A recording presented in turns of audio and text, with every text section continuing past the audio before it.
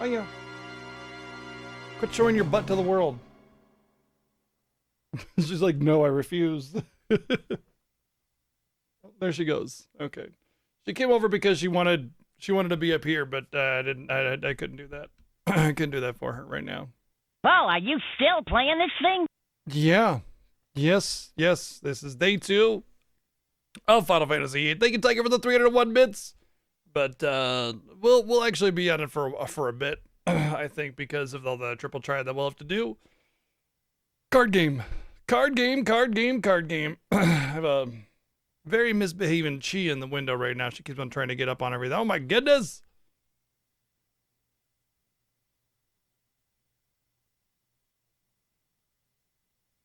What happened? And when I see the spam, and we just got an alert, so I know the alerts are fine. What happened? I think you broke it. I think you broke it, Clubs. Thank you for the 5 sub-gift bomb, though. I see it. Maybe it's just delayed. I don't know. But, I mean, we just got an alert, so I know things are working. But, yeah. Thank you very much. Yes, there will be lots of shuffling and boogieing going on for the card game to get all the cards. Now, I'm probably going to end up doing, like, the Queen of Card quest after I get at the end. I looked into it a little bit to make sure I didn't miss anything. And it's probably best just to do it at the end when I get Ragnarok.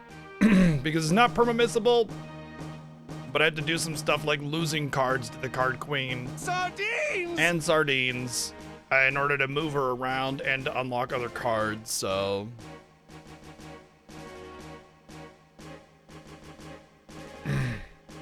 It's kind of a very annoying objective. Well, that would be ideal. Open and all. I would love to have open and all. But I don't really care about, like, all. I mean, it's nice, but it's not necessary for this run. It's not necessary for this run. What's most necessary is just like getting the card and then moving on. Oh dear, what did I do?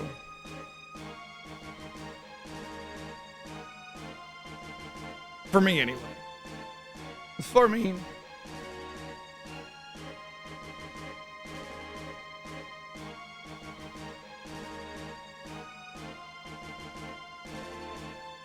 There we go.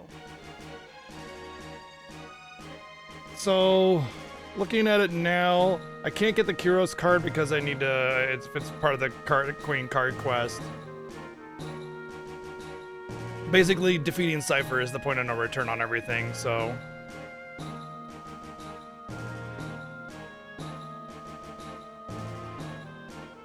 The next one I can win is probably, like, the selfie. Oh, General Caraway, Renoa card, of course.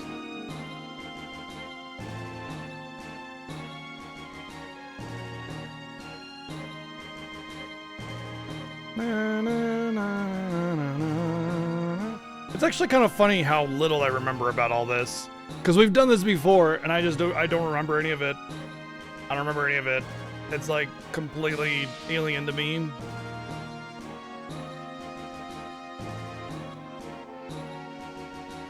It's fine.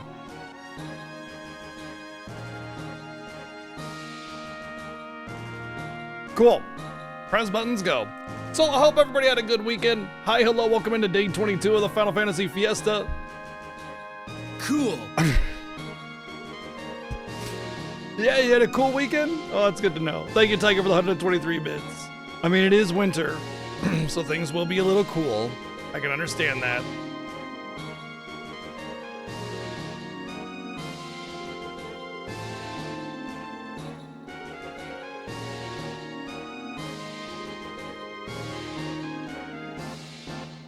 Oh, I'm sorry to hear that, Exiled One. Well, Chrono Crash, the year where you named Squall Card Game is immortalized, and it's always in my head, always, forever.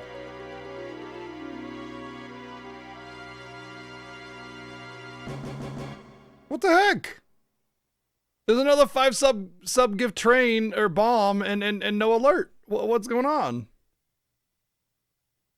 I know it's like not on me because it's not even popping up in the Streamlabs thing. I have stream labels and it's supposed to, you know, pop up there. Yeah, it's not showing up. I think you broke it, dude. Like the entire system was hinging on that 5 sub gift not happening. That's good though. Stress test.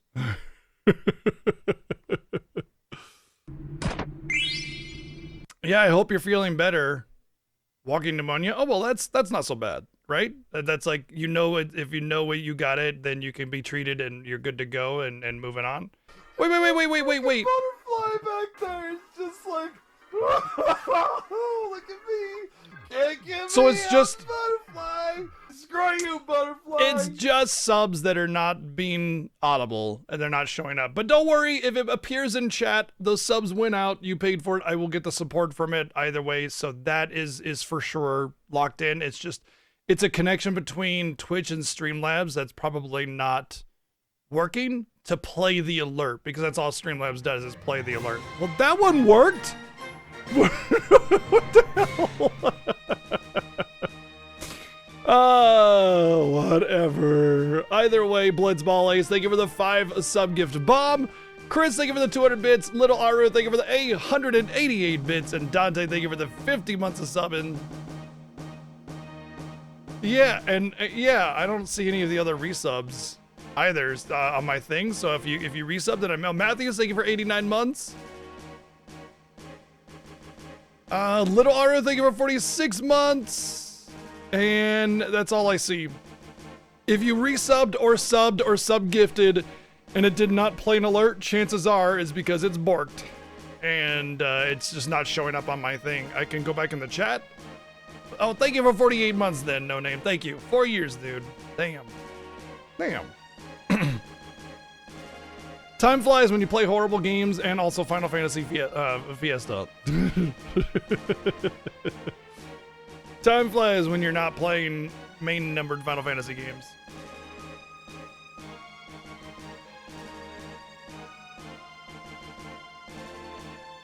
Yeah, the Final Fantasy VII cinematics were still a bit wonky on the quality, but the FF8 I think is really the start of the really good cinematics, you know? It definitely has that like low poly, weirdly pale skin kind of effect to it still, but like the actual craftsmanship of the scenes are still very, very good.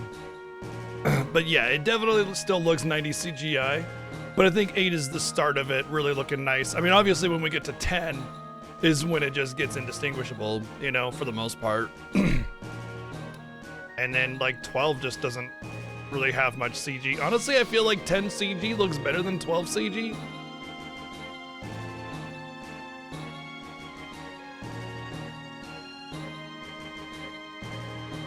Oh, all GFs isn't that bad. Without any restrictions, we'll finish an all GFs playthrough in like 15 hours, 20 hours.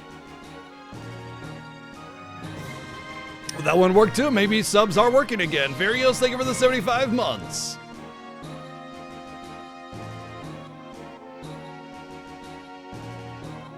Yeah, I mean, I tend to agree with you, Motzi, but I think it's like a matter of preference. So the thing is that the difference between like 10 and 12 is that the 10 models are taller because triangles and shit, right? So the more detail you have, the bigger the model is. And 10 has a multiple stages of quality. For like the super close-up, it has like the really, really high poly model. And total's 1204 ahead of the bar. Got it.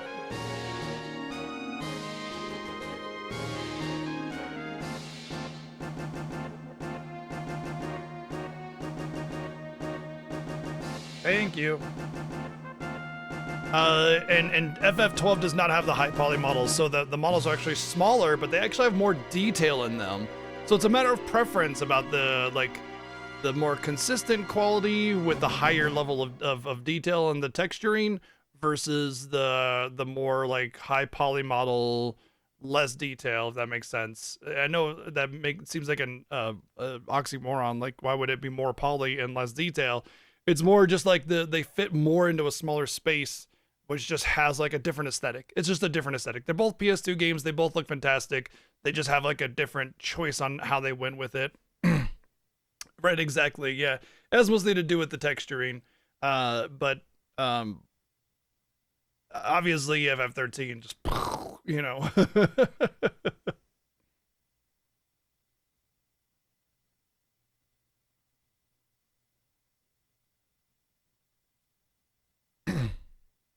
I can't believe Mario RPG stole the gameplay from Expedition 33. Crazy. How could they do that?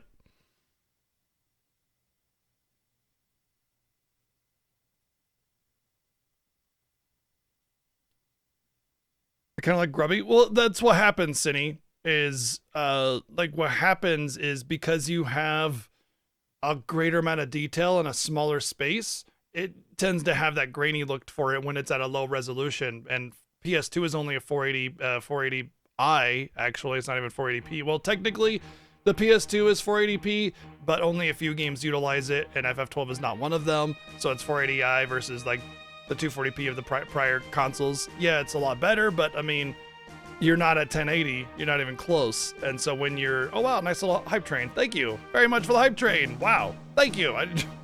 Okay, choo choo. When you have a lower resolution and you try to fit a lot more detail into the smaller space, it can kind of have a grainy effect to it. And FF12 tries a different aesthetic, which I think works just fine, but definitely I think FF10 tends to look better just because the clarity of the visuals. I think clarity is important.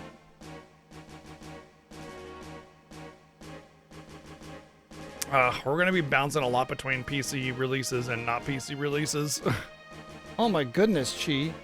Holy crap, you look very cozy. I gotta take a picture of this. Hopefully she doesn't move.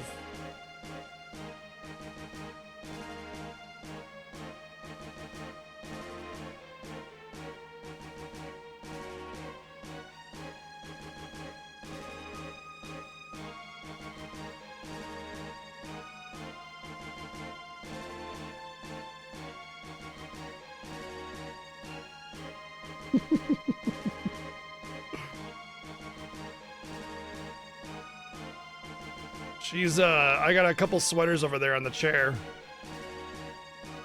And she's just like, yeah, I'm comfy.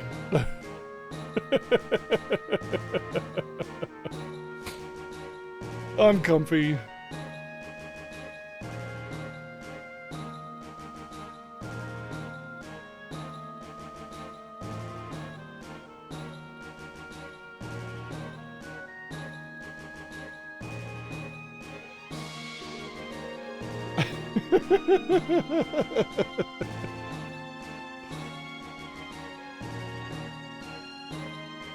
Hildebra, you know what's gonna happen already. I hate it. I hate it. Is this what getting old is like? Watching young people appropriate things in ways that don't make sense because things that were like it already came out years before it. And then it's like when young people tried to claim that the Beatles stole from Justin Bieber because he did a cover for a Beatles song, and they're like, I can't believe the Beatles ripped off Justin Bieber. And it's like, if I were a Beatles fan, I'd be furious. Oh, you mean the Sword and Fairy remake? Sword and Fairy 4 or whatever remake?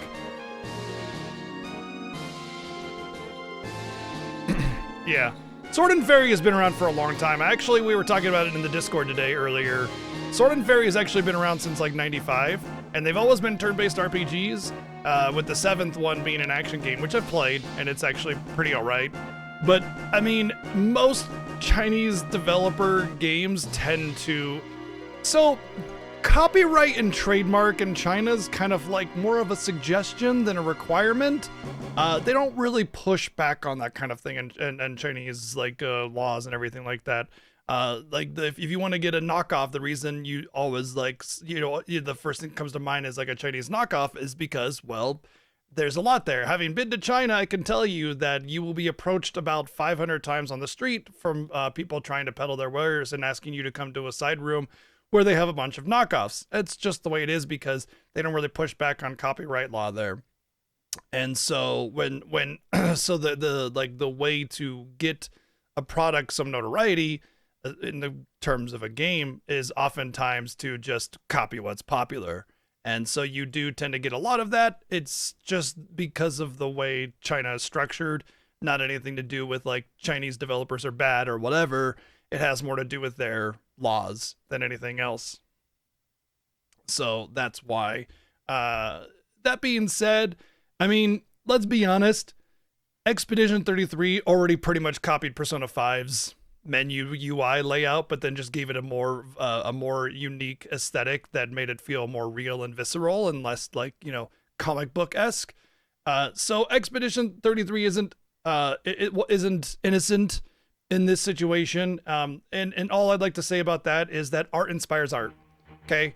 Everything is inspired by something else. 80% of art is inspiration. That's just how it works. You're inspired by something and then you create something like that of your own. Yeah, sure, maybe Sword and Fairy 4 Remake is going really hard on the Expedition 33 look because that's just what they do. But like, come on. As long as it's not just like a complete knockoff one for one of the gameplay and the menus and the systems, it doesn't matter if they go for a UI that's nice.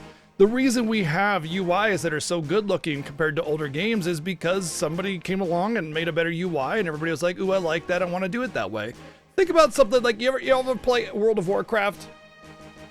And then World of Warcraft has its like base UI, right? But then there was this really, really, really amazing mod that everybody started using because it was really good interface mod called LVUI. And what it did is it introduced minimalistic styles of interface where the information was there, but it was presented in a clear way that looked good and was just kind of clean. And everybody started using LVUI. I used LVUI for a long time. And it was at about that time that interface, like we went from PS3 to PS4 era, where you started to get a lot cleaner user interfaces. If you go back to the PS1 and PS2 games, you either have low poly, or not low poly, but low resolution, so there's just not a lot of room to fit information on, or you have a lot of like massive visuals trying to like this big dragon, trying to make up the HP bar or something like that, and it just kind of like gets bloaty and in the way. And it's neat, but you're already at low resolution, so you can't do all that, right?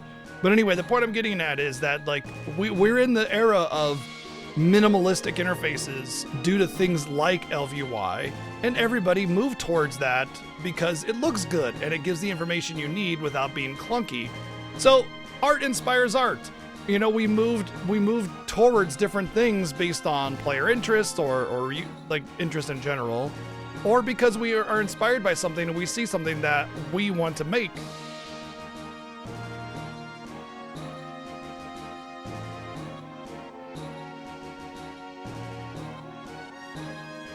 Yeah, J.R.R. Tolkien basically invented high fantasy.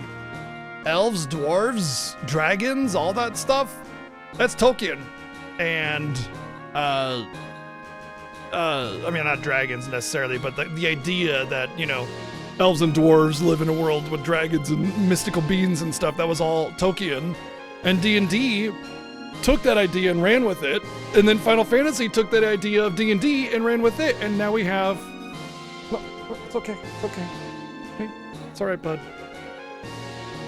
And now we have video games of all sorts of styles and designs because of it. Coconut got something stuck on his tail, and he kind of started to freak out. I really did not want him to freak out because he would have dragged a whole bunch of stuff off my desk.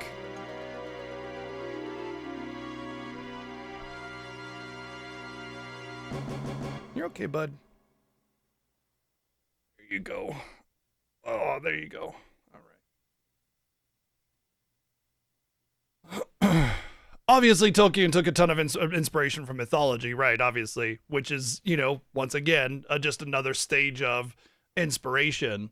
But yeah, like that's what I'm getting at is art inspires art, and that's fine. If a game wants to remake their RP, oh, I'm sorry, bud. Oh my god, I got cats all over the place.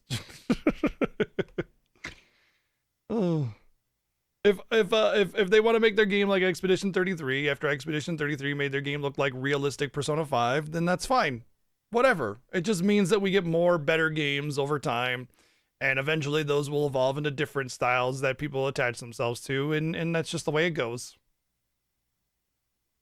Coconut's a mood? I will show you the mood that is Coconut.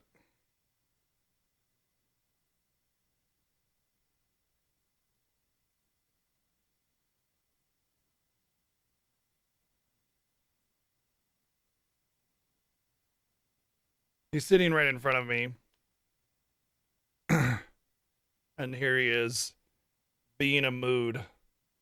Just completely sprawled out. Just, what a mood.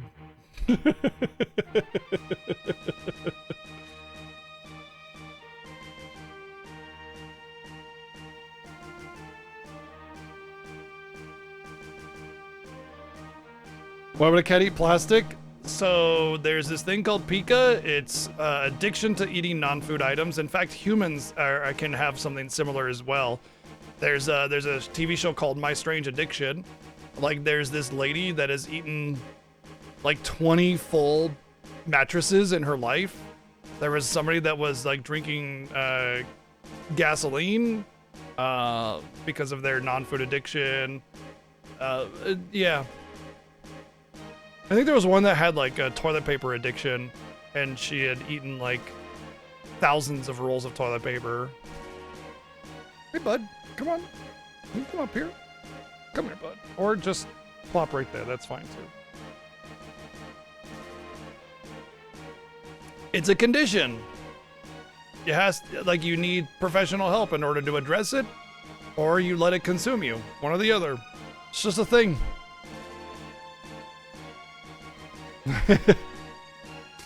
The whole spider swallowing statistic is a bunch of bupkis. It's not true.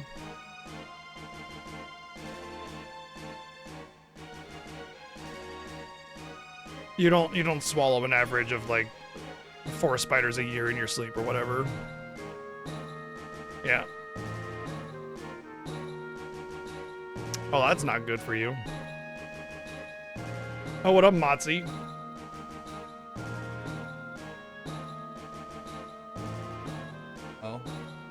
Might be at the end of my first chopstick here. Wow. Wow, I didn't realize I'd used so much of it. Like this is a lip moisturizer, and I have very dry lips. And in fact, like I went to a dermatologist, and she's like, "You got great skin, except for your lips; they're dry." and like that's it, right? So I got this this stuff, and I've been using it for like about a year now. And after like the first half year, I was like, man, I haven't used any of it. But now I'm almost down on through my first stick here. That's crazy. Lasts so long. I got another one waiting for me. But yeah.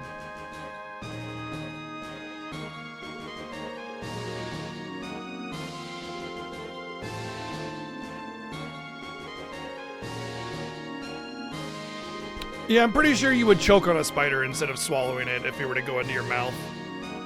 You're more likely to get a spider stuck in your ear than in your mouth.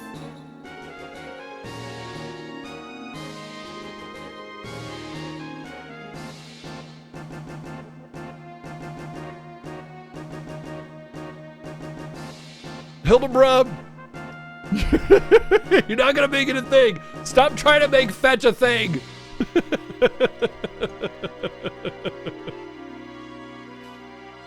Stop trying to make fetch a thing.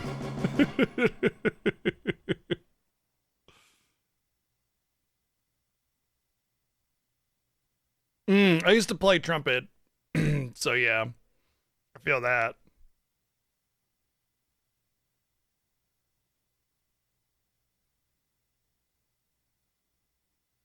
The huntsman spider. It's that big. Bird eating spider. Yeah.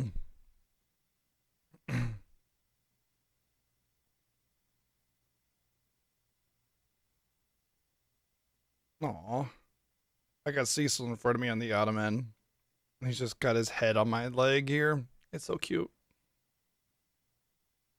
Yeah, I mean, I got issues with dry skin more than just my lips. I don't know if it'll focus, but been having trouble with my fingertips. Come on, focus. Yeah, there you go. That's like the third or fourth split in my thumb that I've had in the last couple weeks.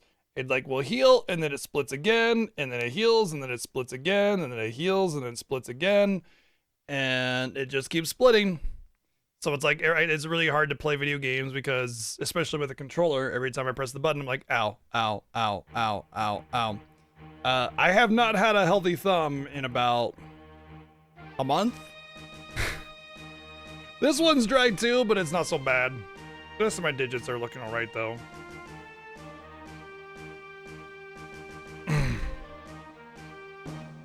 But yeah, it's kind of annoying. It's a yearly occurrence, honestly. No, I do not play Kaizo Mario for reasons like that. Actually, there's been like one time where I played a game and I actually got blisters, and it was an SNES game called Uniracers, and I basically like put a lot of time into that game. It's actually funny though because yeah, Uniracers is good. Uniracers is solid. It's actually kind of funny though because very recently, like a few years ago, I replayed Uniracers and I 100% it in like 15 hours. All the best records, all the best rewards, everything. And I was like, well, I don't have blisters from this, but I can tell that I was about to get some. But yeah, these aren't blisters. These are just dry thumb. Like, it just is so dry that it splits open.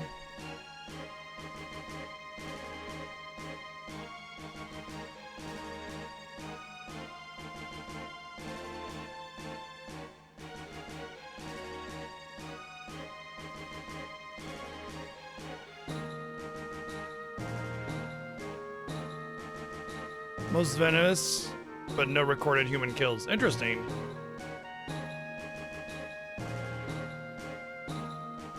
Well, I don't bite my nails. I don't even peel my nails. I only clip them. And growing the nail actually does not help because it makes it harder to use different parts of my thumb to tap something because the nail gets in the way. I like to keep my nails nice and short anyway, so.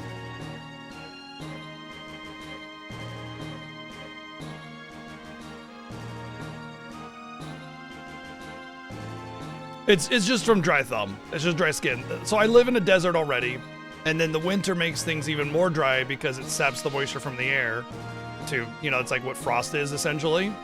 And it just compiles. Dry area, even more dry because of the winter. You just get dry skin. And the parts that are most vulnerable tend to be your extremities. So fingers, toes, things like that.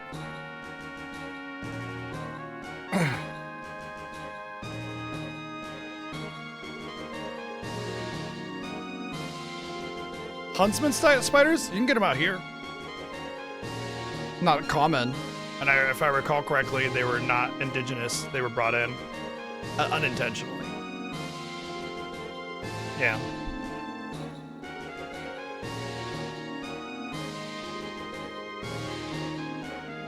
Tell you all the fashion and beauty advice? That polish does not go with your eyes. Sorry.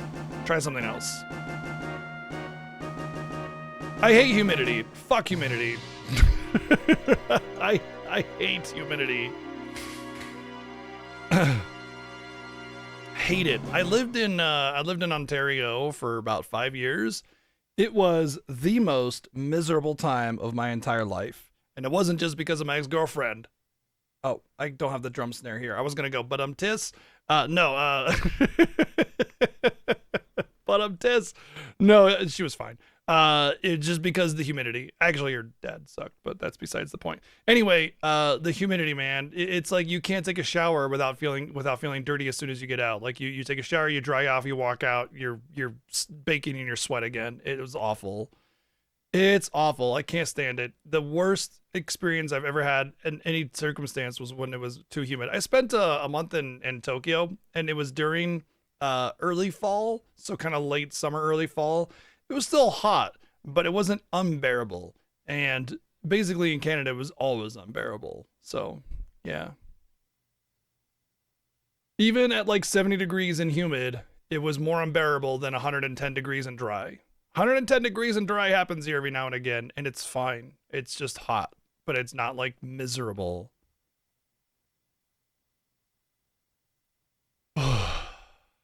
Yeah, we have black widows and brown recluses out here, although I've never seen a brown recluse as far as I know. And I've seen a few black widows, but they pretty much hide in the darkest parts of sheds and things like that, so yeah. Brown recluses are pretty rare.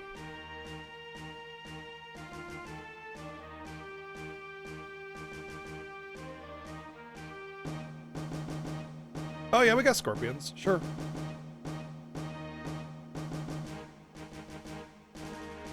My mom was stung by a scorpion when she was pregnant with me.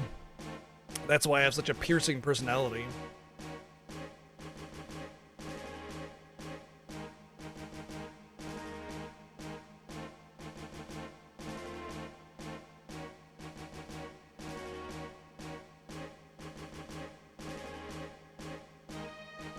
I haven't had that issue before with scorpions. I mean, they're pretty uncommon out here, but they do exist.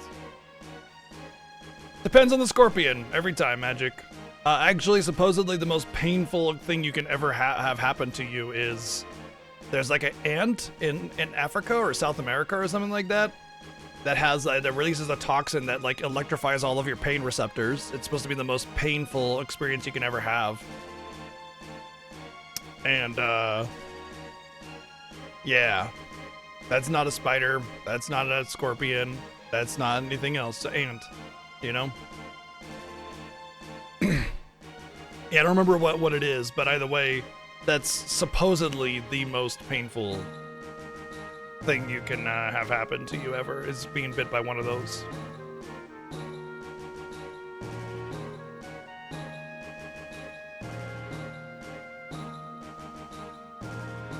Don't know anything about a tree.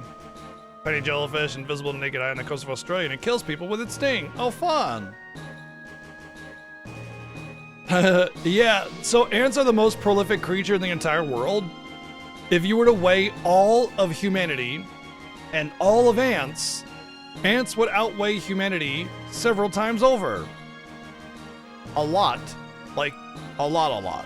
There's a lot of ants, and a lot of different species of ants. There are lots and lots and lots of ants.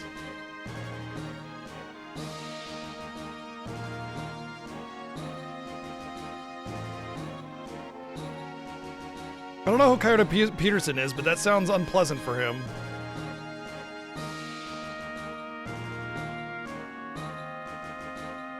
One or 2 million ants per person, yeah. But they mostly live underground, so you don't really see them.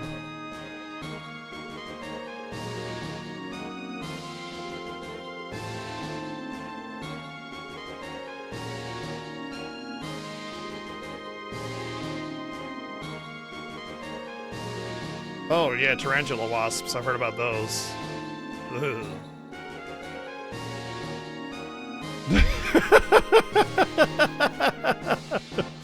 Yeah, we're including all of the aunts with the ants, you know, the ants. Aunt Debbie and Aunt Nora. Yeah, all the ants.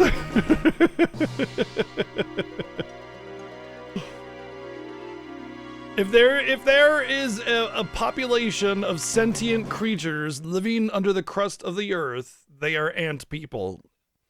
If anything. If anything.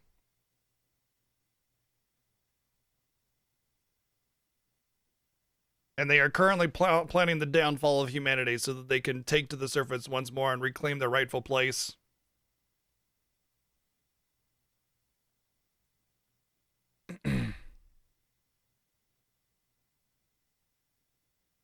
Well, that's interesting, Planastic.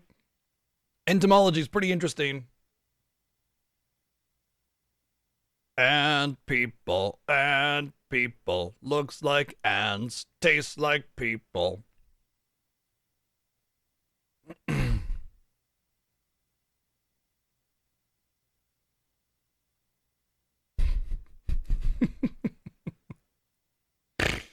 Oh, man.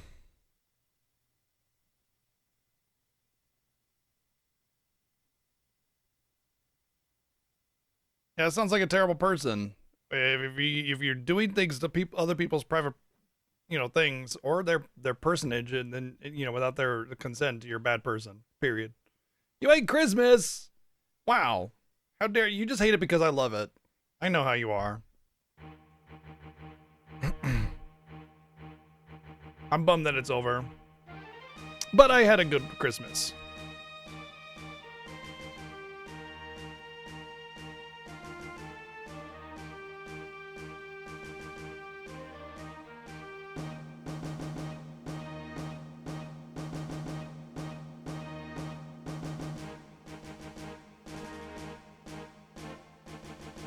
Ugh. That's a high fever. I hope you feel better, dude. That's no bueno. I'm cute? I know. I know.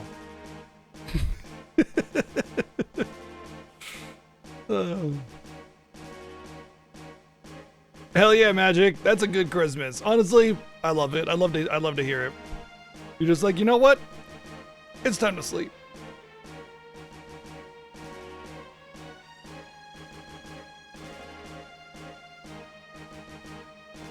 Oh, well, that's good to know.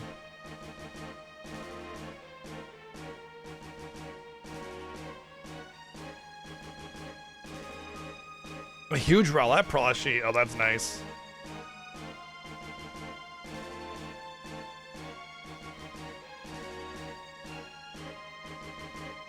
Phew. It's been, I don't know. It's been weirdly cool and warm both. Like, we had snow, and then a lot of rain, and then snow, and then freezing, and then warm.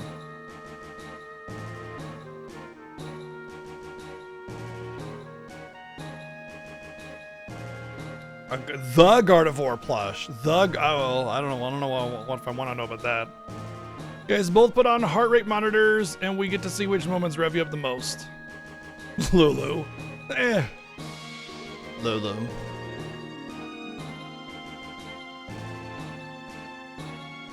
Hey. I don't know about a heart rate monitor.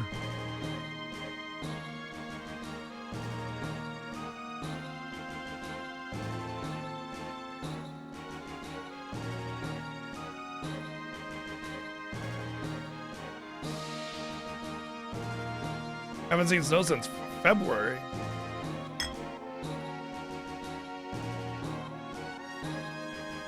Booty bread. No coconut, you can not have any of that. What you can do is stop getting your face into my stuff, though. Oh, you know what? I think I might need to mount the correct memory card. Nope, we're good. Whew. Yeah, it's been a very variable temperature. How are the kitties? They're awesome. Well, actually, I just got one in my room now. I had like... Okay, I got two. I had like 5. What's up, Chobin?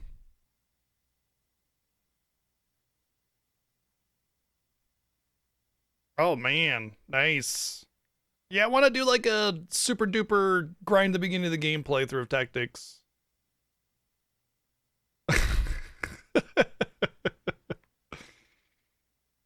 Your birthday is in a few weeks. All right, Final Fantasy VIII. Let's go.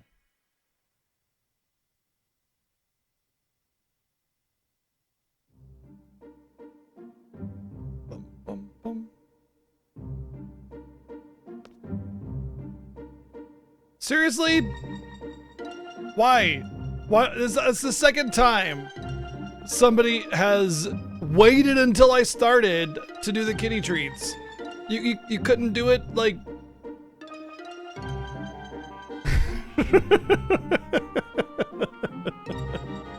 Well, I paused the timer. All right. Yes, Coconut, it's your favorite time of the day, where you get to be a little piggy. Oh yeah. All right, I'll be right back.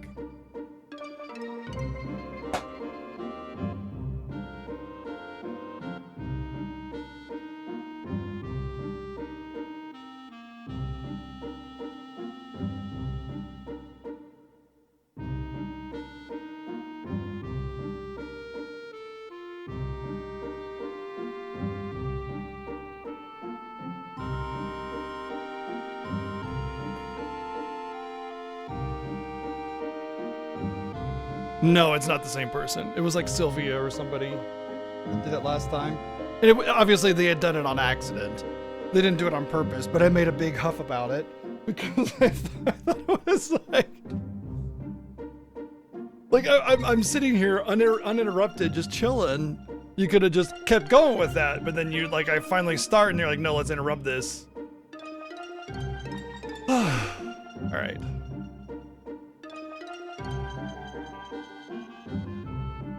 They already know, by the way. In case you hadn't realized, they already know. All I did was get up and I moved to the right location of my room here, and they already knew. Case what treats?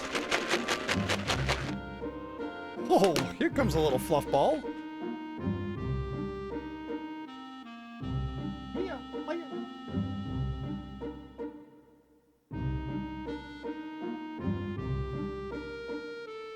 Kitties!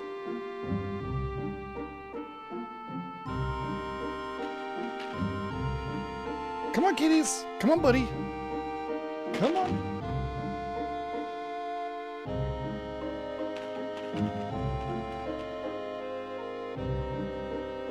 She doesn't know which one to go for next.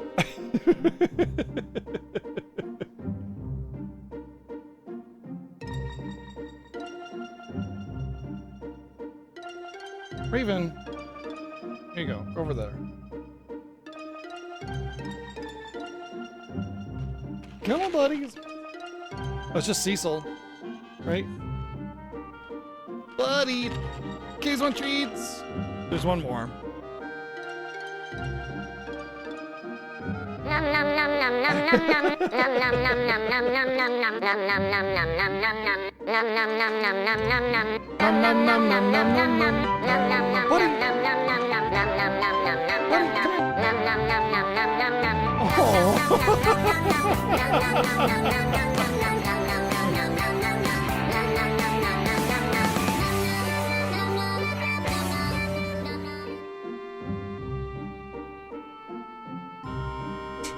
I handed the container over to my wife to give some to Cecil because he's being very, insistent on not being in here. Kitties. That's it. No, I have treats and I have extras because my mom gave me some more for the cats for Christmas, but I don't have any catnip. I need to grow some actually because Vax gave me some seeds for catnip that I've been wanting to grow, but there's just things in the way right now from doing it. And so I had a plan about how I was gonna grow it, and that plan did not pan out, and so I've just been kind of trying to find a new plan. So, in which case we'll have homegrown catnip. You get some? Right. Kitties. Whoop. Oh, Raven gets it. Maya gets it. There's one right there, Chi. I know you see it. Chi gets it. Ginger gets it. Oh, Maya gets that one too. Ginger gets that one. Raven's like, where's mine? Well, it just rolled past you, girl. There you go. Huh? Yeah, I know. It disappeared into his fur. Oh, we do? Oh, okay. Maybe we do. I don't know where it is though. If you give it to me, then I'll activate it. Most of the world map themes really work well with this.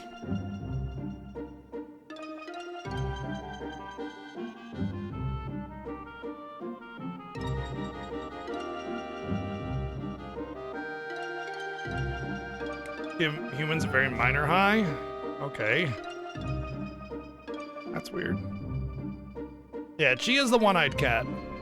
Okay, just set it up there or something. Or here.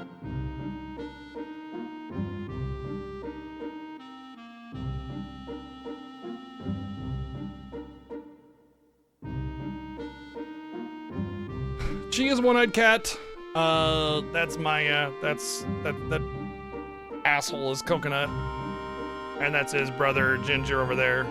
There's Chi, that's the one-eyed cat. Is that cat named Aaron? You can come up here, but you're not getting any more. Come on. Yeah, that's what I thought. But no, she's just named Chi. I don't think we, like, named her, yeah, I mean, we named her after Chi's Sweet Home. But, like, I guess we weren't certain if she was gonna lose the eye.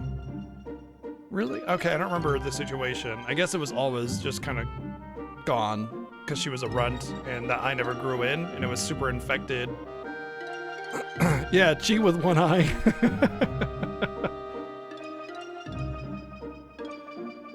Oh, okay. Gotcha. So we work really hard at making sure that there's no plastic or cardboard or anything for him to chew on in the house. And like just this morning, I caught him chewing on a tissue, like a Kleenex. So I mean, he still tries to find things, but yeah, generally speaking, like we just don't have anything for him to get into. It just depends. But like we work really hard at making sure that there's nothing available for him to get into for it to be a problem.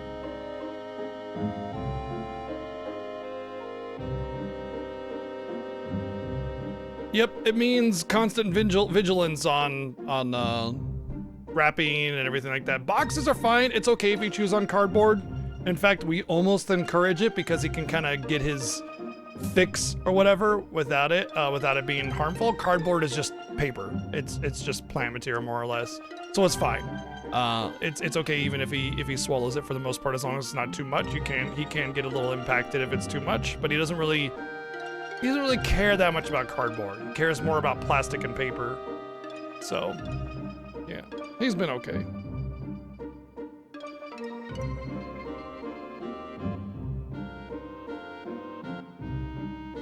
Yep, you basically have to keep everything high that you think would chew on.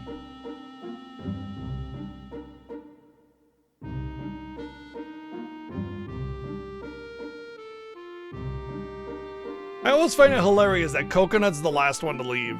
Every single time. Every single time we do cat treats, he's the last one. Every single time. All right, let me put these away. Because he loves me? He loves food, actually.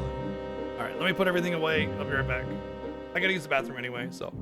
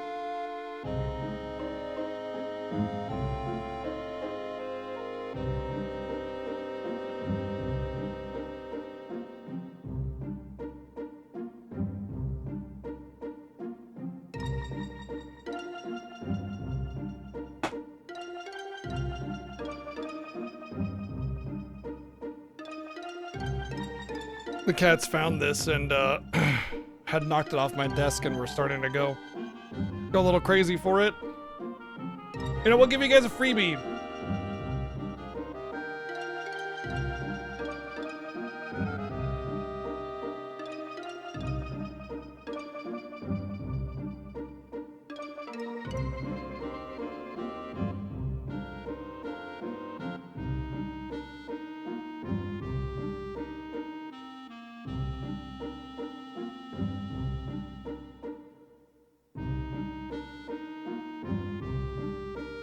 I've actually never seen how Maya interacts with catnip before.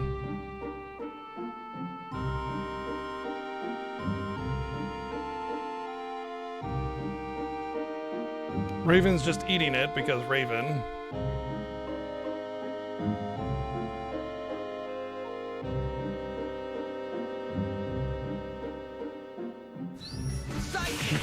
there goes Chi.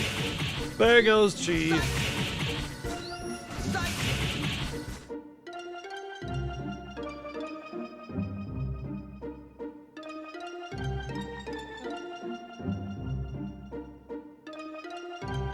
Chi is trying to claim all of it. That's very Chi of her. Notice how she's just claiming all of it. It's like when I sprinkled down the new stuff, she was like mine. Thank you, Dan, for the 333 bids. Maya's just like, may I please have one catnips, please? I just would like one catnips, thank you.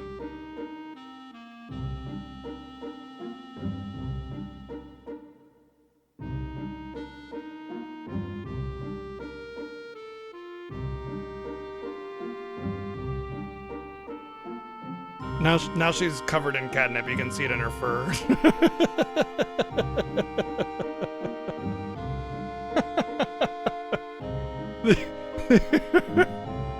The other two are just eating it off the carpet.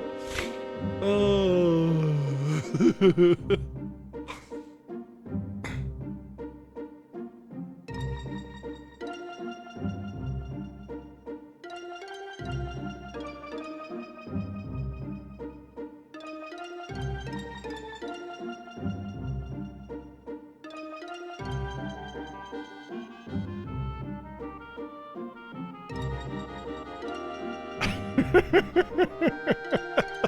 Yes, just lick the carpet. Oh my goodness.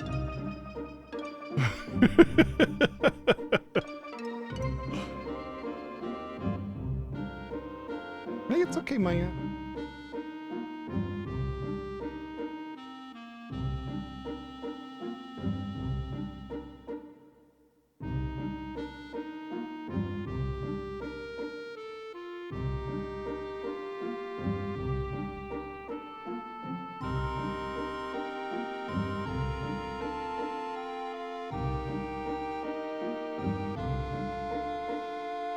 Trying to let Maya know that it's okay, that she can hang out. She wants to, but she is being very weird, so.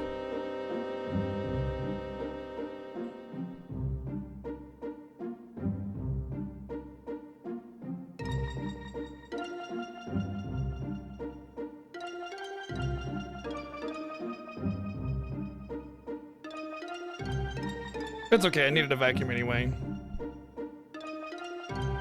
Chunk pillow, yeah. There he goes.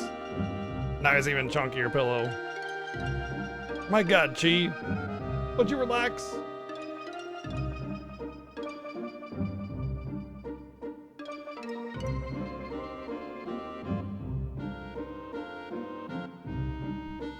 Oh, Cecil's in here.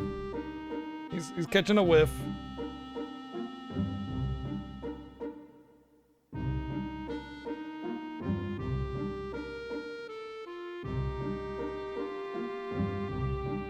Cecil does like the catnip, but he's kind of weird.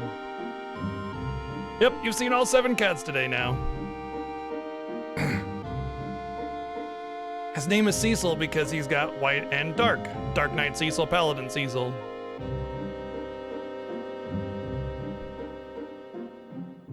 Why are you calling my wife weird, Matzi? Oh, wow. Unexpected coconut belly turn.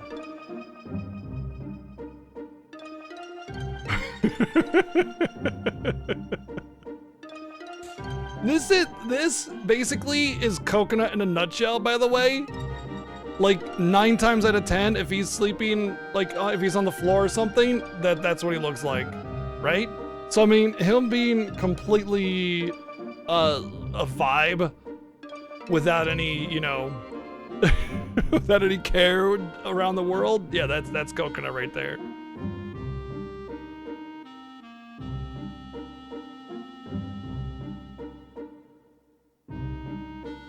That sounds like what Coconut would do too. He's 16 pounds if I'm not mistaken, and whenever I have another cat on my lap, sometimes he'll just like try to force his way on. He doesn't try to like push the other cat away, he just does. Like he just moves and whatever happens, happens. He doesn't care how he falls.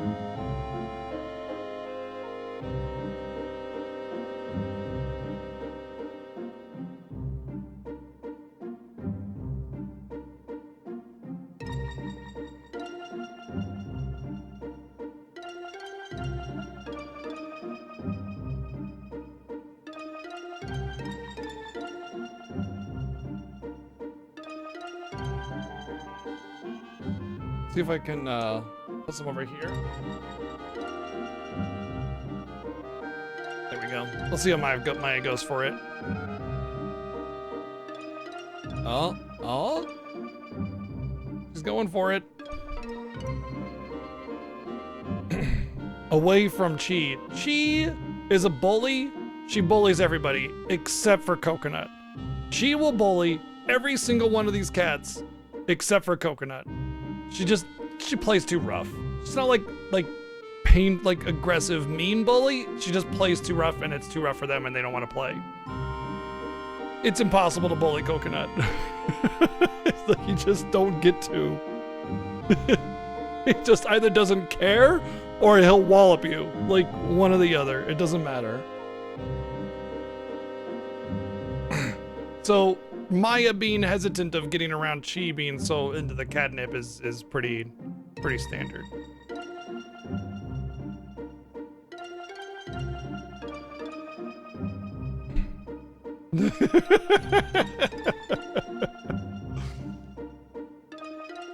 Oh.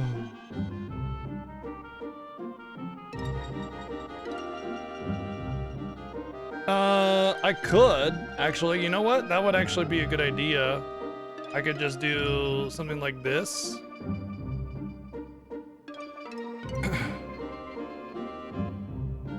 Until the catnip situation has been taken care of.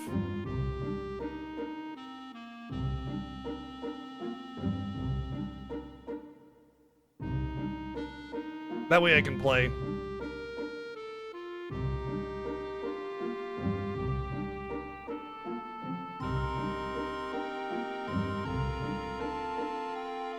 We'll just leave them all there. The real stream has begun. Yes. I'm playing Final Fantasy VIII, by the way, in case you didn't notice. Everybody's like, there's a video game? Alright, here we go. Oh, thank you, Tiger, earlier for the 2,602 bits, by the way, during the cat treats. Thank you very much. And Tanzo, thank you for the 333 bits.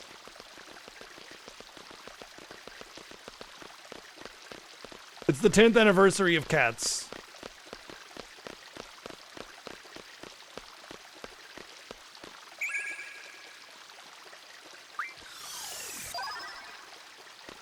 "19 protects." Interesting. 19? Huh.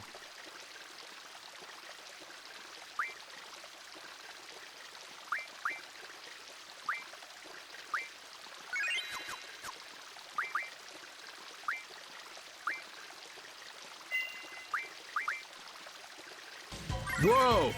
Hold it right there. Check redeem?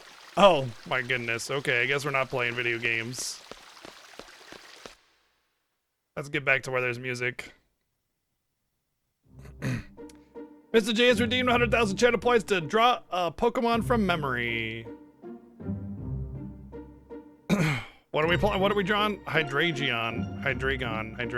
Okay.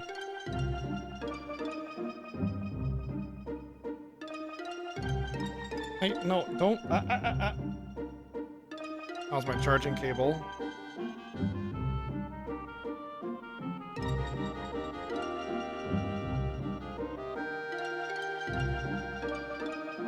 All right. Hydreigon. Back to Green Hills or Blue Hills? Blue something? I forget the name of this track. Green Hill Zone. Blue Fields, yeah.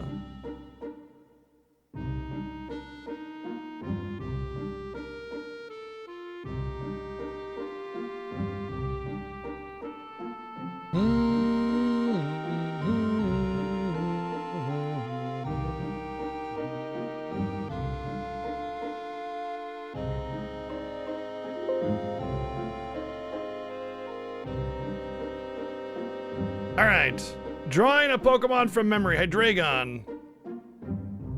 Right.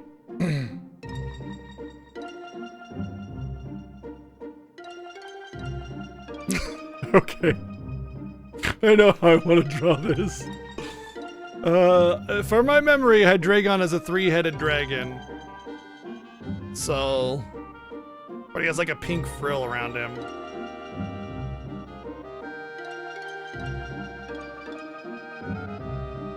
That's a Betas.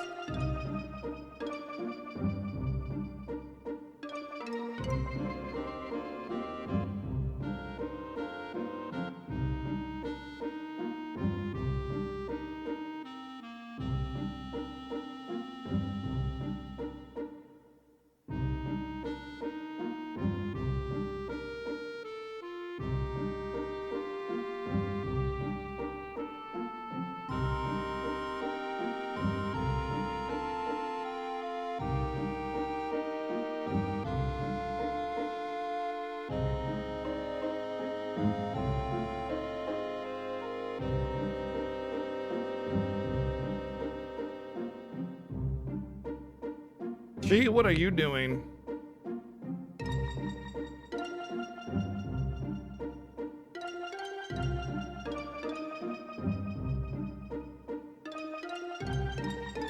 They just look like evil, like, stepsisters or something. And that's evil Bart Simpson or something. I don't know.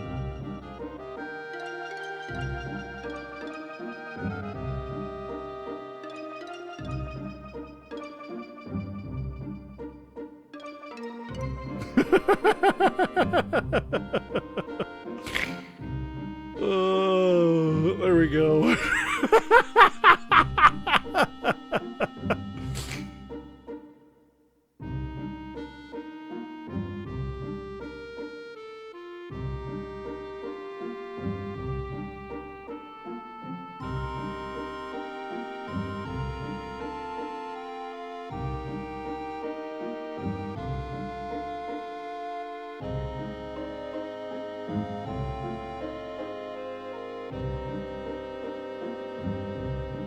All right, anybody get the reference I'm doing here? All right, Hydreigon's like this dark gray color. That's a Betas. It's gigantic. So that's the new model. Yep, that's the new model of penis. Sloppy. It's beautiful. It's a work of art. You should be so lucky.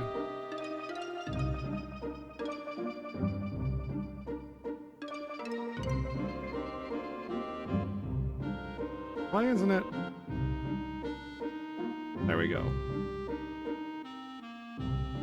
Whoops. Had chat seeing red there for a second. All right. There we go. Hydreigon. Cool. Burn to the ground. Thank you, Player Tastic, for the 1,690 bits. And VG, thank you for the 298 bits and the 177 bits. And Tiger, thank you for the 123 bits. Thank you very, very, Burn to the ground. much. So glad.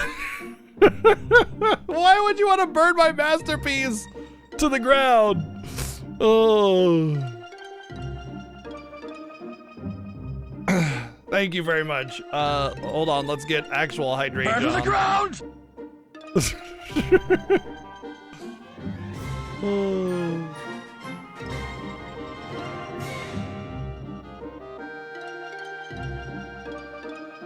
Oh, his arms are his arms are the heads of the dragon. Oh, okay. I didn't realize that. All right, hold on. Burn to the ground. You're rude. Rude. Why would you say that about my work of art?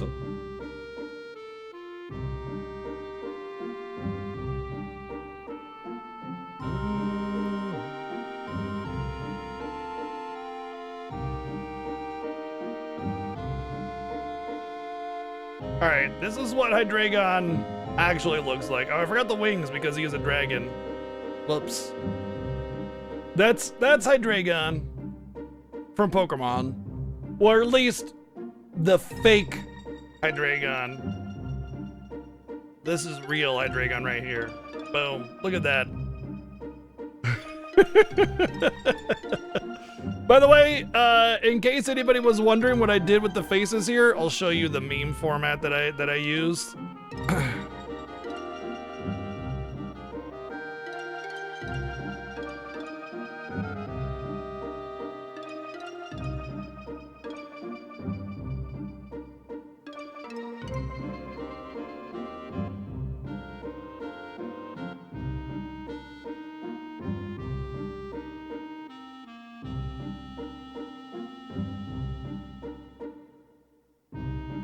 Trying to find one I can actually, that doesn't actually have something filled in the memes.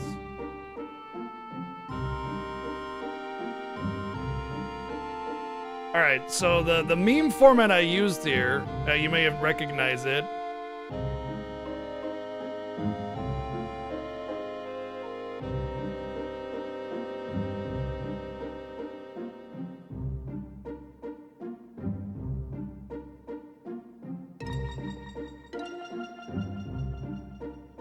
There's this meme image right here where it's like you have the two oh, it's reversed, hold on.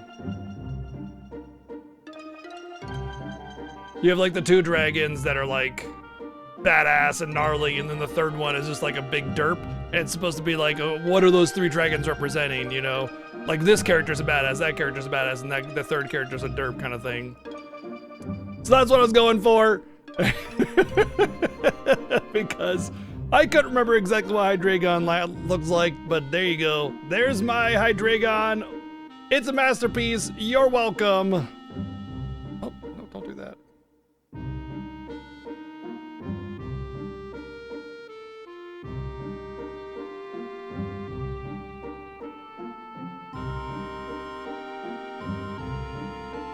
All right, we'll save that as a high quality audio image format.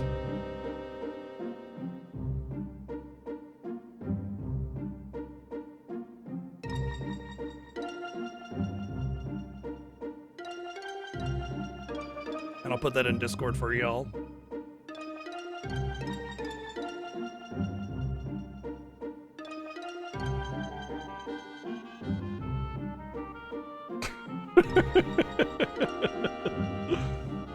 Make a webpage if they're on the Discord.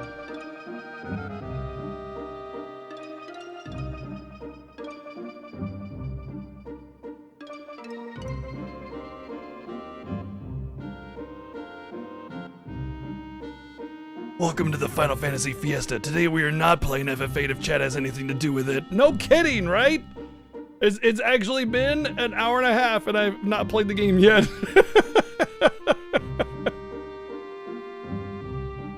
Oh, I see the two kitties on your lap there, Luna. Amazing.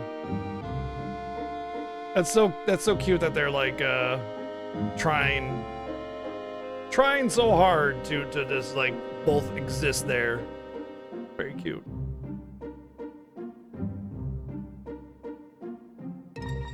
All right, I think we're good. In fact, I could probably turn the cat camera off too, because it's just Coconut laying in a pile of laying in a pile of. No, it has a cooldown. It has a cooldown. They're expensive and they have cooldowns for reasons because they take a lot of time.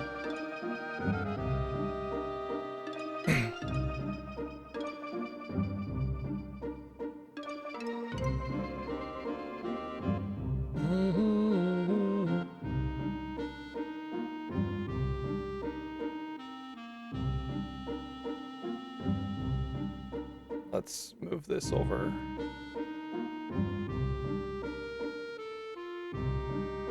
For the inevitable next cat tree redeem.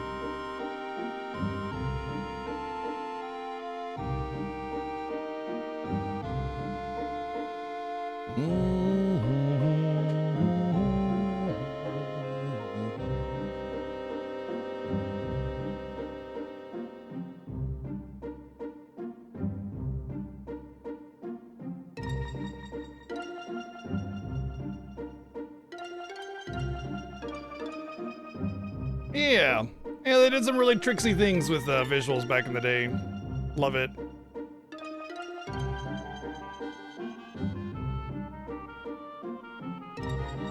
Dimension Harvester, thank you for 88 months of subbing. Thank you. Golbez, thank you for 28 months. Dancel and No Name, thank you for 177 bits earlier. Thank you very, very much for all that crazy support earlier, by the way. I was very distracted with a lot of things that I wasn't able to see the chat, so thank you. Cheers.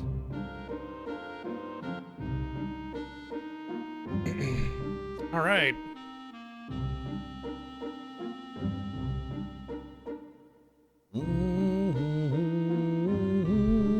I think, yep, let us go.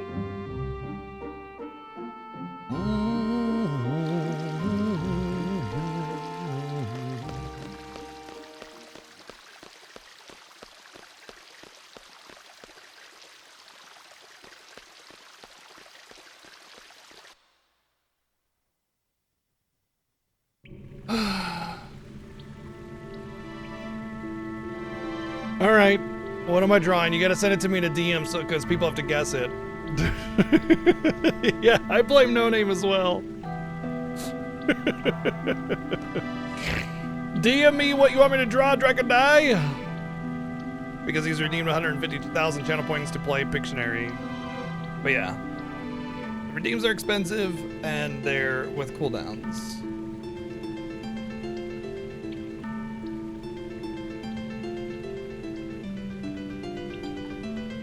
Huh?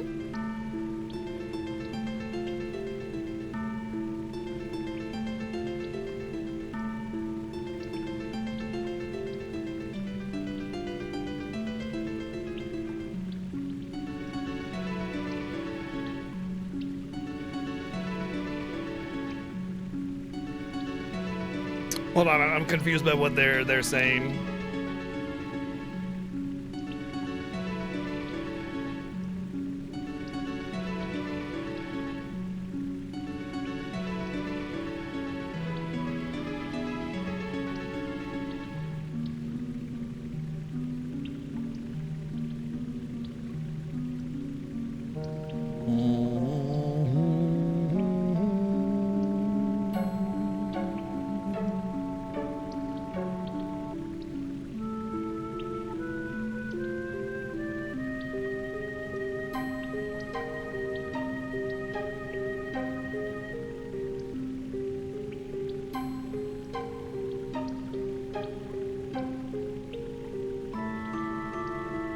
Oh, okay.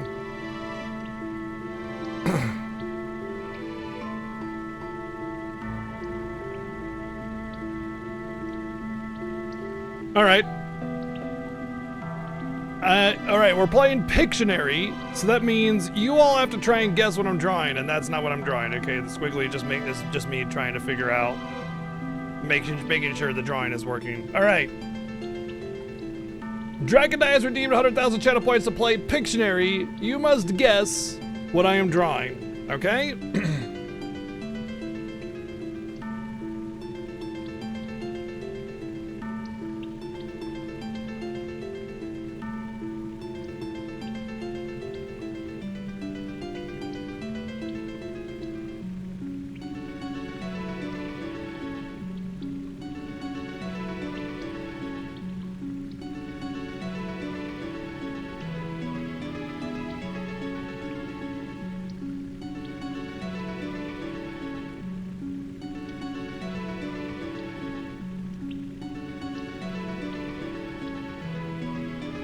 No, nobody's gotten it yet that I can see.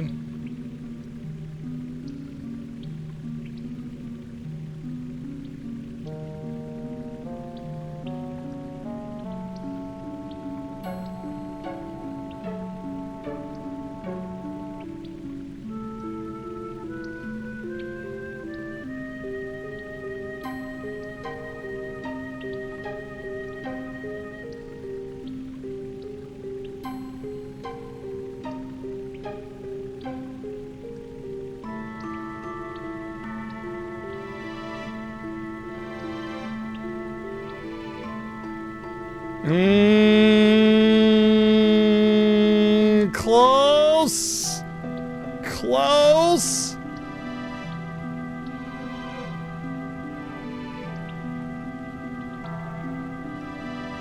Oh, there we go. Sublime got it. Sublime. It's not the internet it's for porn. It's just the internet, because what is the internet for? It's for that. It's just the internet. It's a series of tubes. Yeah. It's just the internet. That was it. It's a drawing of the internet. Yeah. I love that that was imparted. Oh, man. Amazing, amazing. Oh, man. So good. Way to go. Yeah, the idea was, like, I was showing the internet cable. That was the first hint, and then the arrow was, I wanted it to come after everything. But yeah. Good job. Way to go. Excellently done. I worked for Code Red Project. No, I don't even know what that is. Unless it's like Mountain Dew Code Red. I didn't work for that either, but you know, I know what that is at least. Oh. Yeah, actually. Well, I mean, technically there's like a interconnected world in FF7. The internet didn't really exist when FF7 came out, so they didn't really, like, they had cell phones, which, you know, they kind of reinforce and remake about, like, the technology levels a little bit more up to date to make sense. Yeah, that's the big trick with Pictionary, right? Dragon Die is having it last just long enough, but still be guessable, right? I think it was a good length. That's what she said. No, we already did remake, and Dirge of Cerberus.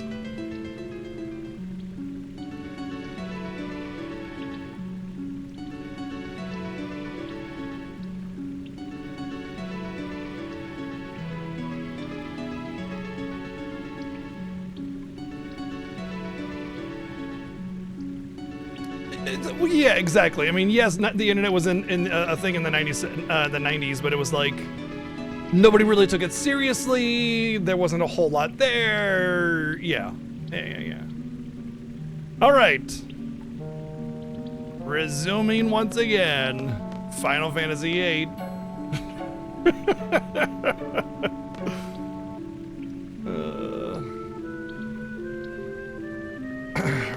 What are we investigating, VG?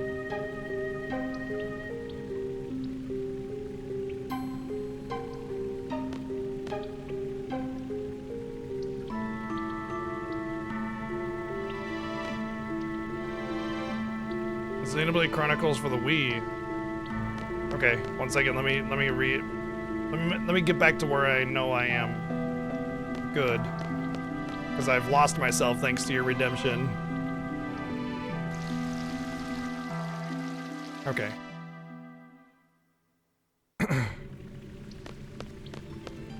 Oh, the thing went away. Oh wow. So the sword went away. So if I didn't write it down, I'm screwed. That's weird.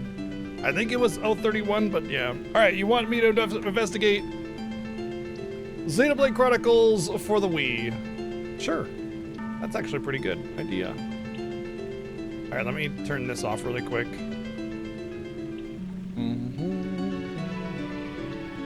Boop.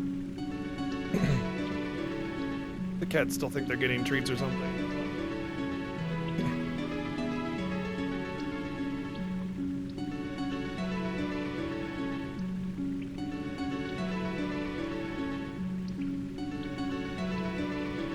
So, I just like to say that I love Xenoblade Chronicles. It's one of my favorites. But, and I did play the definitive edition of Xenoblade Chronicles on the Switch. I thought it was a really solid definitive edition sort of remaster thing. But I also have this, which is the collector's edition of Xenoblade Chronicles X on the Wii U, or Wii U, yeah, Wii U. And it comes in this pretty nifty big box with a bunch of information on it, but yes. It's got the, you can tell it's got like the texturing on the frontiers, so it's like, it's got like a bump, it's bumped up and everything, which is cool. I always like that kind of thing. Is that what it's called? Embossed? Okay, this side is still sealed, by the way.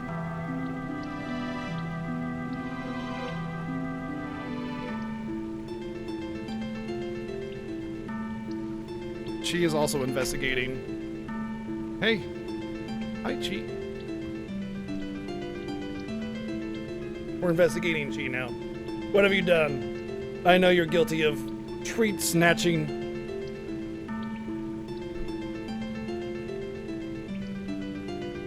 All right, inside the box is...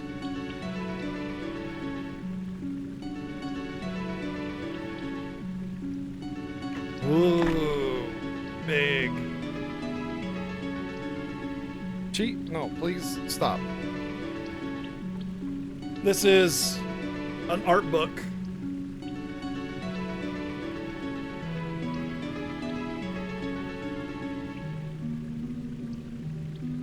It's Emma.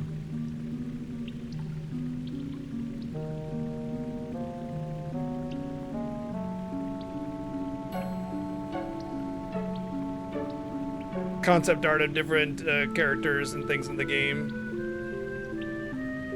Monsters.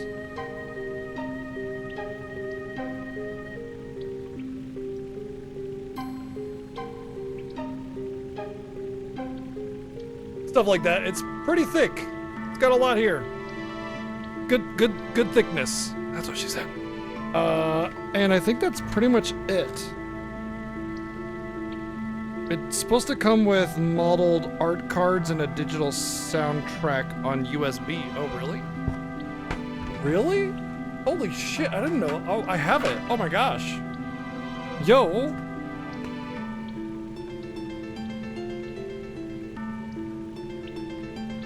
Okay. I mean, it also has the game in here, but I took the game out and put it on the shelf independently.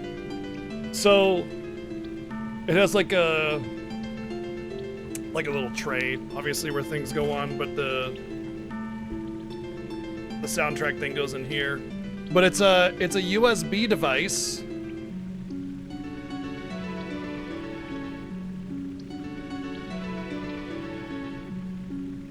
that has the OST on it, apparently. I did not know I had this. And this is a Zohar, by the way. Water and water, water, water and water and water, water, water and water and water, water, water and water and water, water, water and water and water, water, water and water and water, water. You can see that it's got some texturing on it. Thank you, Dan, for the 800 bits. There is a lot of water and water, water in here. But it's a Zohar, so for those of you that don't know from Xenogears or Xenoblade or whatever, well, I guess less with Xenoblade because it's technically not connected. But anyway, there's this thing called the Zohar, and it's basically like a singularity device or something. I don't know, and it's extremely powerful, very mysterious, and it's something that kind of follows the Xeno games a lot. And it's kind of unknown exactly what it is. How am I supposed to get this connected? Because it doesn't seem like it connects to a USB. I'm gonna look into this because the Xenoblade Chronicles X OST is actually pretty legit, like most of the Xenoblade games. So I may not have the fondest interest in Xenoblade Chronicles X overall. The OST is solid, so. Well, talk to Bandai. They're the ones that own Xenosaga. All right, and there's also a. I don't want to take this out because it's apparently a limited art print thingy, and it hasn't been opened up or taken out yet. So it's got this. There's this art print. It's like one of the areas in the game with like some big beastie with like a kind of generic hero character, because the way this game works is that you don't. It's more of a Western styled RPG in that you make your own character and you kind of just follow a story that other characters tell for you. And you're just sort of an observer. Yeah, no Kenji Hiramatsu, which is the person that's largely responsible for the amazing OST that is Xenoblade Chronicles 1 and 2. But the OST is still solid. Like it ain't no slouch. It's just very different. Like if you're used to Xenoblade Chronicles OST with a lot of Mitsuda, a lot of Yoko Shimamura, and a lot of Kenji Hiramatsu, then you're gonna be a little confused by it because it's not gonna be the same. It has like a lot of like urban style and influence and everything instead, which is it's just still exceedingly solid. Very, very good OST.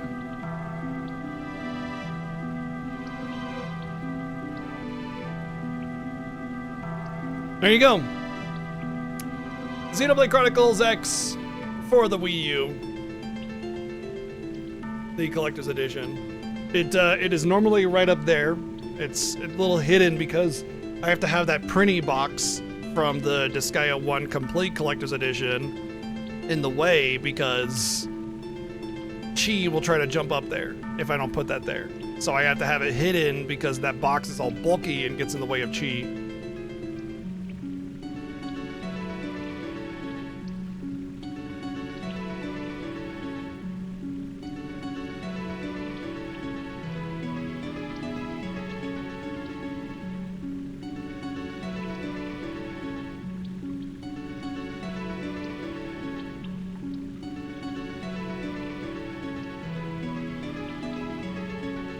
I thought the town themes were part of the best parts about the OST, personally. But yeah, I mean, to each their own, right?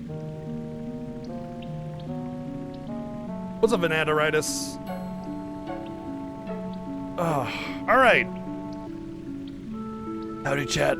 We will get to FF8 eventually. Idiots. Yeah, I mean, if your fever broke, you're on that road to recovery, so that's good. That's good to hear.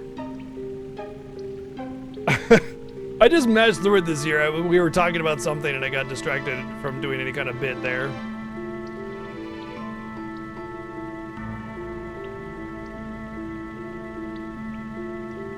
Anyway, obviously I like Xenoblade Chronicles 1, 2, and 3 a whole heck of a lot, but X is still solid in its own way.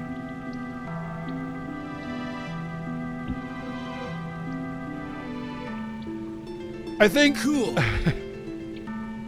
Dancel, thank you for the 123 bits. I think my problem with X is that it had a lot of like weird directions. I am a sandwich, yeah. And I'm Because a sandwich. I got meat between two buns. Damn it, Plain Isaac, thank you for the 869 bits. Thank you very, very much. Thank you, dude.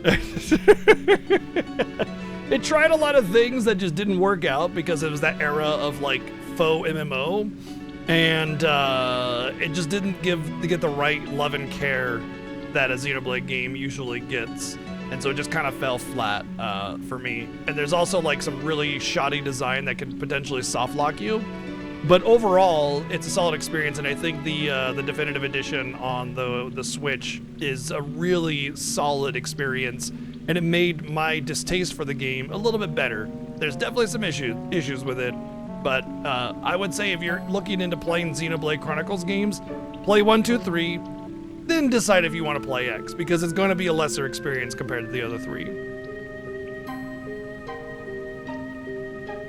Well, I will say this, Deadline, in that Xenoblade Chronicles is kind of like Final Fantasy, where you're going to get some similarities, but it's also going to be very different each game. They try to make a new system each time and kind of redefine the game. So you're going to get a different system. Just embrace that, and you might start to enjoy it. I think Xenoblade Chronicles 2 took a little bit more for me to get interested into it as well. Both Xenoblade Chronicles 1 and 2, I quit about like midway through them and didn't pick them up for like months afterwards. And then when I finally did, I was like, holy crap, why was I missing out on this? You know what I mean? So I would say like try to give it its shot a little bit more. You might be surprised, but I get it. Like I was there. I did the same thing, you know.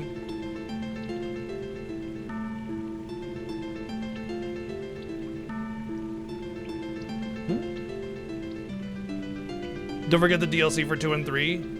You can skip all the DLCs, honestly. They're unimportant, but they're neat. Like I would say play all the DLCs for 1, 2, and 3, but the one for 3 is really good. Like the DLC for 3 is just exceptionally solid. The DLC for 1 and 2, they're okay, but like you're not really missing out on anything there.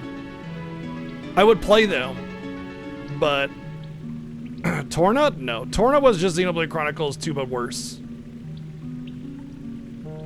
I mean, I don't really want to talk about like the story aspects of any of them, so that's why I was talking about the gameplay quality of it. But yeah, Torna was Xenoblade Chronicles 2, but worse in my opinion, and I think the story and writing of it was very low effort compared to the main game. But Xenoblade Chronicles 3 DLC was really solid on all ways. Nope, I think Torna is just worse.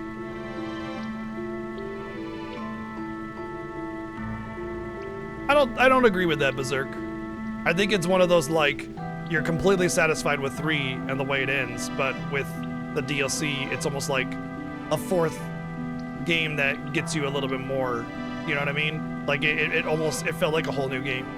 And to that end, I think it's good that way. You know what I mean? Because it's really meaty. It's got a lot to it. So, yeah. Anyway, I don't want to get into it too much, but I would just say, if you're going to get into Xenoblade Chronicles, the best way to do it is to just play 1, play 2, play 3, and decide how much more you want to go for. I would recommend playing all of the DLCs, even if they aren't all super good, but they're still worth it, you know? Anyway, let's go. Xenoblade Chronicles is one of my favorites. Like if I'm not gonna like cry when the next Final Fantasy comes out, it's because I'm gonna cry when the next Xenoblade comes out. You know what I mean?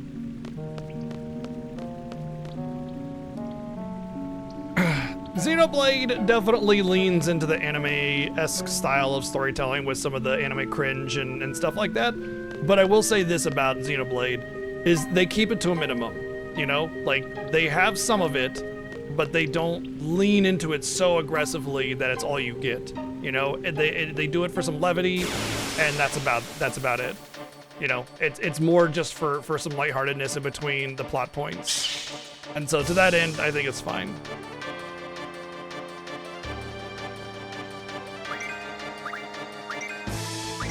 Oh, right. Oh, wow.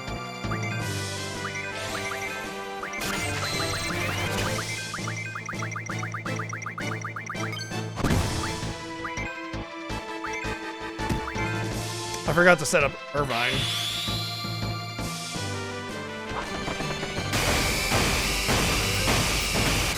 I have a very short, like, tolerance for anime BS cringe, and Xenoblade Chronicles 2 is my favorite. So I'll just leave that there like that.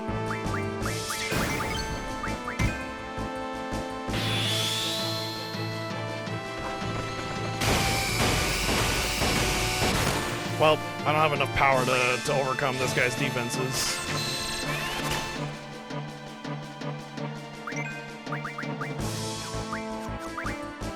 So now we get to play Guess the Weakness.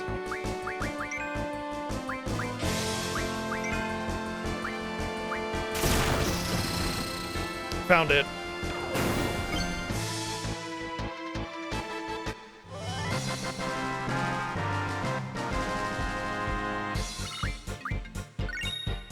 Also, like, I would also say that anime, you know, tropiness and cringe and stuff like that, it can be done pretty decently, you know?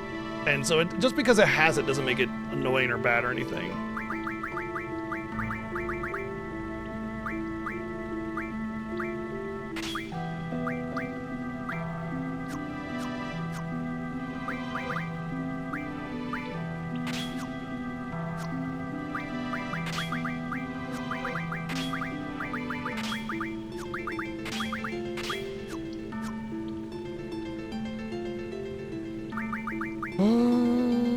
Let's check my learnings.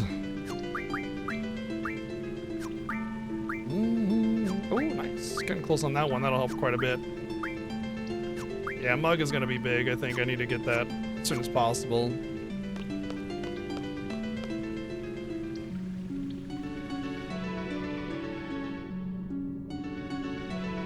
Yeah, it's totally fair. Like I said, I mean, there's definitely some aspects of 2 I totally understand where people come from on it.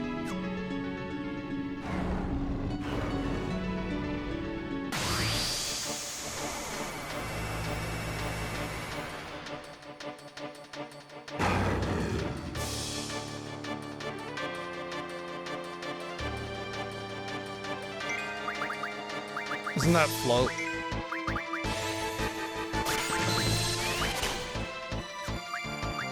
Oh, right, lives. Yeah, I want those. I actually just want those, period, because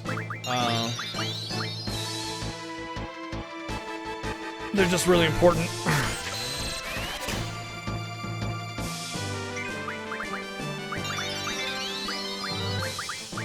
I don't really need to draw 100 or anything for junctioning.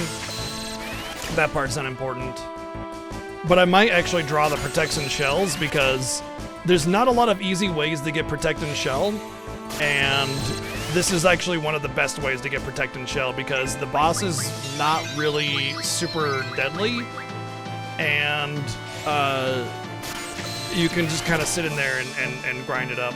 So, and not to mention with this playthrough, because I'm going to have a lot of limitation on like what spells and things I have available, since I can't get overpowered physically, I might need Protect and Shell for my defenses. But I'm debating because that's going to be like 10-15 minutes of drawing Protect and Shell. And it would only be Zell and Reen. But at the same point, I can take Zell and send him off to the other party. When I don't have Reen, I'll have Zell. And then he'll just be really defensive. That might actually be the way to go. No, he's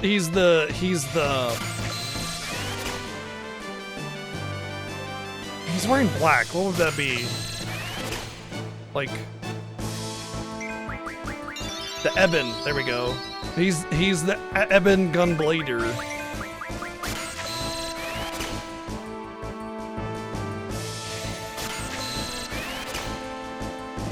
The Eben Dark Death Shooter Shadow. Yeah, the Eben Dark Death Shooter Shadow. There we go. Gotta be super cringe. Obsidian, there we go. Obsidian's more whatever they're called, not consonants, but thingies where they're where's my brain? The thingies where you say more thingies in the word to make it longer. More wordy. More thingies. Adjectives. Yes, it's got more adjectives. That word has more adjectives in it. That's what I was looking for. Syllables, thank you. Obsidian Dark Death Gunner Guy Knight of Destiny Death. There we go. Super cringe. we're going all in on the cringe. I think that's probably enough lives. That gives me enough life on everybody. So I just needed a few. I don't want 100. I just want to be able to cast life freely. So we're gonna go for the protects and the shells. I'm actually gonna go for 100 of each. It does mean that we'll be here for a bit of time, but I think this actually might be an incredibly important move right now. I think this will be an insanely important move for the rest of this playthrough because it'll give me somebody really defensive. And I know I'll have meltdowns later, but I'm more concerned about the early game than I am about the late game. And then besides, I mean, what am I gonna have for show? Well, I guess death is really good for magic defense, isn't it? And I could get those. Maybe that might be the play, is getting some more Tonberry cards. I mean, I will play some more cards, but would it really be playing enough to get, like, what, 10 Tonberry cards? Yeah, what's the fine? You can cast Meltdown and you won't lose all of your defenses. It's fine, doesn't matter. Like, Meltdown is one of the best spells for Vitality, and casting it regularly is not gonna put you in the doghouse or anything. That's fine.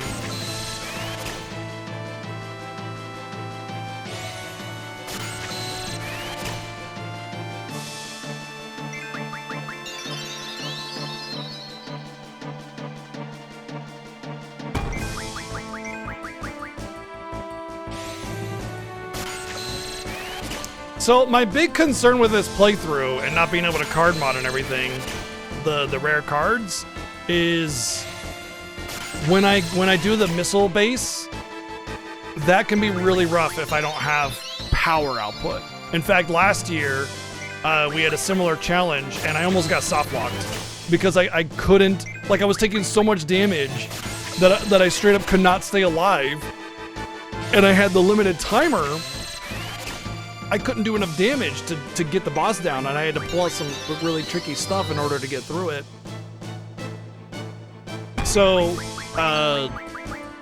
my concern there is that I need to make sure that I have at least another person that can really do some work there, and that's going to be Zell. And by having these defensive junctions, then I'll be good to go. It may put me way behind 7, but my take is that I'll lose way more time struggling on that boss than I will spending time drawing here for the boss, if that makes sense. Like, I'll spend 15 minutes here drawing, right? But I'll spend half an hour trying to figure out that boss and not dying to it. Exactly. It'll also give me the power I need to help in other bosses. I think it's a really because Protect and Shell are actually two of the best junction, like, all-rounder spells that you can get. Because not only do Protect and Shell protect, like, their particular defensive stat, like Protect is good for physical junction and Shell is good for magic junction. It's like medium high. They're like medium high for the stat, so they're already really solid. But more than that is Shell in particular is very good for magic defense junction. It gives you a ton of elemental magic defenses, and there will come a time, like when I go for Bahamut and everything, that I'll want some fire defense. And while Fyraga obviously puts me right into like absorbing, getting a Fyraga for everybody isn't exactly, you know, the easiest thing to do. So I'll want to have that shell in order to basically give me the buffer I need to make sure that I cap out my fire resistance and immunities and stuff.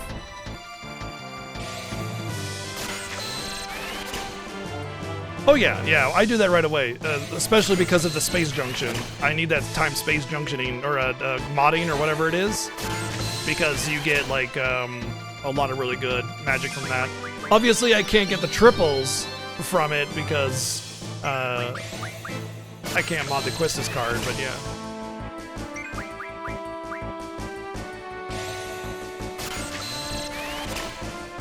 If I could mod the Quistis card, I wouldn't even be taking a break from anything. I would just be go, because Quistis card would give me 180 triples, and those triples I would be using to make Green basically do 20k damage a turn with his Rensakuken, and I wouldn't even bother like setting up any kind of defenses because it wouldn't be necessary.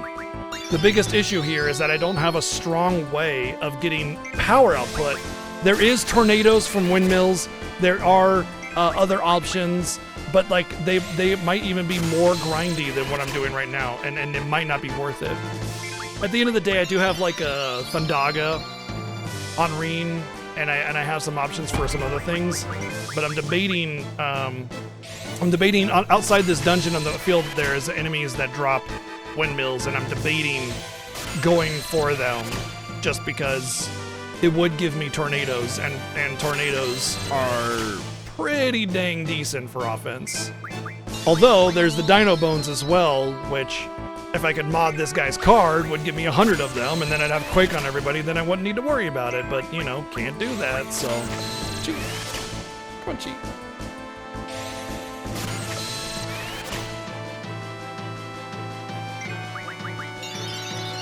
Yeah, I don't want to be level 40 for Cerberus. If I'm level 40 for Cerberus, I feel like I've done something wrong. That being said, there is the possibility of getting triples from Odin, but by that point, I don't need triples from Odin. So triple is definitely one of the best junction spells in the game because it's also exceedingly good for speed. So if you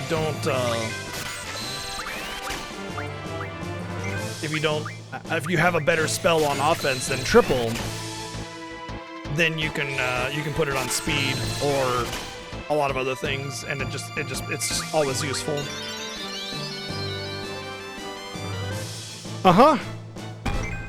Yeah, as long as you have everybody with a high magic stat, you can get your 100 triples pretty easily in the time frame.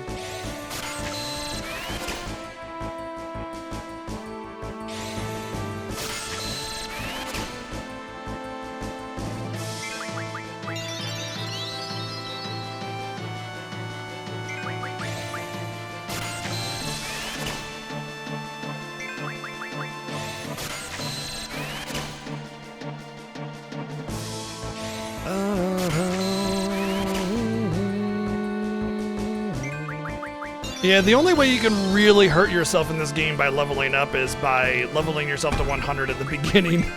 Then you've hurt yourself almost irreparably. Almost. But you would have to have some pretty extra knowledge of the game to know that you could get some triples and overcome that deficit.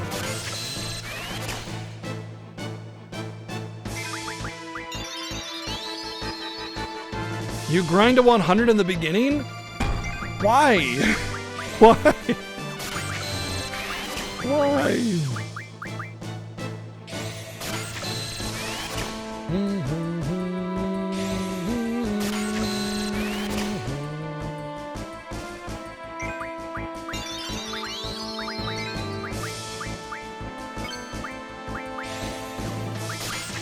Alright, we're almost done here. We just need Zell to finish off Shell.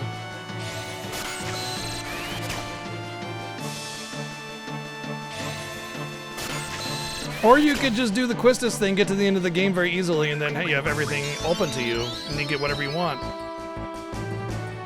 It is magic, yeah.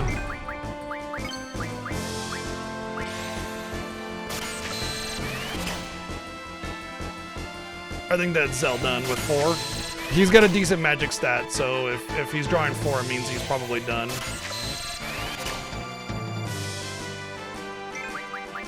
Oh, nope. He's just... his magic isn't as good as I thought it was.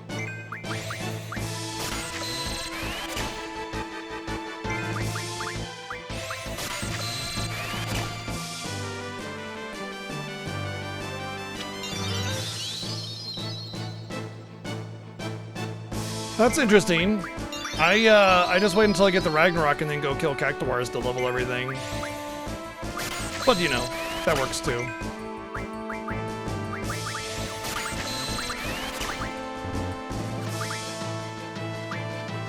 Guess I'll draw some Berserks. I suppose Berserk might have its... oh, there we go, we're done.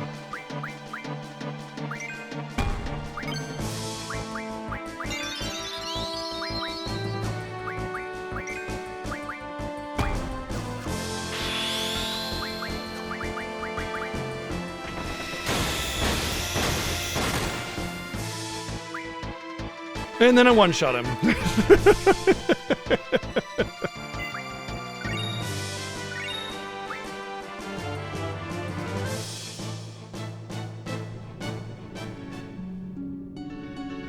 By the way, you can float them, so they're Earth element, and if you float them, their connection to the Earth is lost and they no longer get the regen.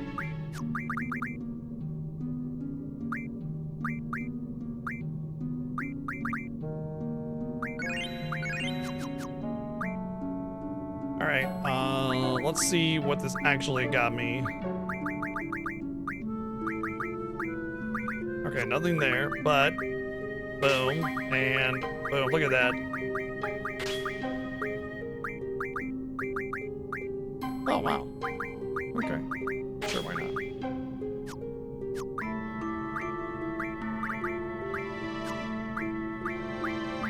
So this is the this is the debuffs. I don't really care about that right now. He doesn't have Vitality or Spirit yet.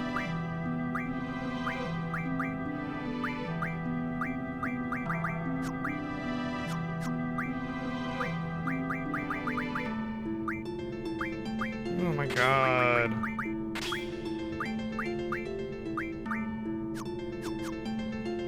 Okay, let's get out of here. Oh, good. I'm glad I got the save point there because that was a lot of drawing. Really don't want to lose that progress.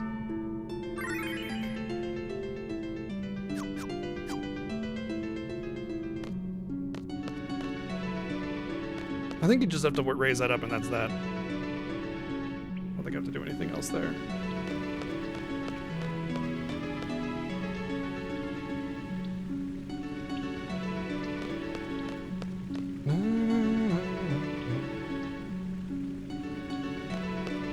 Hey Tornbow, what's going on? So yeah, see, that wasn't that long of a grind, and it gave me the defenses I need to kind of not get wrecked right now.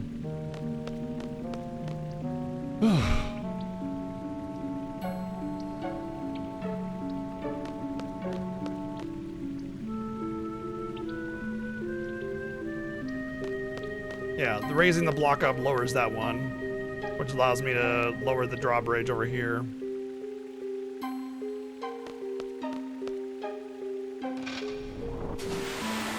Very unclear that that's interactable. Very, very unclear.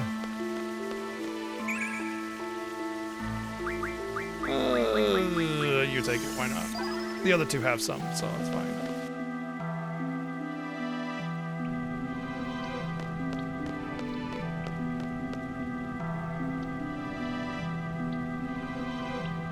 Normally, by the way, all we'd have to do is go into the tomb and get the ID for the student, and that's it. We could leave, but all GFs means we have to get the brother GF, which means solving the puzzle in this tomb.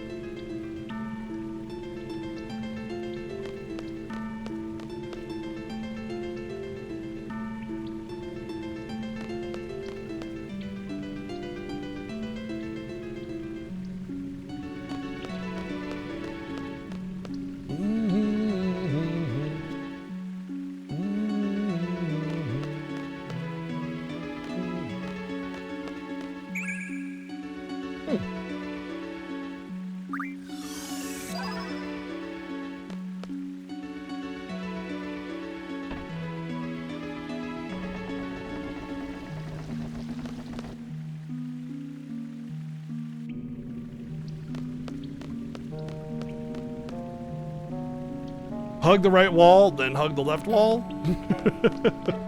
Or hug right, rather.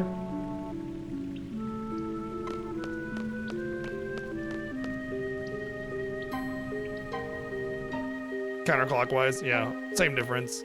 And then when you go straight through on the third room, you just turn around here and then hug left now.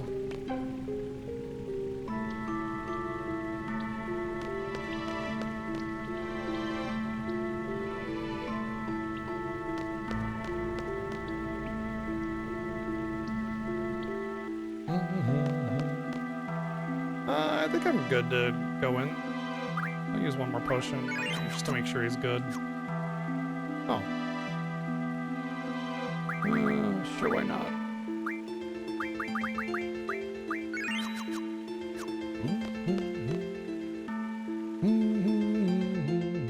Now that I have some cash, I'm gonna get some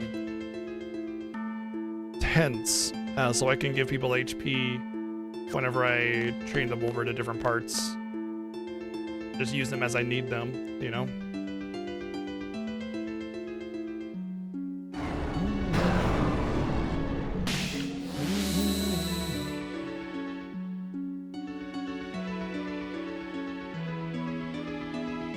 By the way, these characters are a reference to Final Fantasy V, where you can randomly fight the Sacred in the Pyramid Dungeon. He doesn't know what's up here, but if you beat him, he says, "My bro will get you," and his bro is at the top of Fork Tower as the melee boss.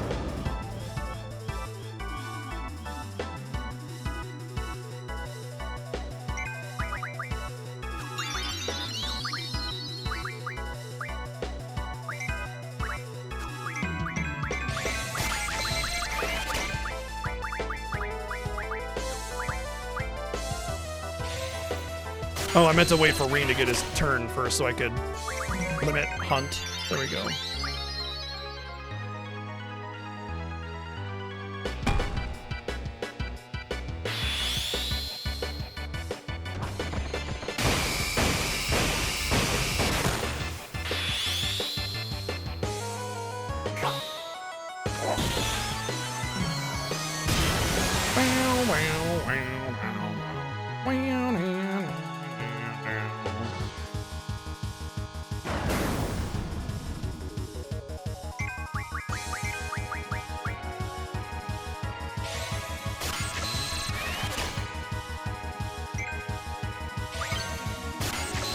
He has like 60 doubles.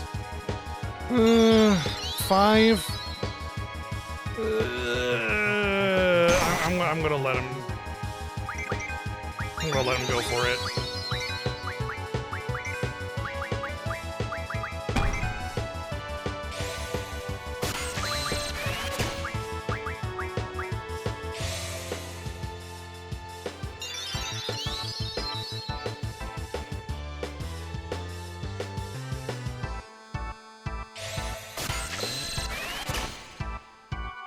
I did just increase his magic, so...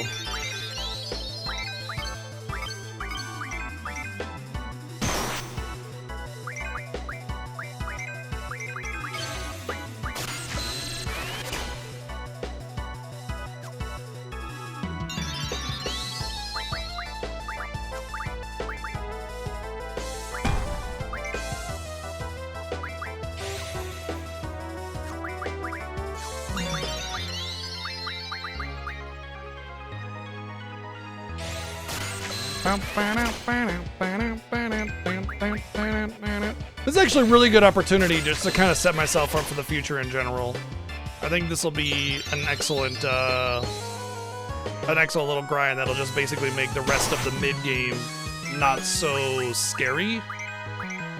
Because that's honestly my major, like, worry point is the mid-game. Because the mid-game with other challenges can be the most difficult. If I can't swap around my magic and I can't break the game in some way, all the other characters are basically liabilities.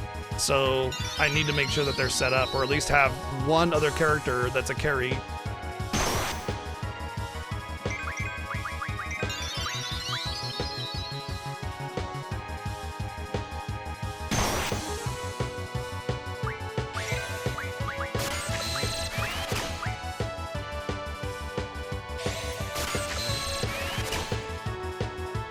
And Irvine's actually getting protects now that I gave him magic, so that'll actually be useful.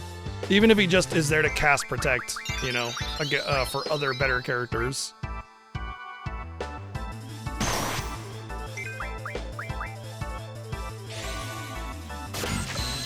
That should be pretty close to done on the doubles.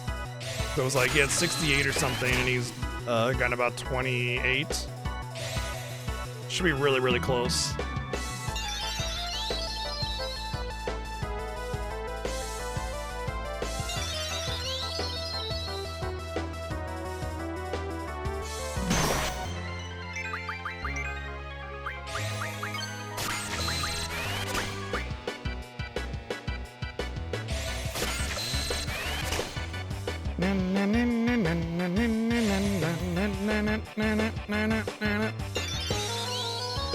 Doubles aren't exactly the best, but again, I might be over preparing for this, but I'm like, after last year, I'm just worried about the limited options, you know?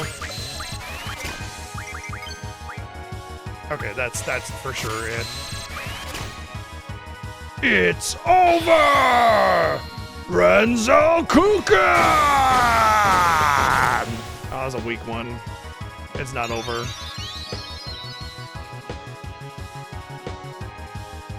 Dong. Yep.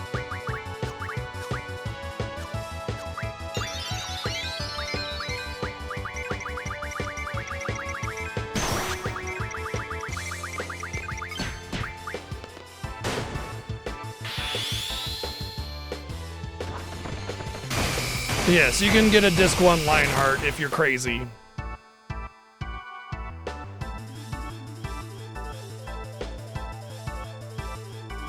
If you're crazy. I am crazy. Neither am I crazy, nor do I want to waste that much time because that's a race. Nah, the game isn't grindy. You can grind in this game if you want to, but you do not need to grind at all in this game to win. Even if you don't know how to break it. There's not a single Final Fantasy where it's like excessively grindy to advance the game. The worst there is FF1 and 2, which of course are 80s games, so it's a little bit more forgivable there. And even then, you don't really need to grind a whole lot. You can grind because there's a lot to grind for, but you absolutely 100% do not need it. All right, I learned some really important stuff here. First off being the strength plus 40, so that puts my strength up to 84, which was huge. From 63, okay, cool. Obviously not the best junctions because of the unique incentive that we have to work with.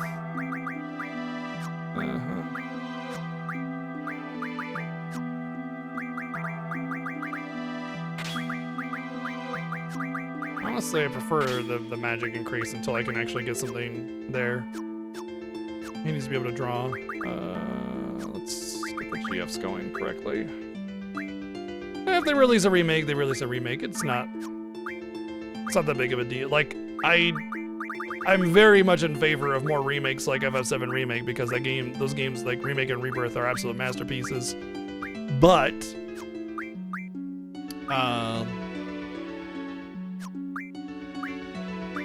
if they don't do that for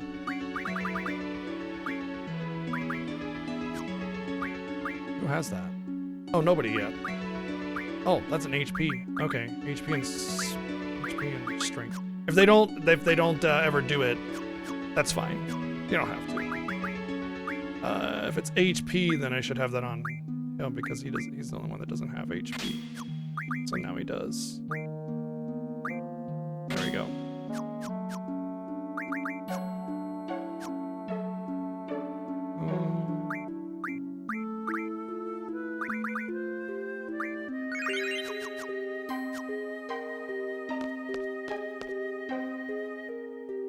You don't need an FF6 remake. You got the Pixar Masters, the best thing we could possibly hope for.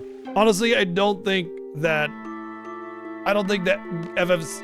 anything prior to 7 like would be good with a remake. I think it seems nice in concept, but in actual practice, It would be something that you think you want, but you would get something that would be totally different.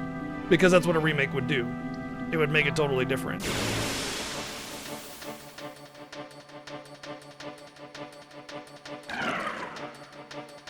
I don't know. The 3D versions of FF3 and 4 are my least favorite versions of them all, so I don't know.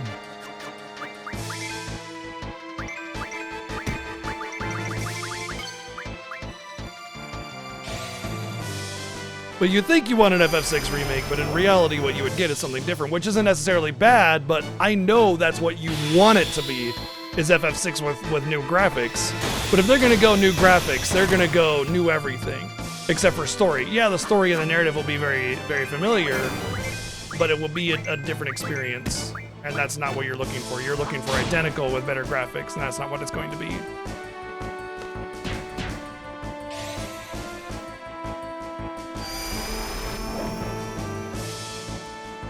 Really? I'm surprised that card didn't go off. The thing's only got like 200 HP.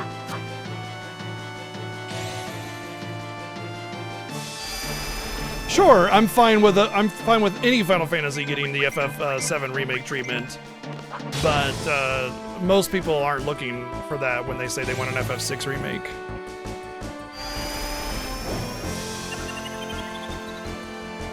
Not to mention, like Dragon says, there's not a lot of material for a Final Fantasy 1 through 6 remakes of any kind. Like the stories are very simplistic and the worlds are very simplistic compared to things with a lot more depth like 7, 8, 9, 10, and so on and so forth. So there's not really a lot of places to go for a remake of like FF7's caliber. You know what I mean? And as much as I love Final Fantasy 1 through 6, I just don't think that it would work. It feels like they would have to really manufacture a lot of additional story elements.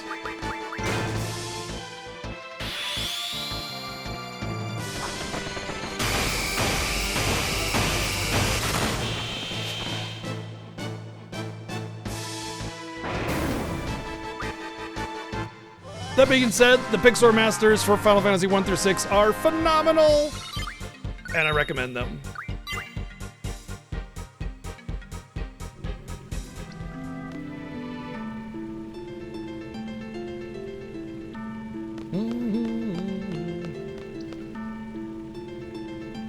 Of 7 to through 16 pixel D Masters. That could be neat. I think 6 is obviously like the most likely to be doable in that regard.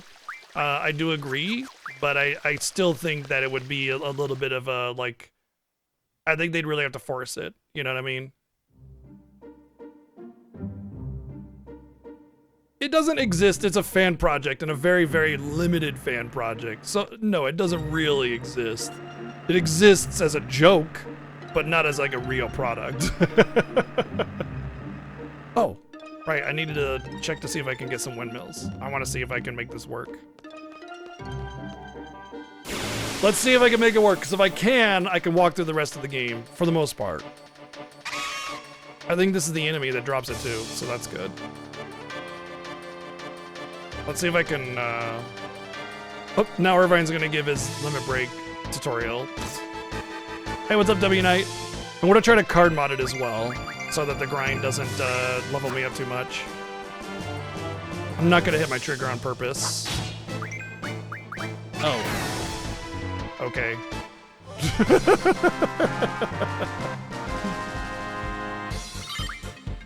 Oh, Sheer Feather. Let's see what that does. Maybe that turns into a windmill.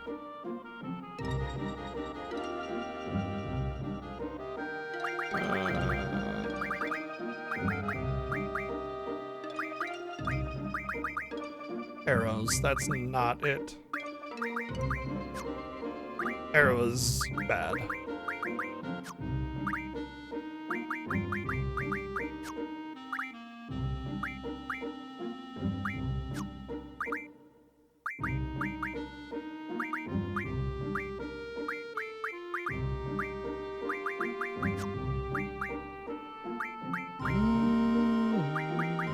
Oh, where can I get this mystery fluid from? And a horse wiener! wiener. That as well, yes. What did you say? A horse wiener? Now that's dangerous. Oh, thank you, Dancel, for the 1,111 bits. I would like to know where I could get mystery fluids from, because if that's the case, I would grind the ever-living crap out of that every time.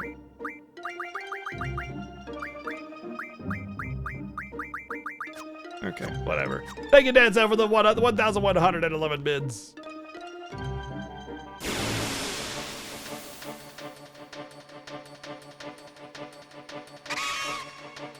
No thanks, Kelkun. You can keep your after years.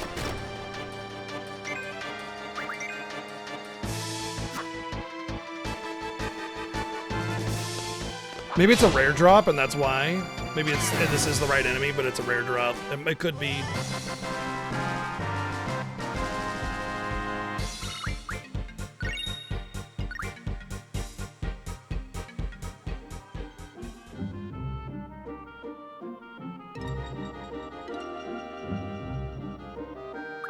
If that's the case, let me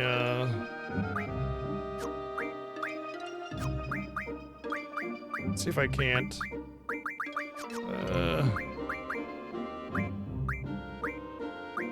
Get rid of his blind, and I'll punch with Zell and see if I can't card them instead. Oh, for sure, Xerxes. One of the best, right? Who doesn't? Who doesn't love a conversation about that? It's definitely not the gizzards. These are screws.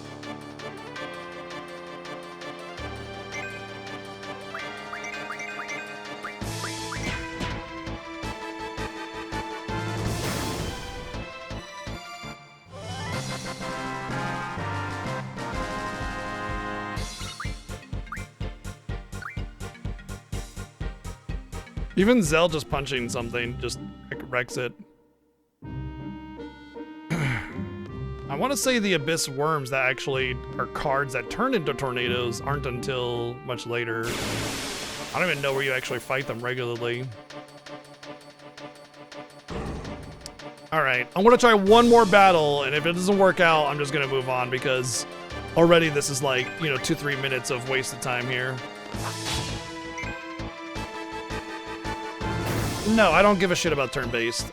All I care about with FF7 is 17 is that that it's well made, that they continue to utilize the same quality of development that they have with every other main numbered Final Fantasy. That's all I care about. I want quality production with high cinematic value, with excellent writing and storytelling, with likable characters, in an interesting world with good, unique systems that have been thought through and highly polished. Like every other Final Fantasy. That's all I care about with FF17. I don't care if it's turn-based, I don't care if it's action-based, I don't care if it's Tetris. I don't care. As long as it's well made.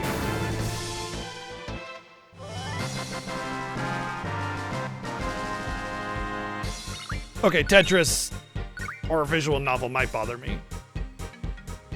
A lot. I mean, it's going to be an RPG at the end of the day, right? That's why I say I don't care, because it's going to be an RPG, and that's the thing that matters most, is that it's an RPG. Action, turn-based, whatever, it doesn't matter.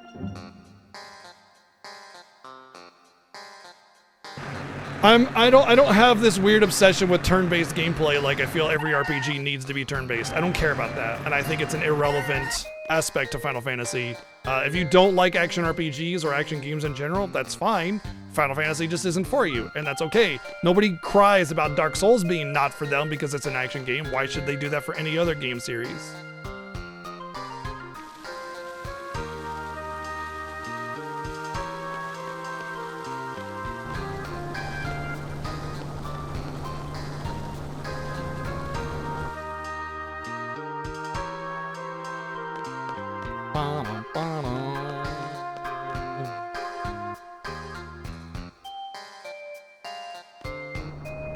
What? I was not pressing that direction.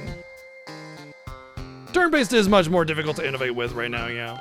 Even Expedition 33, which I know people are going to try to use it as an example, did not innovate everything. What they did was they took currently known mechanics and they made them very, very well and polished it out. Because timed hits and things have been existing since Mario RPG. It's nothing new. They've existed for decades, literally.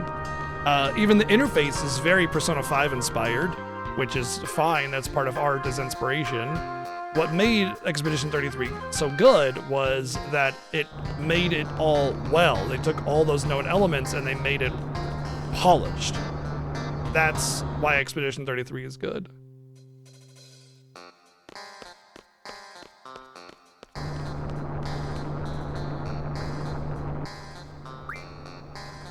Enter ones.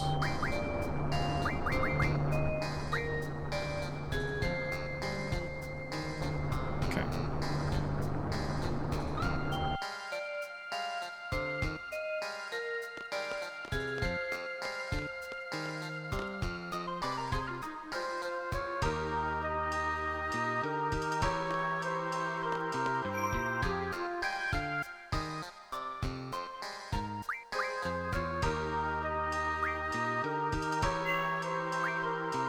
You're at a point where you think developers are limiting themselves as they build a game around being turn-based. Expedition 33, I think, didn't do that. They built their game, then made it combat turn-based. Yeah, I agree with that, Tribble. If you're building your game around a system, you've already failed. You know, like, because you're appealing to a particular system rather than trying to make an interesting game. And you've pigeonholed yourself into this system rather than having like this artistic expressiveness or like, you know, like design perspective about what you want your game to feel like. It should be a feel before it's a system. And if the system happens to match your feel, great. But the like forcing out a certain system just makes it worse for everybody. Our artists and designers and programmers and game designers should be able to make what they want, not what they think everybody else wants. And let me tell you this right now, nobody really wants turn-based that much, at least not from like a population perspective. The vast majority of sales go to action and action RPG games in terms of those kinds of games. Turn-based RPGs just don't sell. They even Expedition 33 with its very successful run only sold about 5 million, which 7 Remake sold 10. FF8 sold over 10 million, you know? Like it just doesn't sell very much. The only 2 turn-based RPGs that have ever really sold a lot are Expedition 33 and Persona 5. That's it. That's it. Every other turn-based RPG sells like maybe 1 million, maybe 2, and usually those are Squaresoft RPGs anyway, like Octopath Traveler, and they have brand recognition, so yeah. If they wanted to lose sales, they would make turn-based RPGs. If they wanted to gain sales, they would continue going down the action path. Which, to be fair, that has always been the path for Final Fantasy. Hironobu Sakaguchi himself said that Final Fantasy has always moved towards a more active action-based element, which is why we had the advent of the ATB system with FF4 and how it evolved from there into what we have with this game and 9 as well.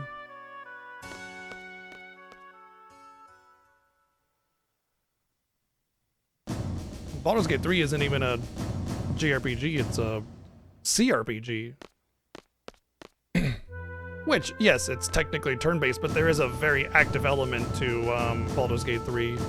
But if you wanna nitpick, I suppose you could include Baldur's Gate 3 in that. You know what? You're right, Cold Nemesis. Dragon Quest XI does always sell. However, I will say that Dragon Quest is also brand recognition.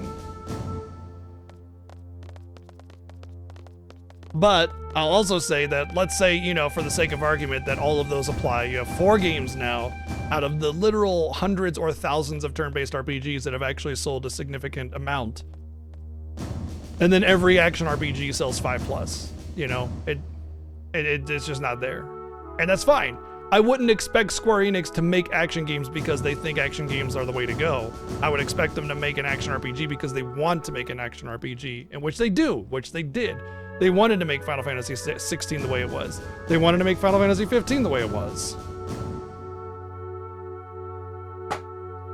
The only reason I don't want them to do turn-based is because all the turn-based purists would have a friggin' field day, and it would be such a headache having to listen to them like pine about how Final Fantasy is finally going on the right path or whatever. So the 5 people that are insistent about turn-based RPGs actually get it finally, and it would just be really aggravating to have to listen to. It would be insufferable. That's the only reason I wouldn't want it to be turn-based. Call it spite, whatever you want, I don't care. I just don't want to listen to the bitching. I just want people to enjoy video games and stop whining about irrelevant things like what combat system it is.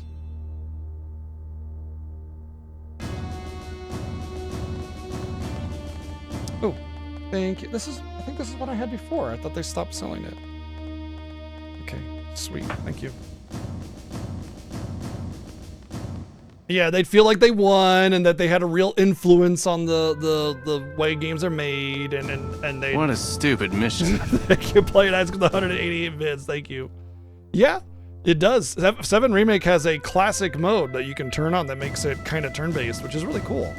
Honestly, if a new Final Fantasy was like that in that regard, just keep in mind, by the way, no new Final Fantasy is going to reuse a combat system. Okay, so it's going to be something different. Even if it's action, it's going to be different than what 16 has. Even if it's turn-based, it's going to be different than what any of the others had. But having an option to kind of like do both, I think would be a really smart thing for Square Enix to do, because it would appease both. Like it would appease both of the crowds that want turn-based and action. And FF7 Remake already has a hybrid system, and it's one of the best combat systems in existence for RPGs. And having that choice is good for players. I think choices are going to end up being the pinnacle of game design going forward. Having choices between the way you would tackle and approach a game might be the way that video games move forward.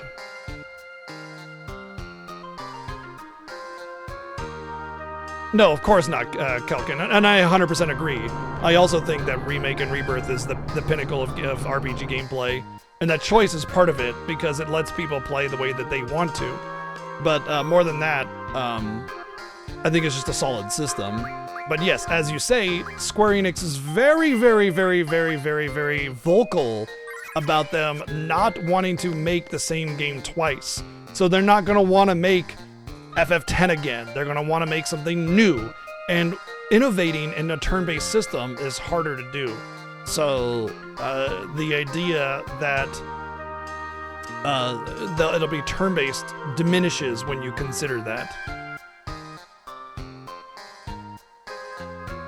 I also agree, Carrie. That's a very big one. Final Fantasy's identity has nothing to do with its combat system, turn-based or action.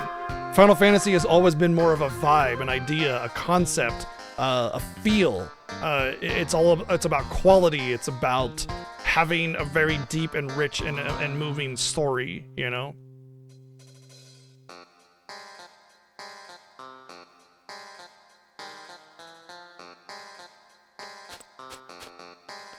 Well, Stranger of Paradise is made by Team Ninja, so it's not a main Final Fantasy game, and it's not made in-house either.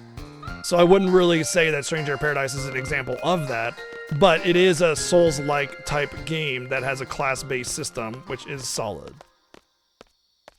When do I get my opportunity to play them in cards?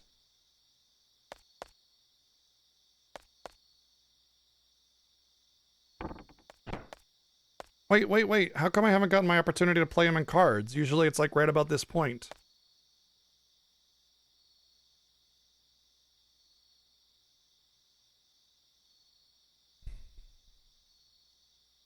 I didn't pass up my opportunity to get that card, did I? From Caraway, the Renoa card?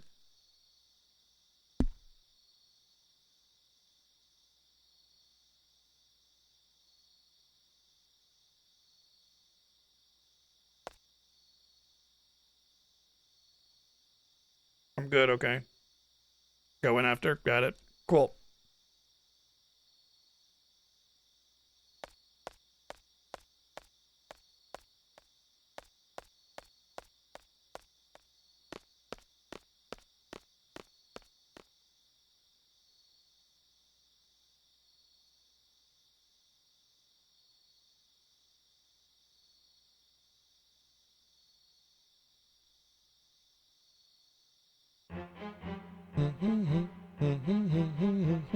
Oh. No, come back. Ah.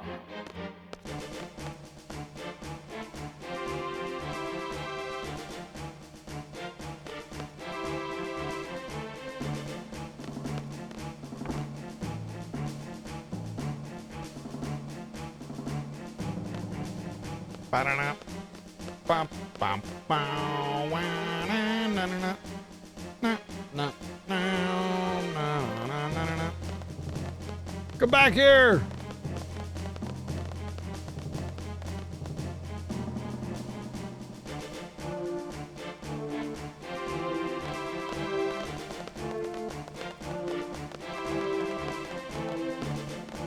I definitely remember being able to play him at cards before the parade starts.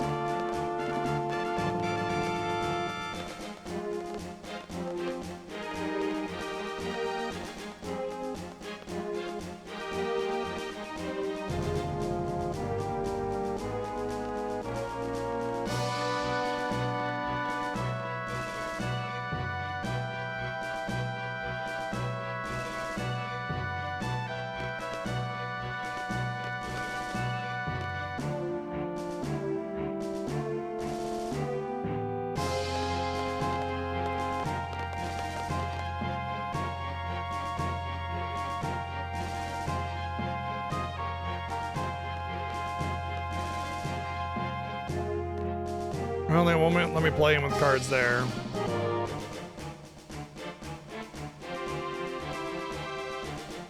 Well, no matter what you name Renault, I'm pretty sure the Renault card stays the Renault card.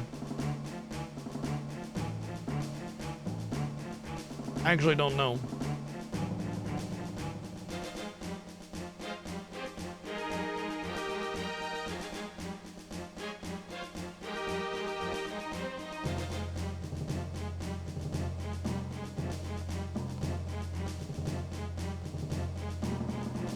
Yeah, we're gonna, oh man. All right, whatever. By after, do you mean after the mission? Like after Disc 2 I can go in there? Like at any, can I go back to the mansion at any time to talk to Caraway?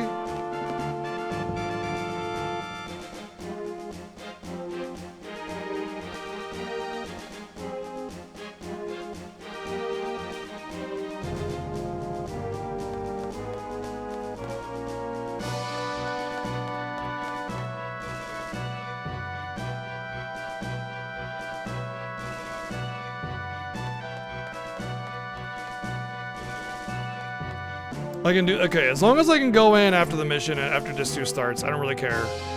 I thought Caraway goes away after Disc 2 and you can't get the card anymore. The earliest you can get Renault's card is after you leave the prison? What? Wow, brain, why does my brain remember that I could do it like as soon as you meet him? I mean, we're about to be really dumb. We're about to go off mission for this dumb apology thing with What a Nikki. stupid mission. Thank you, Blight Eyes, for the 188 bits twice now. Thank you. Yeah. What a stupid mission. Yeah. What a stupid mission. Wow, man.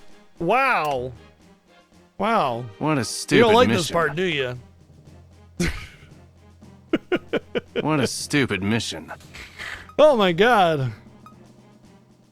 What a stupid mission. 1, 2, 3, 4, 5, 6, 7, 8, 9. Thank you very much for the 188 bits. What a 9 stupid times. mission. How do we pass up Renoa that quickly? Would she like duck off, like dodge off to the sides as soon as she went out of the door? Come on.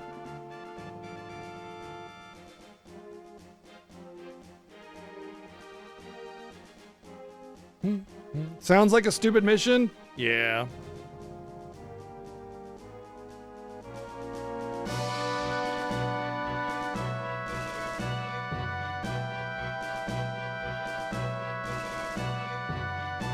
I can. I'll save it. No, I can do a different file. It's fine.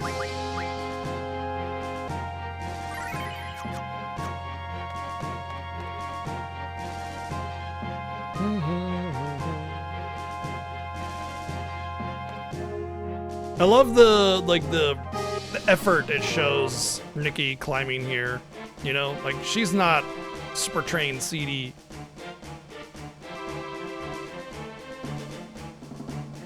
Yeah, I'm aware of the one in the sewers. I don't think I'll get it though, because it's way out of the way and I don't need, it doesn't have any of the final weapon upgrades in there.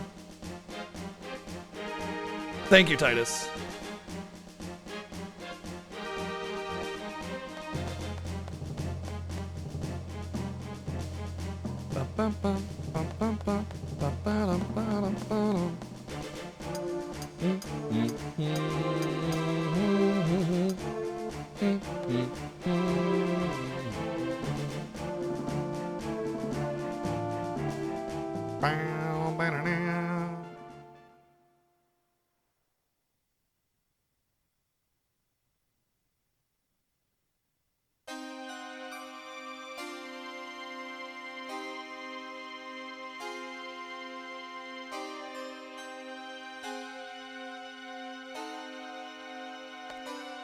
Looky.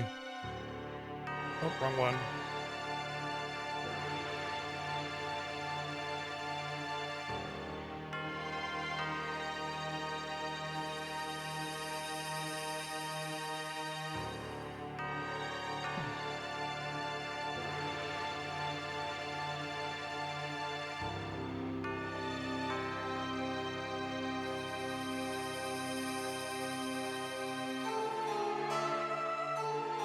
Yeah. Cat plot twist.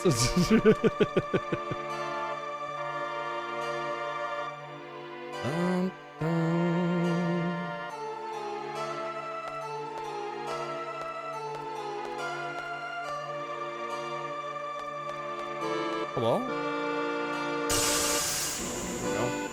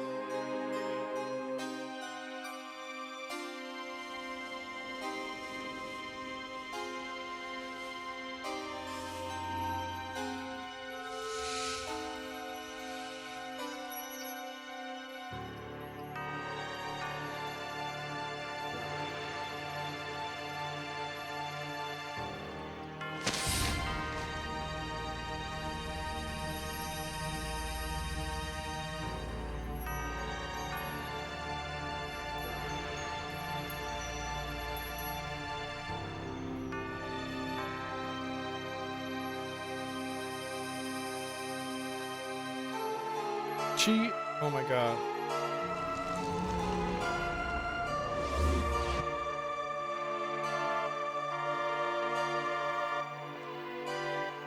Trying to apply a liquid band-aid to my thumb. Because it's the only thing that like stops it from continuing to split. And she's like, oh, I want to get involved, get in this. What are you doing?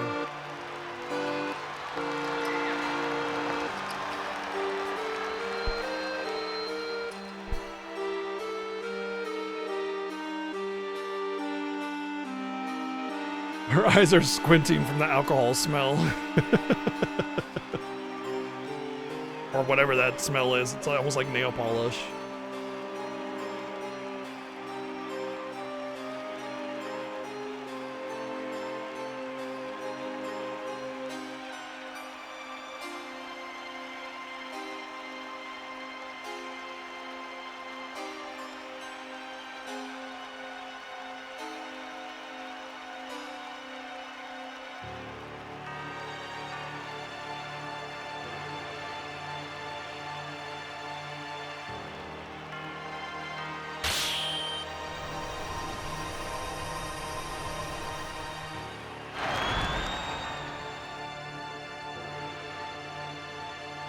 Gosh, I've heard a lot of speeches very similar to this one.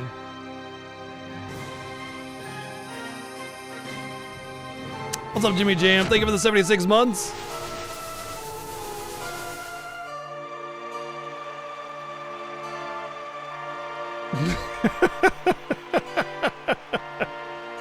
You know, what would make Sid a more valuable, like, worthy opponent of Adea? Like, what is it about Sid that is wrong? He's a nice dude. He's competent. He's smart. He's capable. What's wrong? What's wrong with that?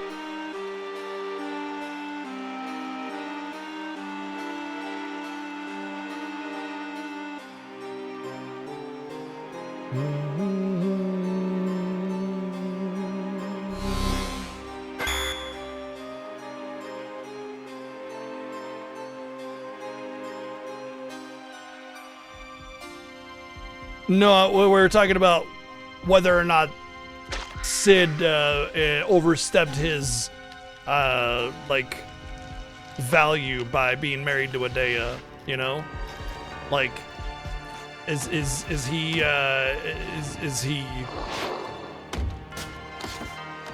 like way out of his league or not?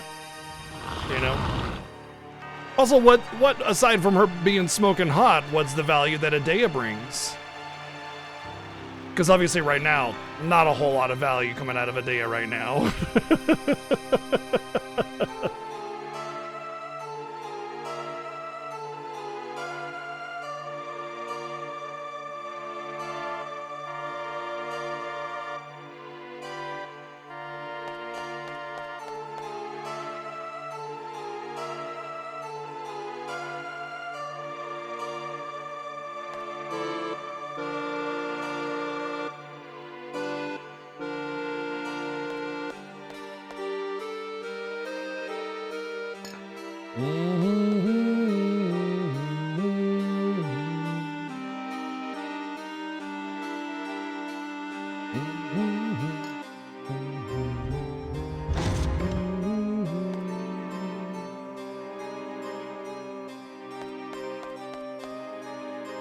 I don't think I want possessed Adea, who would probably just eat my soul just as soon as look at me.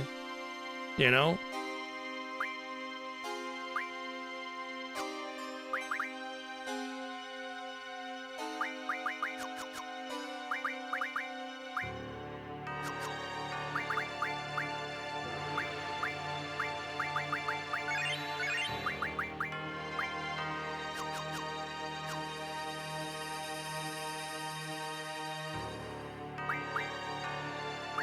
Yeah, but I mean, obviously, if you're referring to Adea at this point, you're referring to Adea, or Ultimisia, possessed Adea.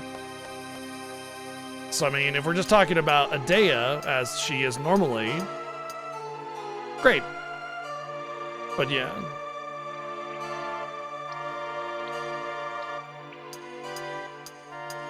We gotta figure out exactly which Adea we're talking about. Because in her current form, I think I'll pass on Adea. You can have her. I don't care how hot she is. She's gonna, you know, stab me in the chest with her hand and eat my soul. Not exactly very appealing.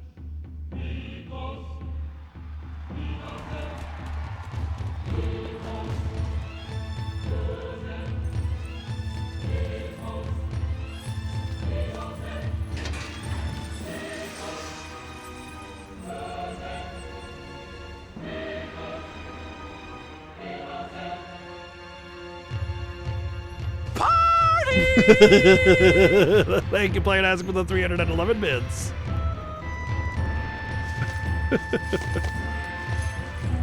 By the way, I don't think Sid is out of his league, because both of them are just good people that have love for kids and try to make a better life for all of them. Intelligent, capable, solid folk.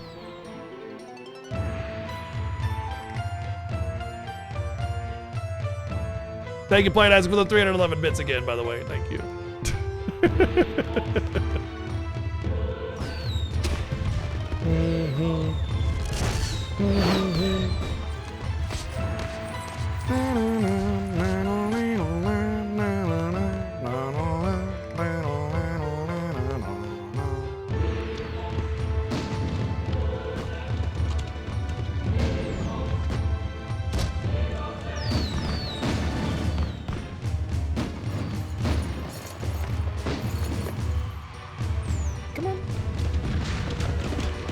T, you are being very weird. Must have been all that catnip, huh?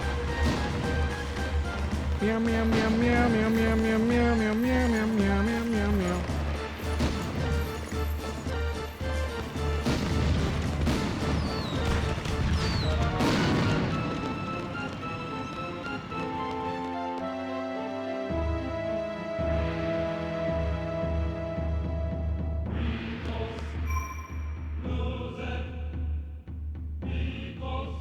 I think I don't really need to worry about changing anything if this team goes in for the boss. I don't remember if they do or not. Marco 2, 4, and 5.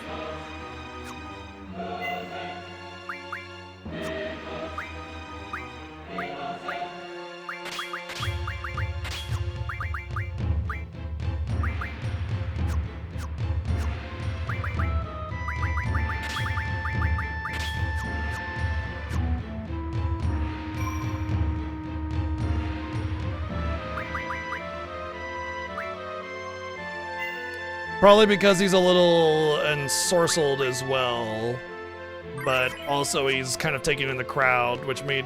I don't know if you've ever been in a situation like that where you're up on a float or up on a stage with a lot of lights. Can't really see the crowd because lights are in your face because they're trying to shine on you, and so you basically just get blurs.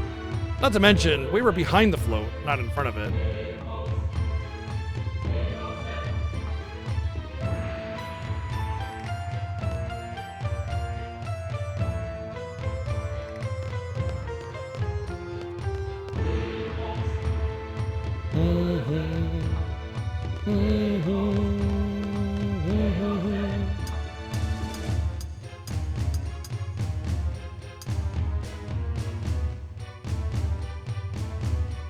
Yes, you do, Chrono. Honestly, I feel like you'll finish the entire series before I even get back to it. I got a ways to go. We got some fun incentive games like Dragon's Lair and Lufia 2 Remake that I have to play.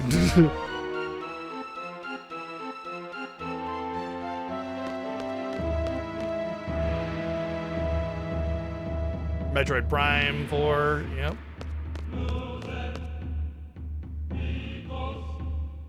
Vito set. Vito set. Because Vito set.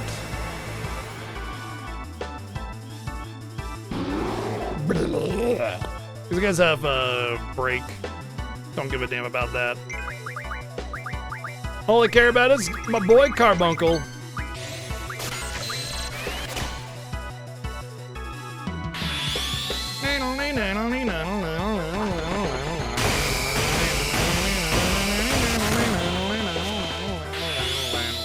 Well, it's already too late for Disc 1 Lionheart because we're about to end Disc 1, so too late for that.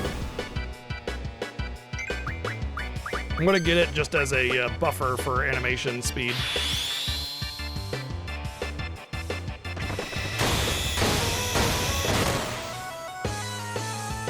Gasp. Oh, JK. I won! I'm so good at video games. Right, it was 2, 4, and 5.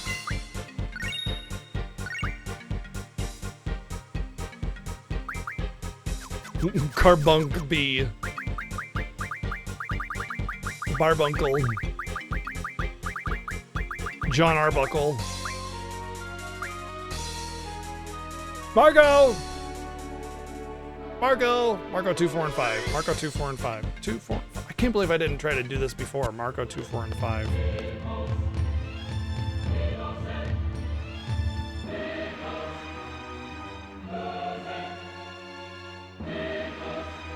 Never played through this one? I recommend it, but they're all good, so you know.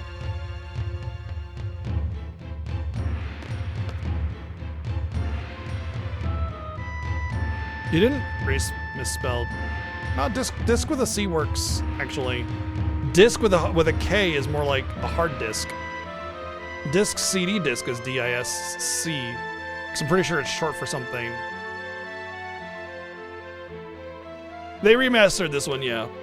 It's It's a good remaster, okay? Don't get me wrong. However, because they based it off the PC version, it's got the PC flaws to it.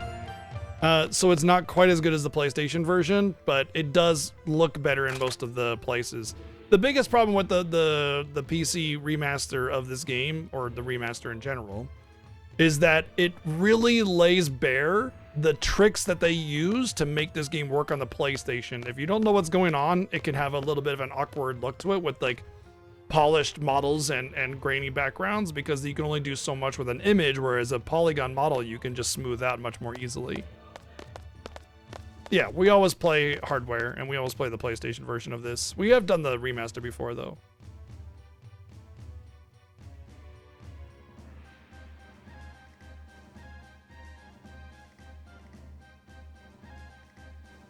Well, that sounds fun, Kamen Rider.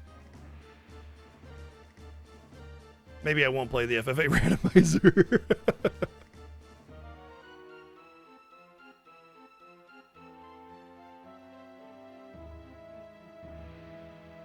He's sick. His whole household is sick, actually, so he's got a sick family that he's taking care of, and he'll be back tomorrow. So normally he would have Tuesday, Wednesday off, but he'll be streaming Tuesday, Wednesday instead, because he was trying to help with the sick household. So he's basically taking 2 days off, and then his normal days off, he's gonna be streaming.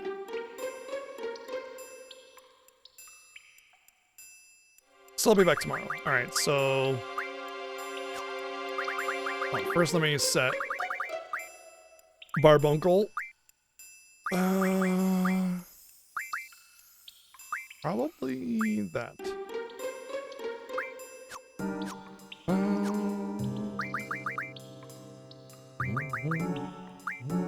That was Irvine. It's 2, 4, and 5. And that was what was on film. Okay.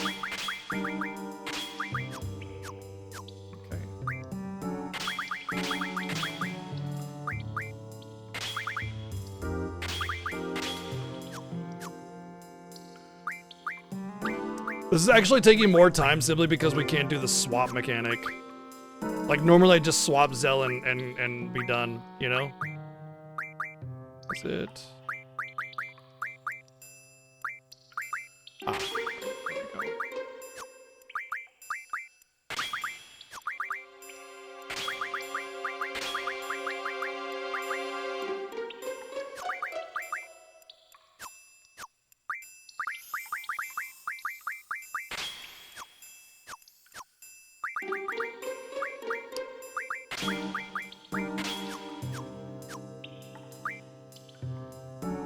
Oh, do I want to keep his the same? You know, maybe I can swap it out before I get to the end of this. Yeah, that'd probably be the best way to do it. So let's put her on.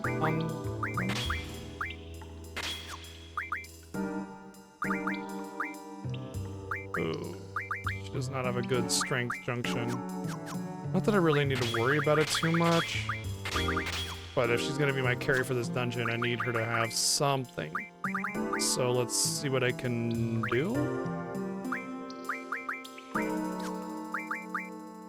I guess water wouldn't be terrible, it'd be fine. I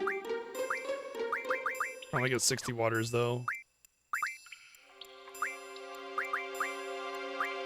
I could get bio. Bio wouldn't be terrible.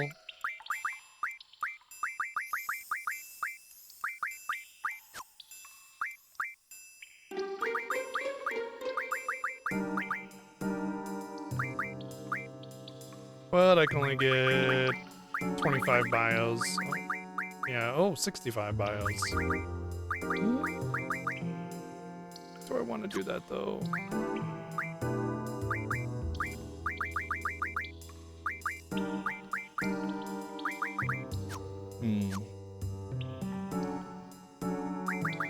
What magic does Selfie have?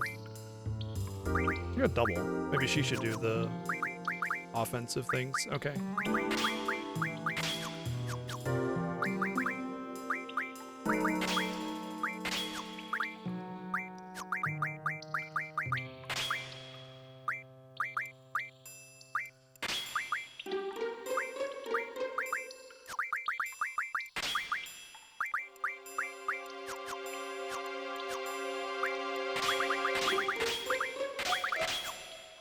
That'll be fine.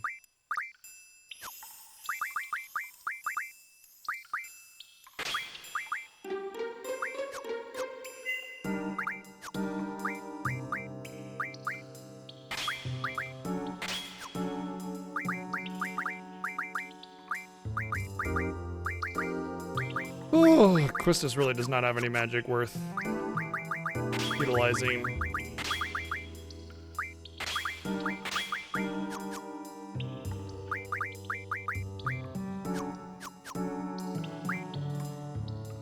This is so much more setup every time with this incentive because I can't just move the magic over. Ugh, man, okay. Right, I think I need to... Oh, I forgot to buy tents. Oh, man. Forgot to buy tents so I could give Kiragos to somebody.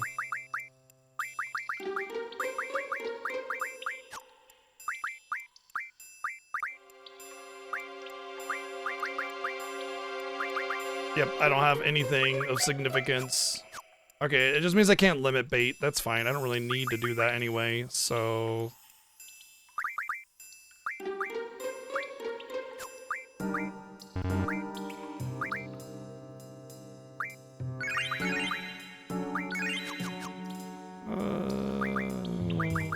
what was I gonna do?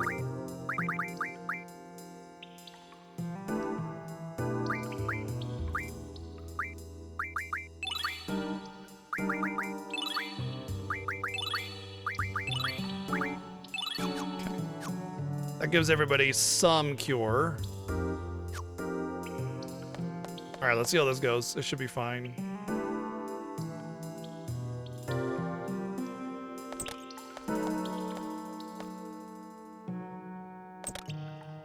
Huh? Oh, right.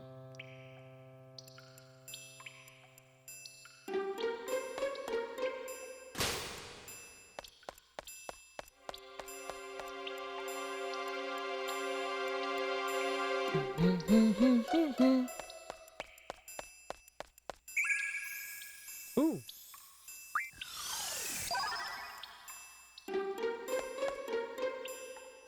What? Is that just a... Oh, right.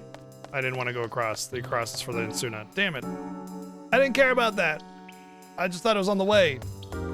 Thought that was just a secret.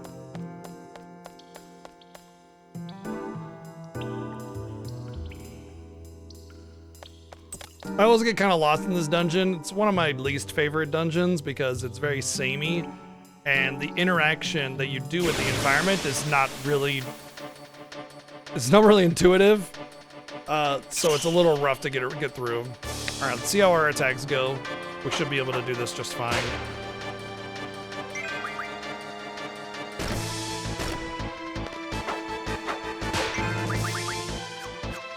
Oh my god. Why do they have such small amount of HP?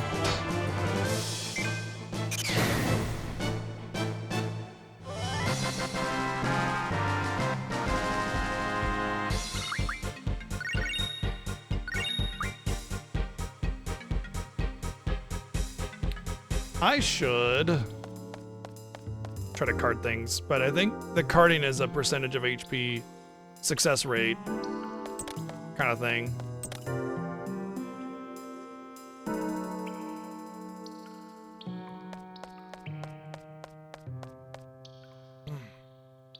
My eyes are getting that dry feeling again. Bow, down.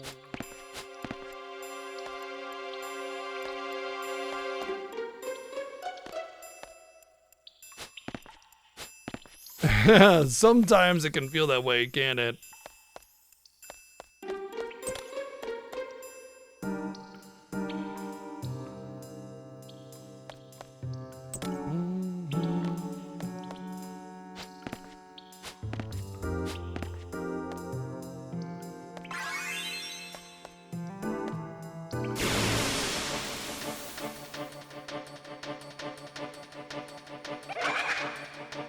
This thing has some evasion, if I'm not mistaken.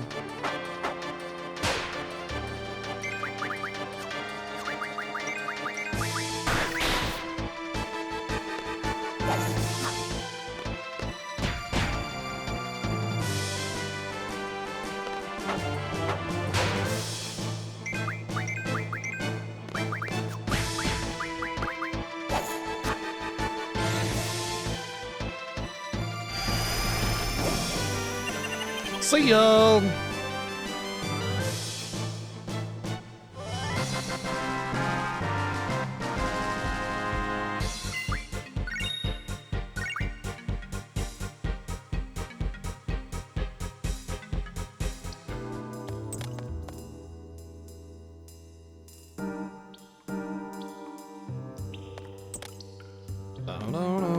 No.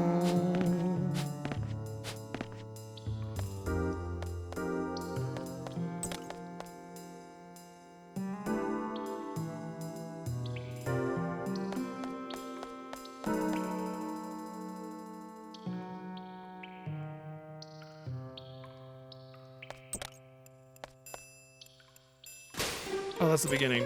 Okay.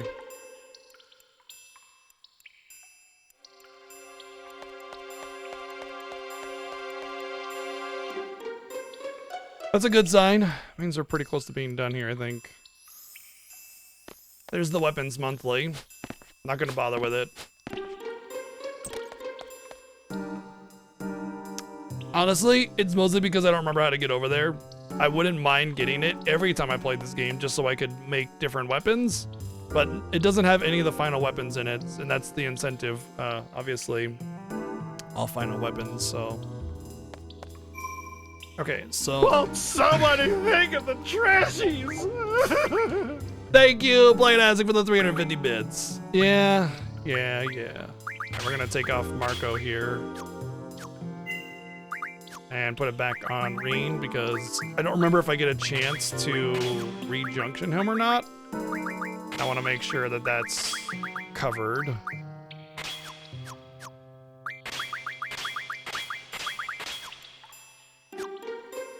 And I want to say that final Marco should go on him too, because it'll give him a vitality junction. I didn't junction any of her magic? Oh. Oh well.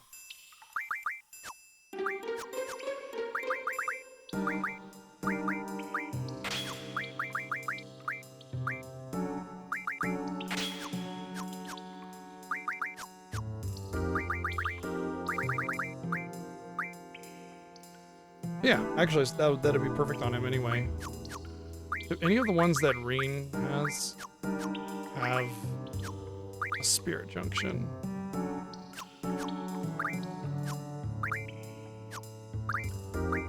No, and he doesn't need hit either, so it's fine. I want him to have Mug anyway, though, so that's perfect. Okay. All right, cool. Yeah. Do you understand the magic system? Okay, so whenever you draw magic or create magic through a card mod or whatever, you create a quantity of it. So like if I created fire times 20, I would have 20 casts of fire. You can have a maximum of 100 stacks of any spell. And when you junction something to that stat, the more quantity you have of the spell and the more powerful the spell, or the more it fits the spell, like Protect is really good for vitality, then the more stat you gain from it. That's it. That's all. And you get the ability to junction from your GFs.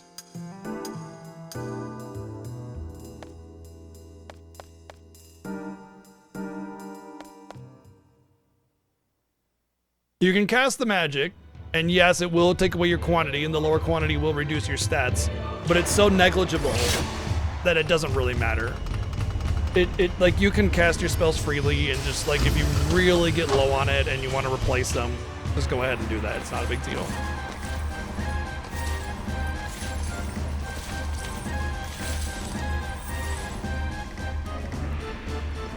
Oh my god, I can press on my thumb and it doesn't hurt like hell. Oh yeah, here it comes.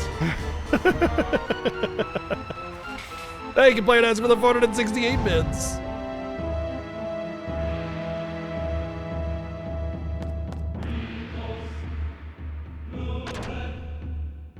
Because we don't say.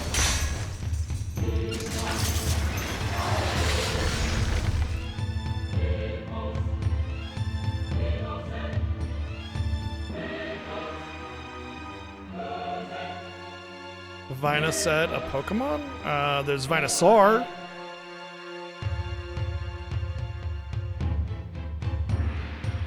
Sure, yeah, I can. But I'm gonna be in a cutscene for a while, so just ask me when we get out of the cutscenes.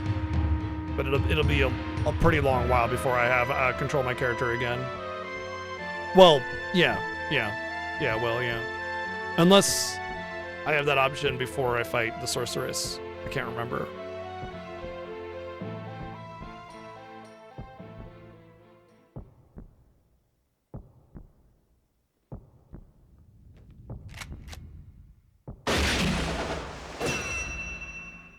Say hello to my enormous friend. Thank you, Playing Ask for the 711 bids.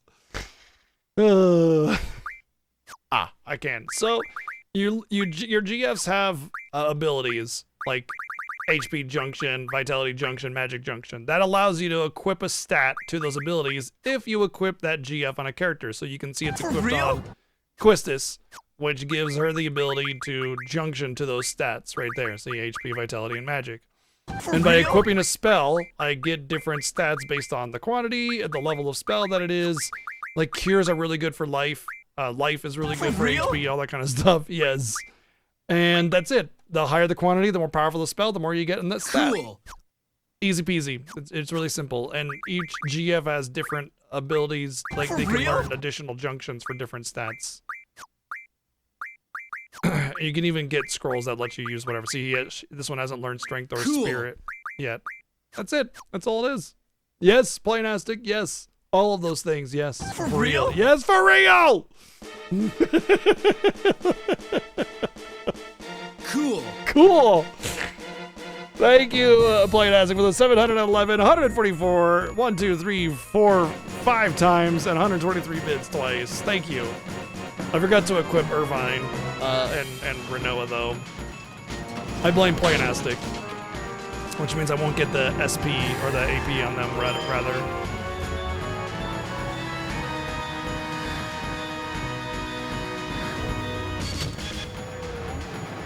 I'm coming. He's here. Thank you, Planastic, for the 377 bits. And Monty, thank you for the 5 sub-gift bomb there. Thank you very, very much. Hey, look, sub-gift bomb alerts are working. How about that?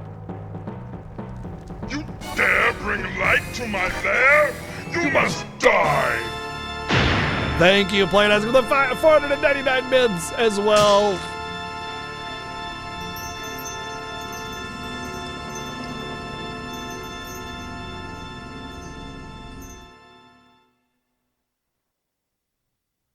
We'll see about that. Boy. Yeah, he is a bit of a puppy dog, isn't he? Thank you, Planastic, for the 266 bits.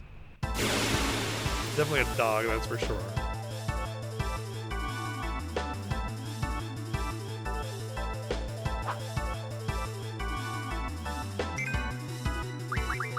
All right, I get a full heal here. Whatever.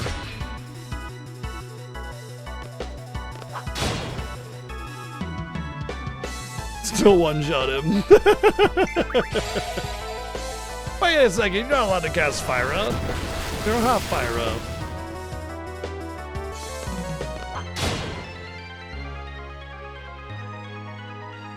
Lost because you're a little bitch.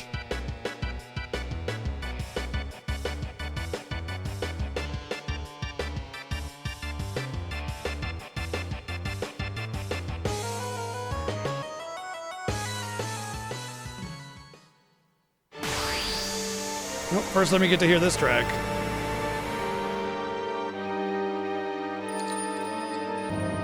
She should have all the Goss spells usually, even at lower level, I'm pretty sure.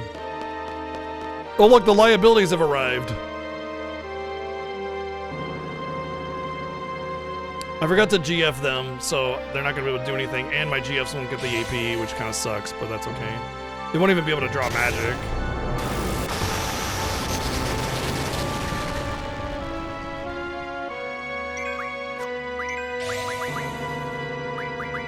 Dispel is nice.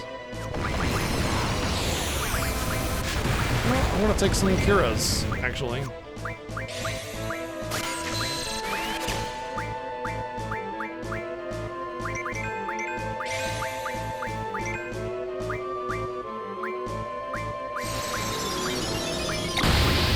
Oh no, Nikki is down. How will I manage?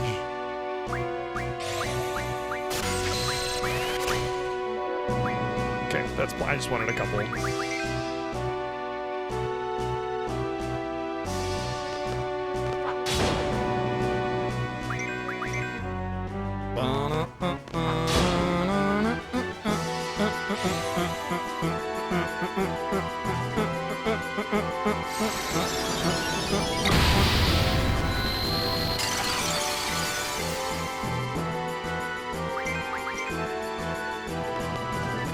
See ya! Maybe one more. I'm actually not sure what her scaling is like at this level. Usually just one-shotter, so. Burn to the ground!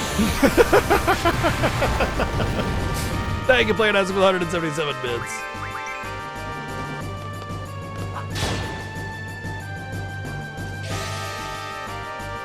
Really?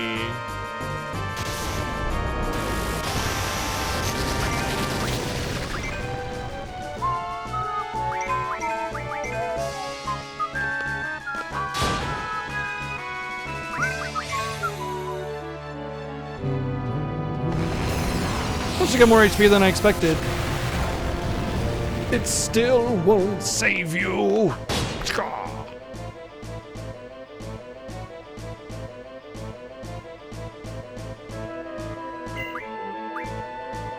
Oh, there's the AP, okay. Yeah. All my GFs missed out on that 20 AP, which sucks. The game forces you at full HP, so I don't have a choice. There's no danger meter on Reen, so I don't have the ability to do anything about it.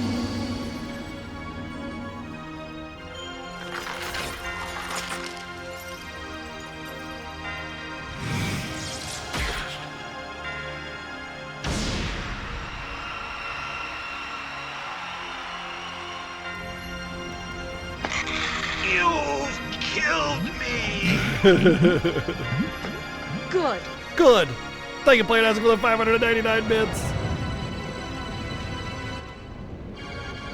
Ah, it's in his shoulder. He's fine.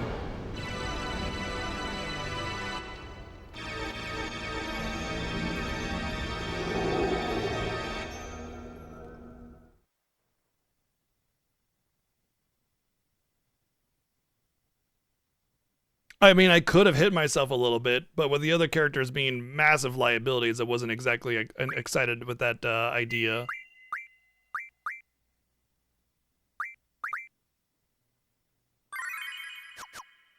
No, I hit him right here. Like, it was very clearly like on his shoulder.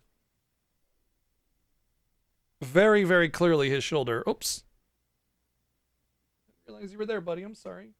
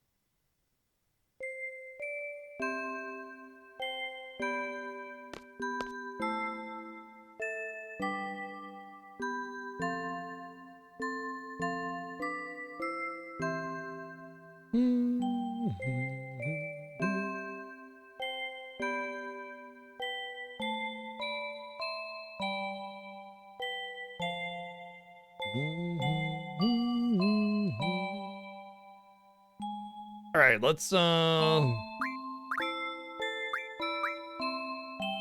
he's got Marco 3, 6, and 7. 3, 6, and 7. Okay. Marco!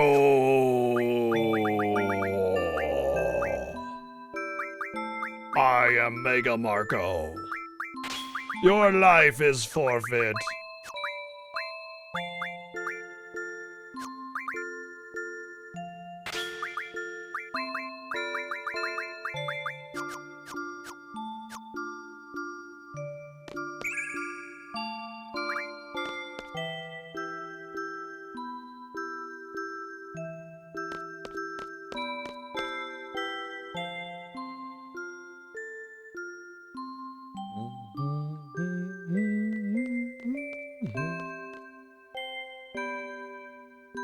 Chanzu!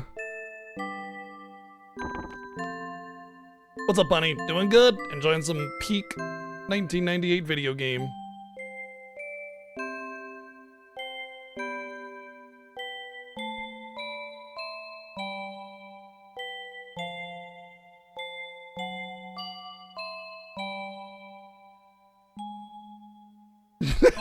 That's amazing, Starman.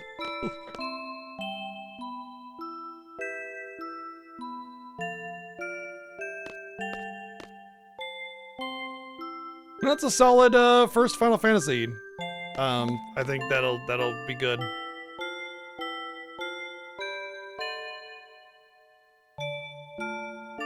The Adventures of Butt.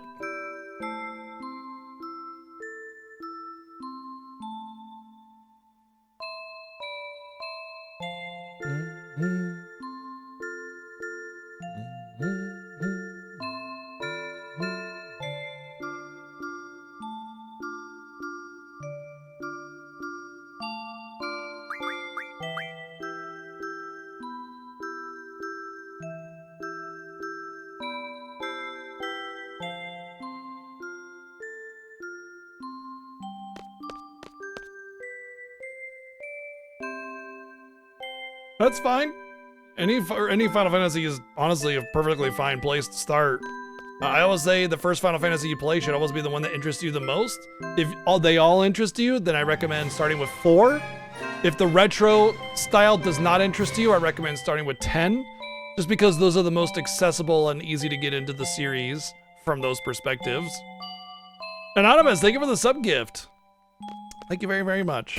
This is PlayStation version. On hardware, as always.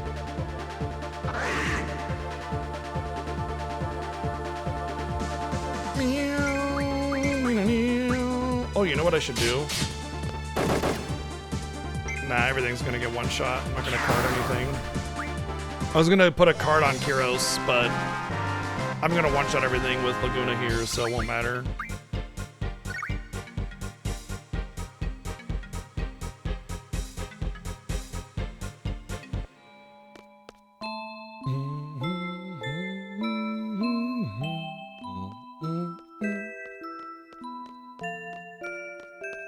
$14 is definitely not a Final Fantasy I would recommend starting with.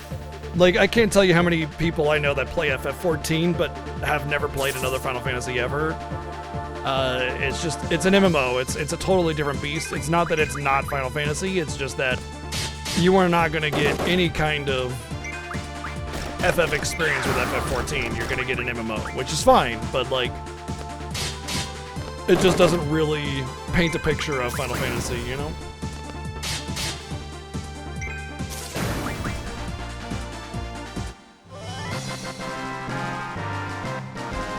Not to say that you can't play that one first and get into Final Fantasy from there. I just wouldn't recommend it personally. You know, it would be I think it would be the hardest one to like give you an impression of Final Fantasy and get you interested in the franchise.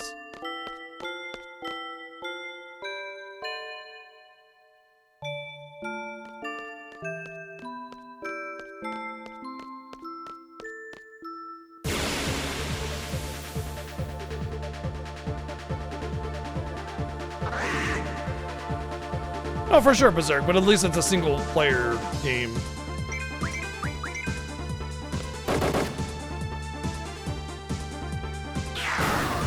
Do you think FF14 is the most common gateway? Could be. Could be. I mean, you go in to play an MMO with your friends, and then you go from there, so, yeah, I see it. Alright, Marco learned Strength Junction, but I don't know who Marco is, so... we get to go through all the GFs and find out which one... okay, it was this one, as I thought.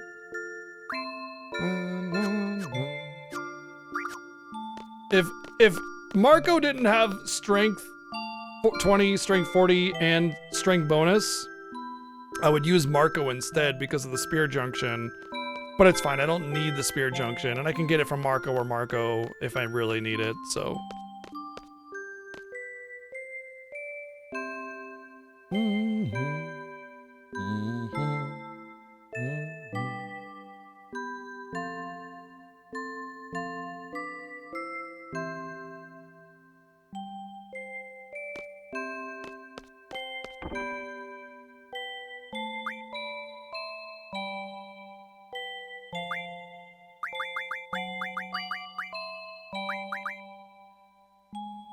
I guess I only have 3,000 monies on this thing here. I guess I don't have my normal monies. All right, fine. Yeah, that's how I've seen it too, Kamen Rider, but it's fine, you know.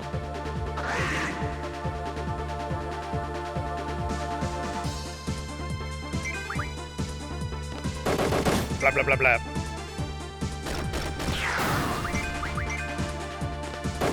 Blah, blah, blah. Again, Motzi, it really depends. Like, because every Final Fantasy is different and everybody's interests are different, you can't just like suggest one and be like, yeah, everybody's gonna be good with that one, you know? Not to mention, like, growing with the series helps you appreciate the later ones more, because you can see the references and the similarities and, you know, the inspirations and the growth and everything. So I always recommend, if you're good with everything, start with 4, because 1, 2, and 3 can be the hardest to get into. But you can go back to those if you want to, and if you're good with it, start with 1, 2, and 3, that's fine. But I always recommend 4 normally. But if retro style is not to your liking, start with 10. But at the end of the day, the one that you should start with, is the one that looks the most interesting to you. Because they're all different, they're not narratively connected, and so it just doesn't matter, you know? Find the one that looks interesting, play it, see if you want to go from there. At the end of the day, they're all really, really well done, and there's versions of every one of the games that are not like old, frustrating styles of gameplay. Like the Pixar Masters, you're gonna get a really solid experience with all 6 of them. So it's not gonna feel like that old NES dated unintuitiveness. And let me tell you, I played some old NES games that were really rough to play, so I get it. I understand what that feels like.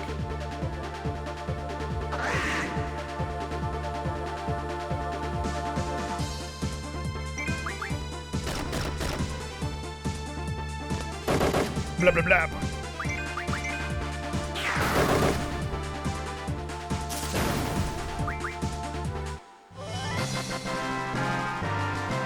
Damn, people out here calling PS2 modern. FF12 is like 20 years old almost.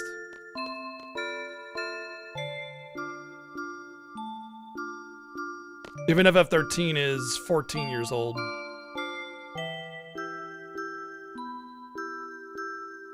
$16 years old. 16 years old. Almost 17 years old.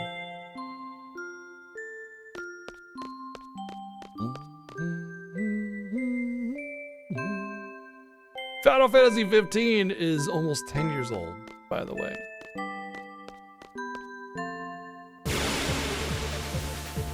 I said if you don't like retro. Final Fantasy 10 is not retro, but it's not modern either.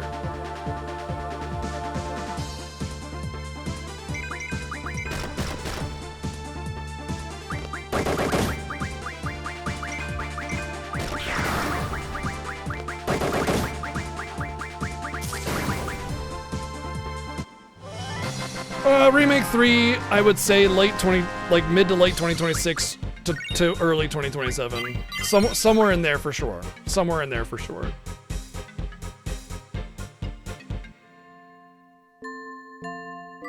Actually, the dev cycle for the older Final Fantasies was almost as long as the newer ones. They were still 3 to 4 years each. They just had a whole bunch of teams leapfrogging game releases. That's why we got one every year.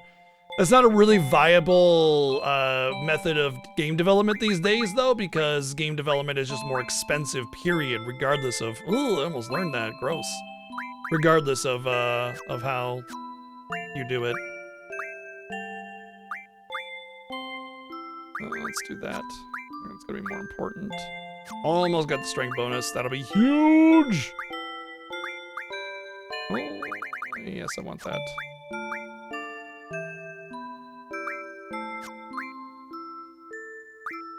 Releasing a game for an anniversary is exceedingly unlikely because you'd basically have to have planned it years in advance or sit on a completed game waiting for the anniversary to happen. So I wouldn't count on anything special happening for anniversaries other than like maybe like an announcement or a special event like a music show or something like that. Something that they can plan for the anniversary rather than hoping that the 5-year-long project of video game would release perfectly for their anniversary.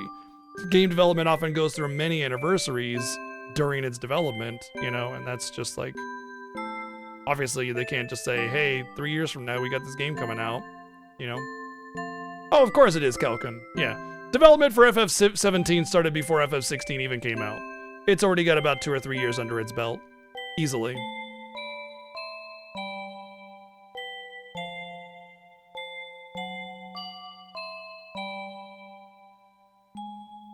So yeah, Space Cowboy, the thing is that back in the day, Final Fantasy was already cutting edge graphics. This was cutting edge during 1998. This was way ahead, like beyond anything else, okay? So that hasn't changed. The tools were much more limited. The computers used to make these things were much more limited.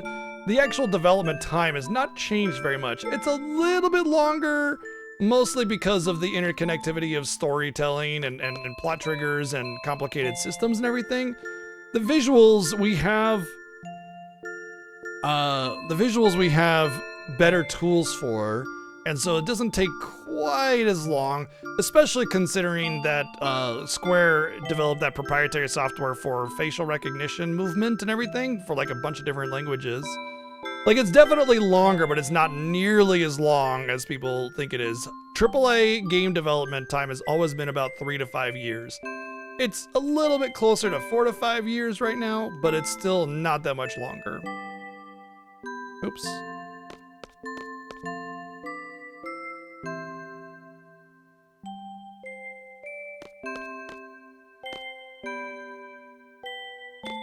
Yep. The biggest problem wasn't the length of time, necessarily, it was the cost. You have to have much bigger teams nowadays.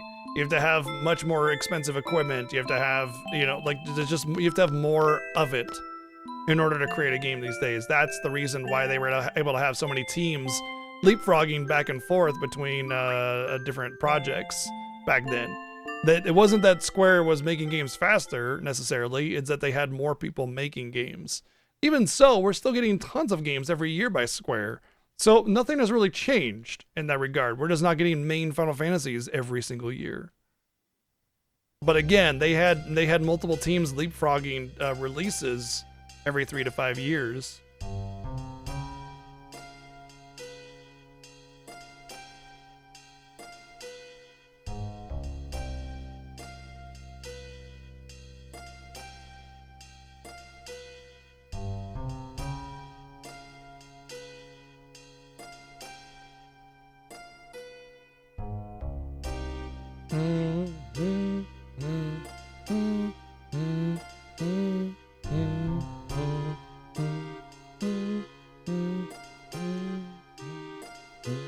Alright, so the first battle we'll have is with Zell. Yeah, if that has 0, that means I've changed everything correctly.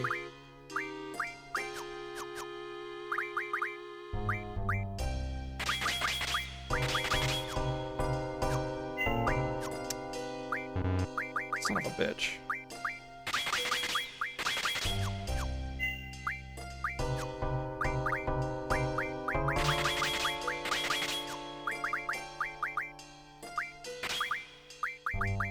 I think double's probably gonna be the, oh, water. It's still better, that's funny. Water is really good.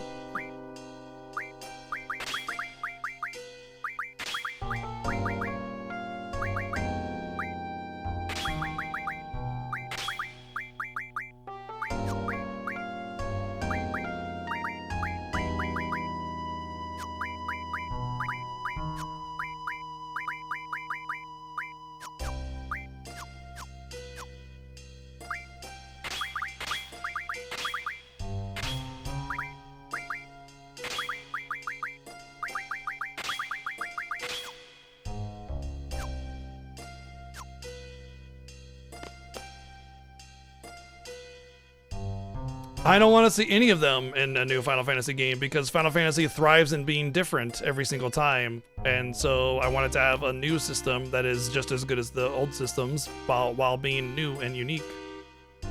That's what I want. And I don't care if it's turn-based or action or whatever. I don't care.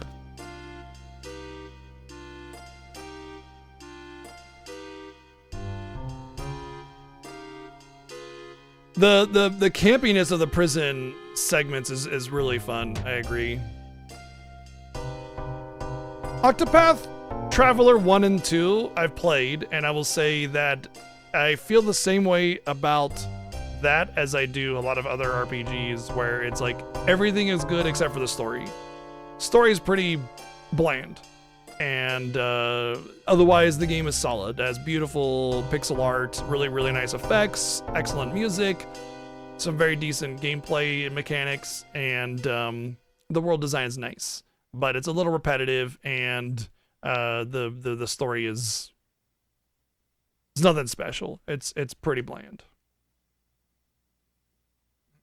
I imagine Octopath Zero is much of the same, because the writing just leans into that generic aspect very heavily. But we'll see. We'll see.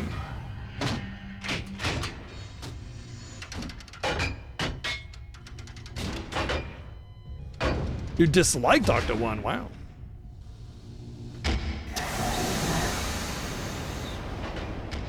Well, the reason you have summons that are named like that is to draw the connection between one Final Fantasy and the next. If you want different named summons, you're gonna have to be going into Ivalice and using like Adramelic and what's the Famfred and all those, with the Lucavi stones naming convention.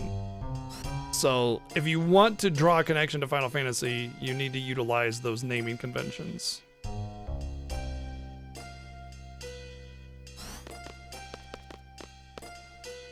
How dare he beat up the kitty?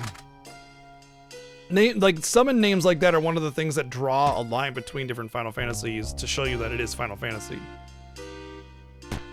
Those are the things that matter more about Final Fantasy to like define it as a Final Fantasy, way more than the combat system or any other kind of arbitrary nonsense.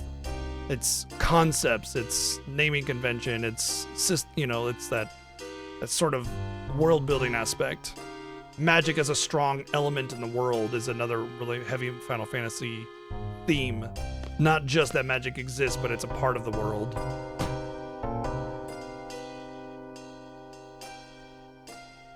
It is kind of mid-punny, yeah.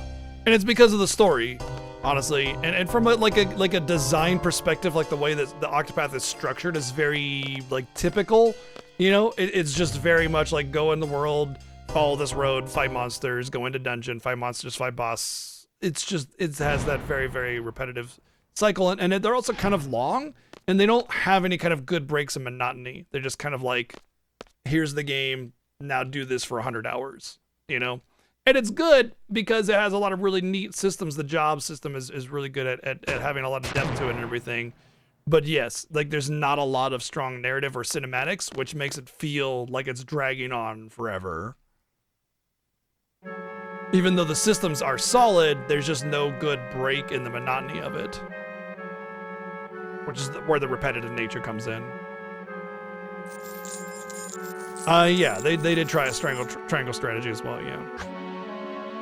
And this is where I would point to games like Rebirth that break up that monotony really well with excellent minigames or strong narratives and strong cinematics. All sorts of stuff that kind of build up a world and an experience rather than it just being like, here's gameplay, now repeat for 80 hours,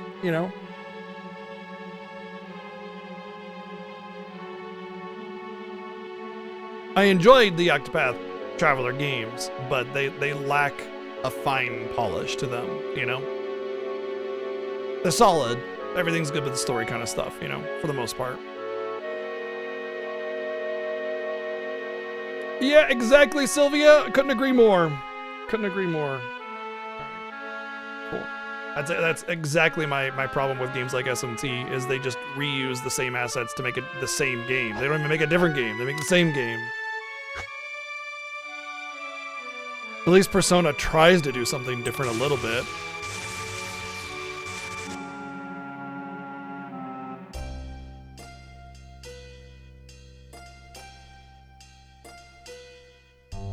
It's fine if you reuse some music, but you need to have a really robust score that is your own, once again, I would draw the connection back to Rebirth with the 400 unique tracks in Rebirth that are all solid. Even though they utilize many of the tracks from Remake, they don't rely on it. It's more of an accompaniment. It's more of a nod than it is relying on it, you know?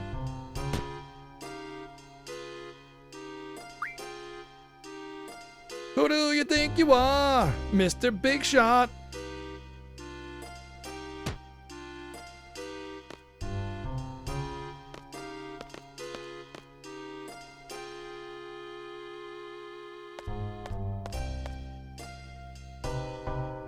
And yeah, like names like Ifrit and Shiva and Bahamut, they're all mostly just names because sure, you can expect Ifrit to be a fire elemental summon or something, but it's always going to be different. It's going to be utilized different. It's going to power up the character differently, that kind of thing. So it could be named, you know, Demon Boy or, you know, Horny Man or whatever the fuck, it doesn't matter. It's still going to be fulfilling the role of Ifrit that Ifrit would fulfill, just in the design that the new Final Fantasy would have. So I think those naming conventions are important, and it's actually one of my kind of complaints about FF13. Instead of White Mage, Black Mage, you have Medic, Ravager, you know, instead of like Thief, you have Saboteur. I just don't understand the weird naming of FF13. I feel like it was like almost like it was trying too much to be its own thing, because it was the first game that was fully made under Square Enix, since FF12 was already several years into development during the merger, and it almost felt like they were trying too much to not be Final Fantasy. Not to say that it isn't a Final Fantasy game. It is, of course. And it's still solid, one of my favorites in terms of gameplay. But the naming there just feels very, very odd. Yeah, sure was, yeah. Yep.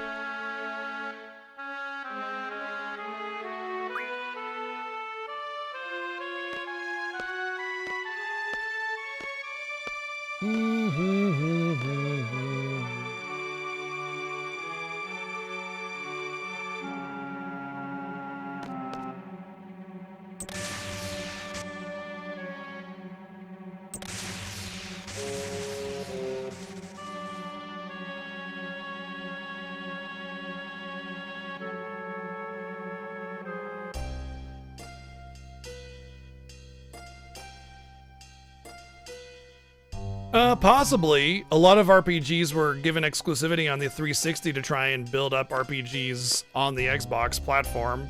For instance, the Mistwalker games, Blue Dragon and Lost Odyssey, are exclusive to the 360.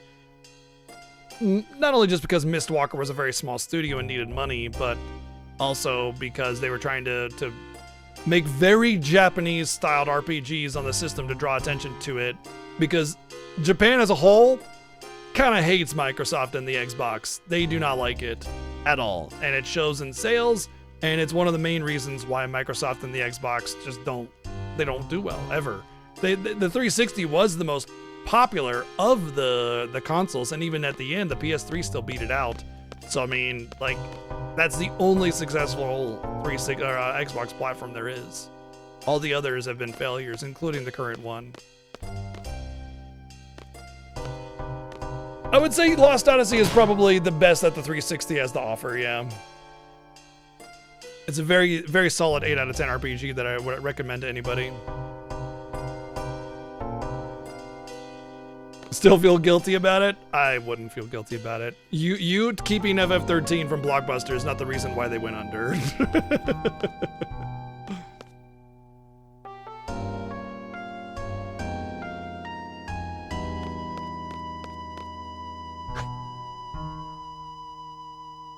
Alright, so this is a really important part where I get haste. And I want a lot of them. Unfortunately, the best way to get haste is by drawing. You just can't really get haste anywhere else. So, and I need a lot of them for Speed Junction. I need it just to cast. So yeah.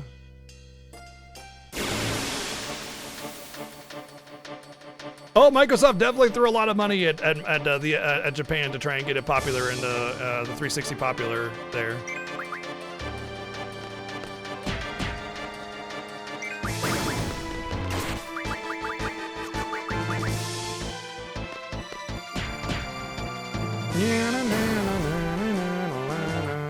$79, not bad. Way to go, Silvio.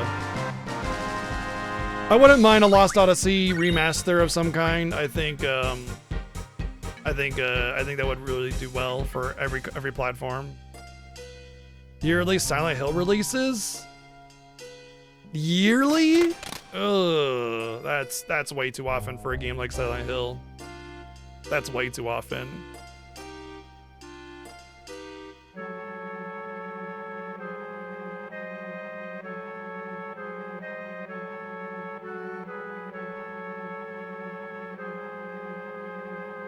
It's very likely, Kelkun, that there will not be another Xbox platform for that very reason.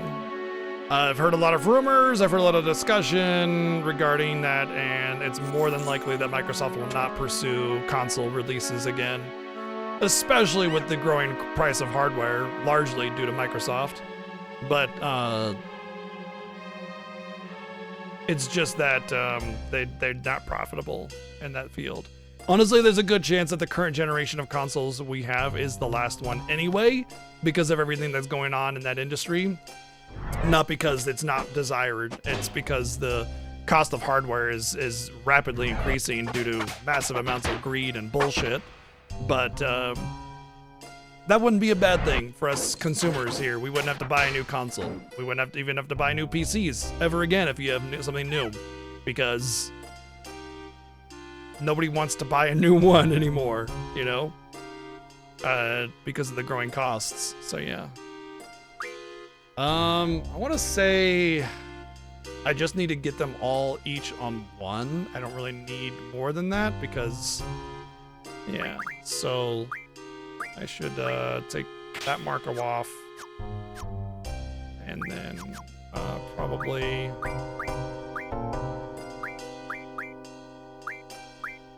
that one. I want to say.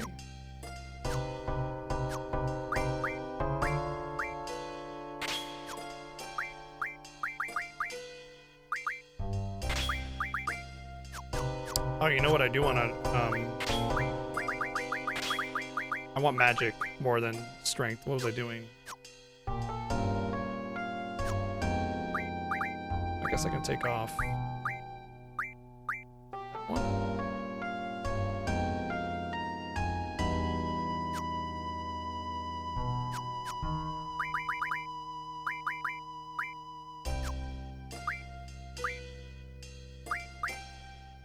I think that's Marco. Marco level 10.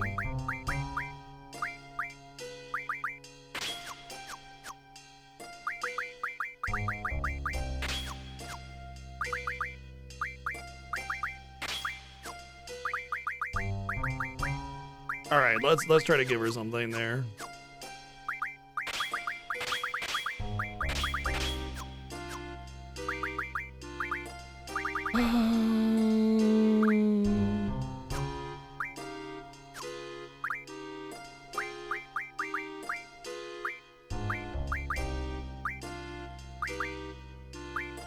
Didn't I get some tents? Oh no, I wouldn't let me, right?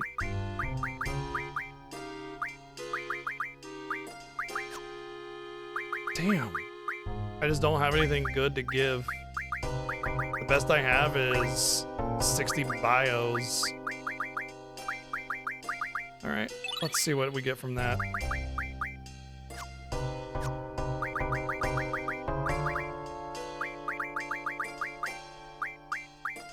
Alright, I'll take that. Plus the, yeah,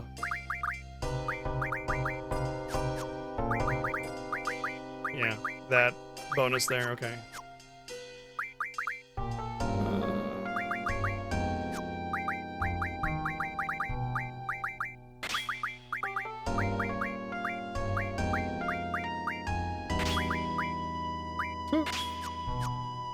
Whatever.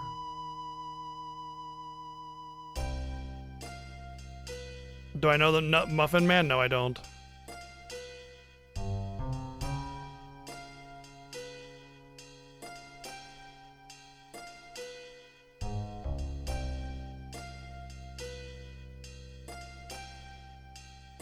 Yeah, it'll burst. It'll for sure burst. It's not sustainable. 80% of tech investment is in it, and it hasn't turned a single bit of profit yet, pretty much. So Yeah, it'll die.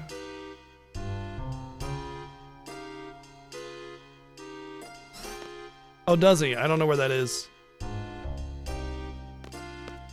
There's a few holdouts, Kelkun, and whatever, you know.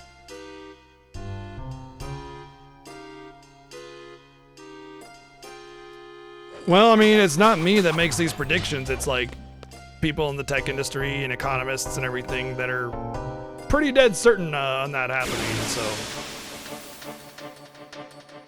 Just like the housing market will likely burst again. Because interest rates are insane.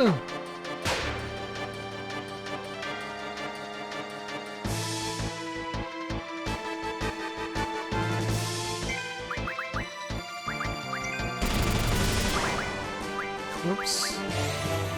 I forgot to set her up. Damn it. Reflect is actually really solid.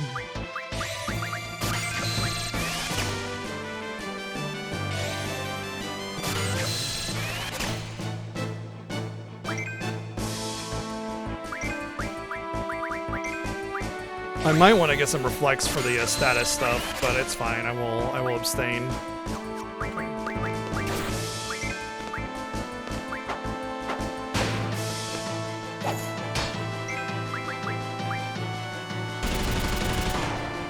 I just want the hastes, but because I forgot to set up selfie, I'll have to get it from the other enemy that gives haste.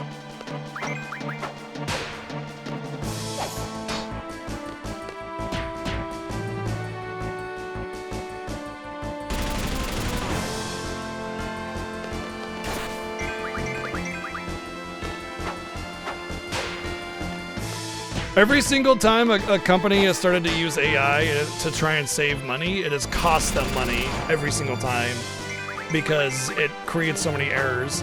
There are ways to utilize it that aren't that way, but they want it as a one-stop shop for all answers, and it's just not going to work like that for anybody ever. Even when it's ultra refined, it won't ever do that job because there's no substitute for the human touch. Not just because, like, artistic integrity or whatever. I'm talking about just, like, being able to make sure that it's the way it's supposed to be instead of an algorithm hoping that it gets it right, because it doesn't know why it's right or why it's wrong. It just does its thing based off of an algorithm. There is no purpose in that. And that lack of purpose is the problem.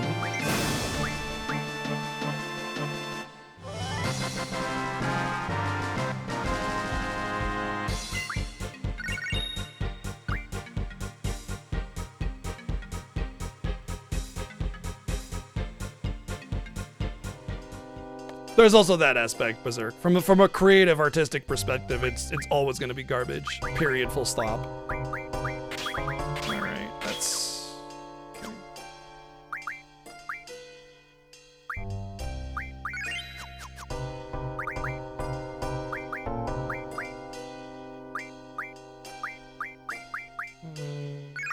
Okay. All right, so I want. Actually, I'm not going to really be doing limit abuse here. So let's just heal up Zell as well. But there's like a big yellow machine, if I'm not mistaken, that has my hastes. And so or maybe it's a robot flying jet thingy. Anyway. I know, right, Sylvia? Like, AI should be used to do monotonous things that we don't want to do so that we can pursue artistic endeavors. That's the whole point of automation that we should be focused on. And it's just silly.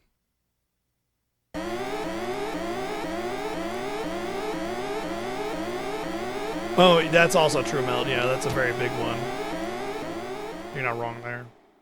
Anyway, either way, I think we'll be able to move on from it for the most part in a year or two, more than likely. But it is the reason why we probably won't have new console hardware for a while. I mean, we're already about 3 or 5 years out from new hardware because console life is about 8 years right now. It used to be about 5 years, but it's becoming more and more difficult to make that a reality because of game development time and cost and everything. Having people to buy new hardware every time they want to have some new thing. It's just too much.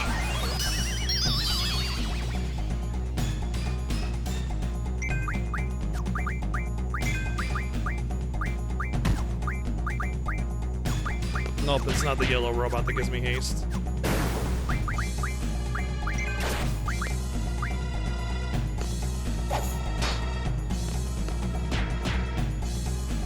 You don't like dubstep? Wow. Rude. I was so into dubstep when it was popular. Now when I listen to dubstep, I'm like, that's kind of cringe.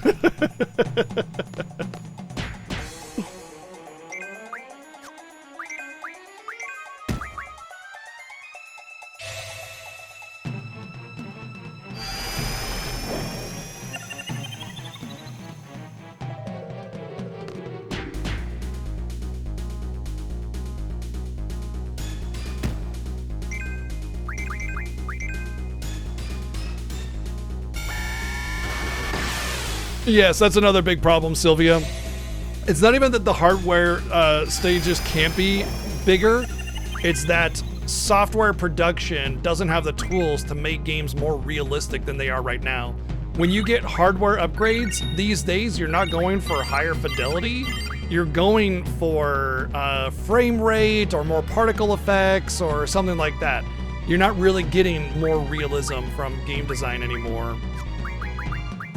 Because it's just not in the cards. Like, it's just not, like the game development doesn't allow for that with the tools that we have. You can't really get more realistic than what we're at. Diminishing returns is obviously a big part of that. That's just a factor of realism in general, but it has a lot to do with just hardware cost, like availability, functionality, and everything, and how it's delivered.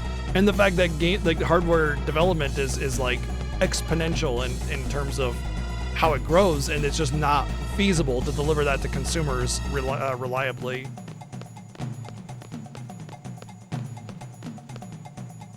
You don't think Expedition 33 should have won Indie Game of the Year?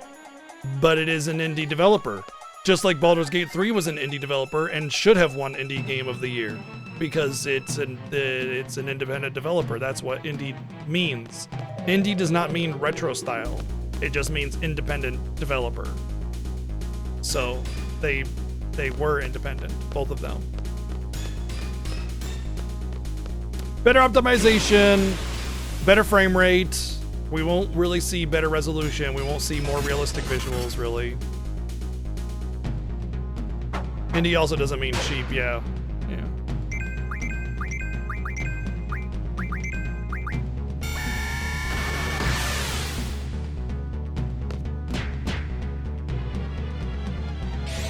By the way, the hardware is not really going to be made available. The software is too complex to make, and so console life has grown from about a 5-year gap to about an 8-year gap. And the PS5 has been out for what, 4 or 5 years? So we won't really see much from that anymore. Oh man, damn, I'm gonna have to take off 20 plus to get mug. That's fine, it should be fine. Honestly, I don't think Unreal is nearly as bad as you think it is. I think it's a perfectly fine engine. I just think people need to be better at utilizing it. See, you already, like, look at Square. Remake and Rebirth is on Unreal 4.0 or 4.2 or whatever. And it's phenomenal, right? That's a good example of utilizing the Unreal Engine to do phenomenal things. It's the biggest thing is that developers tend to use it as like a catch-all, like a just, this will solve all my problems kind of thing. And generally speaking, it's a cost-saving measure, and that is part of the problem because you're already cutting costs to begin with just to utilize it. And so when you're already cutting costs, you tend to cut costs in other places, including development time. So I think Unreal is an amazing tool, and people just need to get better at utilizing it. That's all.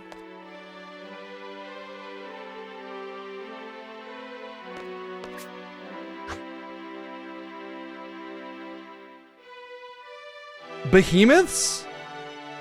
Bro, do you realize that the development team for Expedition 33 was like 30 people? The same goes for like what is it? Baldur's Gate 3. It was a very small team. These were both very, very small development teams. They just took the time to make an excellent game. That's why Baldur's Gate 3 and Expedition 33 are such awesome products, because they took the time to make a fantastic game. Yeah, every development studio uses outside third-party sources to do certain things. That's like standard practice, because you can't full-time have like a cinematic studio in your, you know, in your broom closet. You can't do that. You usually outsource that kind of thing.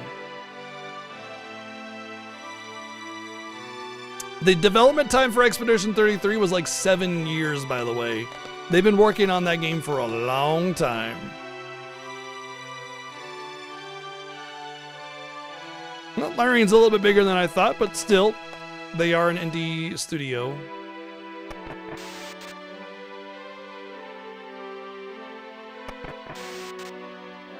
If your main studio is small, then yeah, it's small.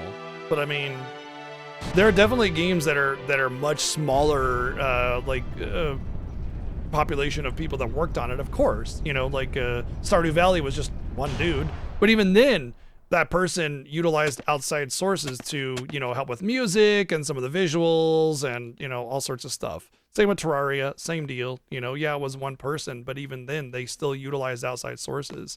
It's just to what extent and what scope obviously differs from one game to another. Resources are a factor, but at the end of the day, an independent studio is an independent studio. It's not independent or best indie game, except only if their team is between, you know, 10 and 20 people, and only if they didn't outsource any of their assets or anything like that. You know, I mean, that's just like, that's just unnecessary nitpicking to be like pedantic and kind of gatekeepy, I think. You know, and indie studio's an indie studio. If you want to change the name of the award, call it like Best Small Team Award or something. I don't know, like.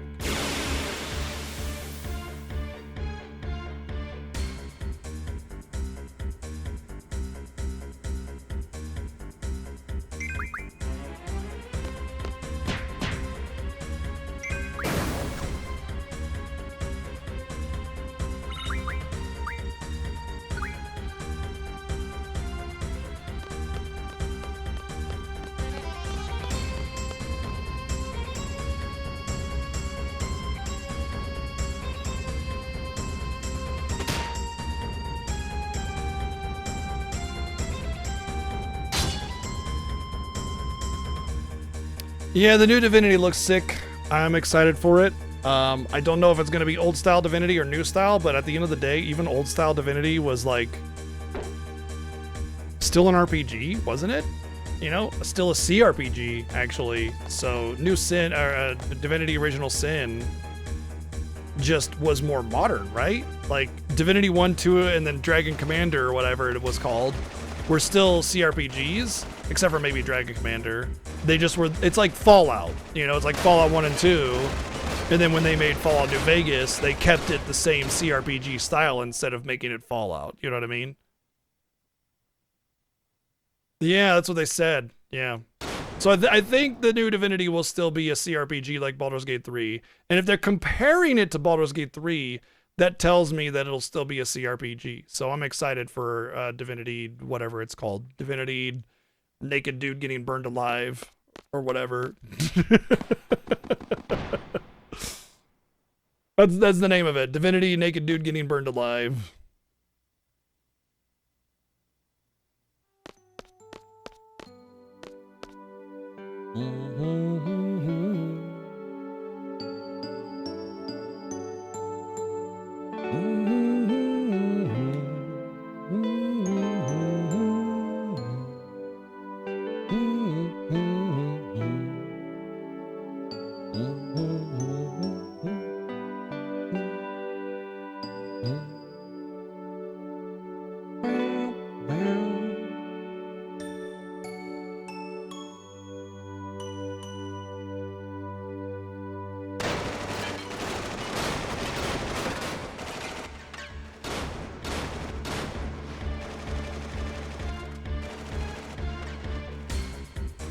I think, actually, Sylvia, I think that does a ton to actually support the idea of what a smaller team can do.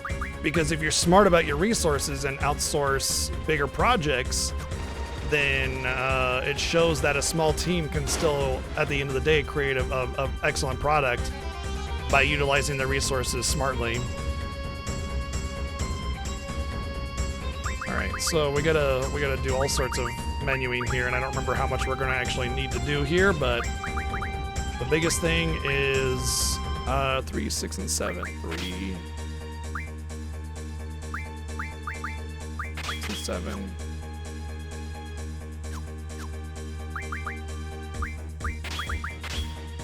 Sure.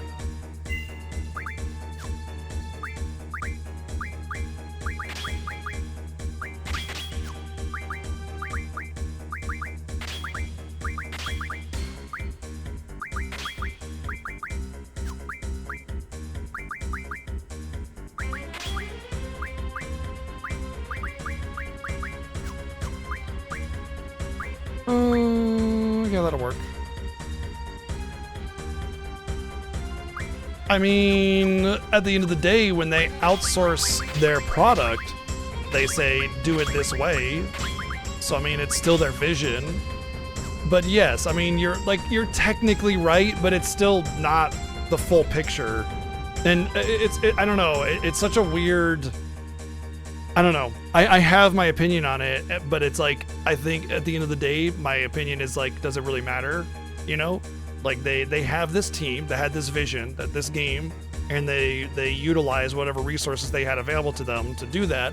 Sometimes that resource is other people that are not with the company, and sometimes it was. And so it's like, you could utilize that strategy or you could not. It doesn't really change that you're utilizing resources outside of your company, but the core team was still the same size, and I think that's what matters. So I mean, I don't know. It's such a weird, like, you're right but you're wrong, but I'm right and I'm also wrong, and it doesn't really matter. I don't know, like, kind of thing. Sure, like from a technically correct perspective, it does undermine what X amount of people could do.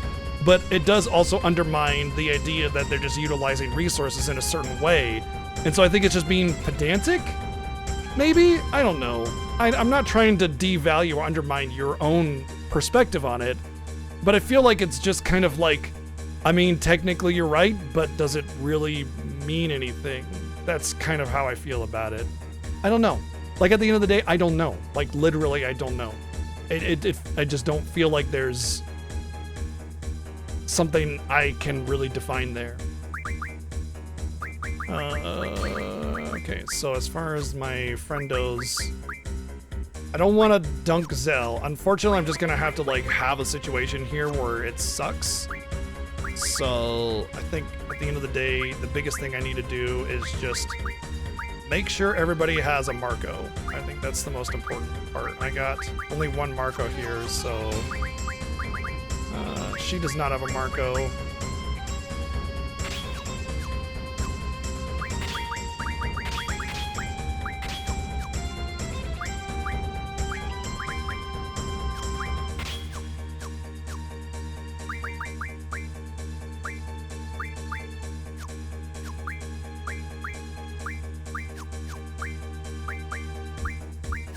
Where's all my Marcos? He doesn't have them all, does he? No.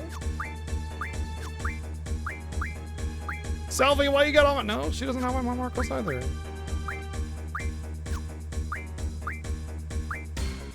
One, two, three, 4, 5, 6, 7. 1, 2, 3. Okay, I think that's why. I think Irvine's just not gonna have a Marco, and that's fine.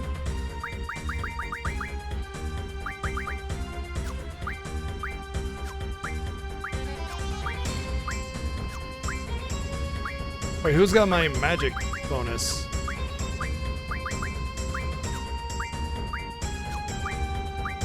Oh, maybe I haven't learned it yet. Yeah, I think I just haven't learned it yet. Okay. All right.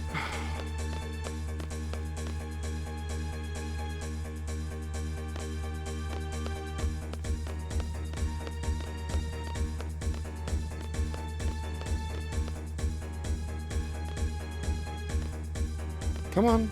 I caught on a piece of terrain or something.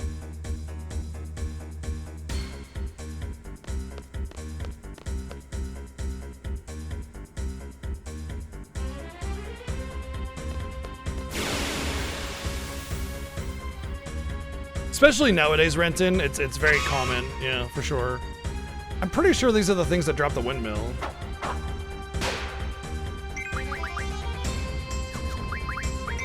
Maybe I can steal it. Well, a steal will be a sheer feather. By the way, if you steal, you don't get a drop. And if you steal, you don't get any other... okay, so the way steal works is that steal is always whatever level of item that you're going to steal. But drop can be multiple things. And if you steal, you no longer get a drop. So if I'm stealing a sheer feather and they are the thing that drop the windmill, then I do not want to continue mugging from them. I mean, that's just the side effect of being here, Motzi. Sorry, I can't help it, you know?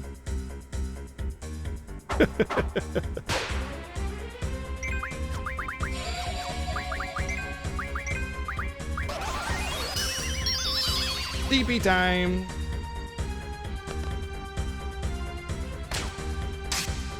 Nice.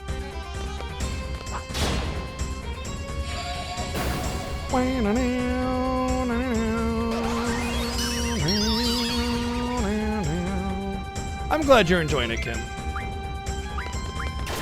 Okay, never mind.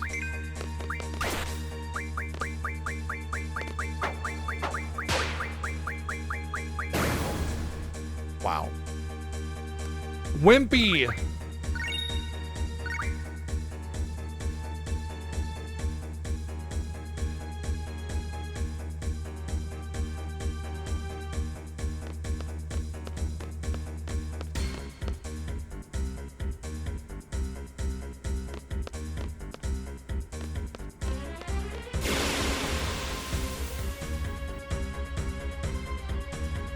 Well, if Final Fantasy does one thing right, it's referencing other Final Fantasies.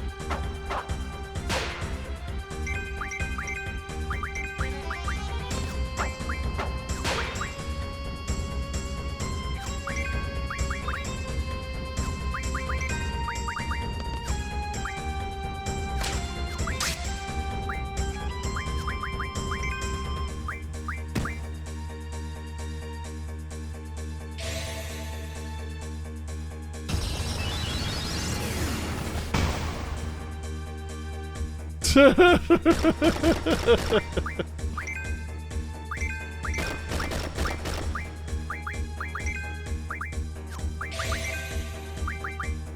think it's too much effort to try and find a spell to actually do damage to this thing.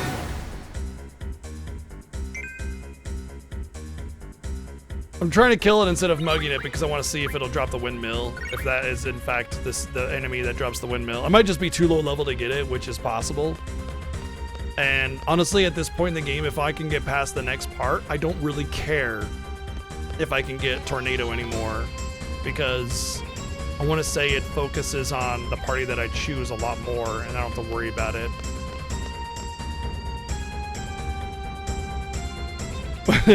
I think it's one of those, like, the little sticks with the little pinwheel thing on it. I think that's what it's supposed to mean.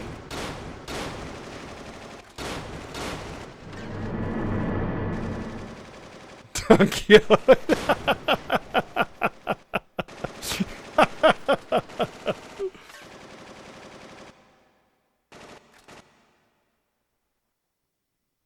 All right, this team might suck because I really don't want to prioritize too much micromanagement since... Okay, Zell's got strength, doesn't matter. We're good. That's why I tried to build up two characters. One to be on the side team, and Zell fits that role really nicely because Zell is oftentimes separated from Squall. Like, if there's one character that is off on his own the most, it's Zell. So by building Zell up and giving him good magic to junction with, I've kind of made sure that I'm good to go. And my original team is usually Zell, Quistis, Squall.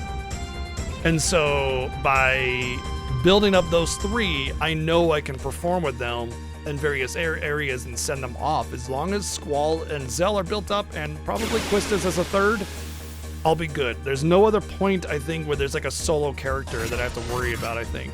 Pretty sure. Although I'm a little worried that I'm not seeing haste, and not having the opportunity to draw haste earlier is bothering me.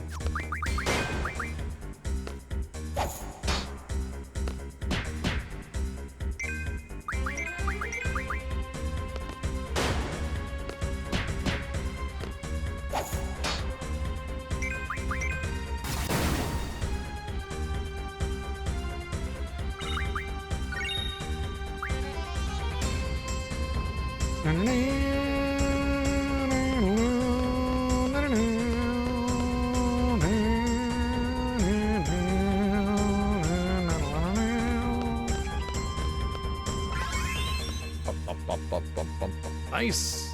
Yeah, I didn't need to cheese the tests this year. I intentionally did not cheese the tests this year because I felt that money was not going to be as important. So I didn't want to try to take advantage of that too much.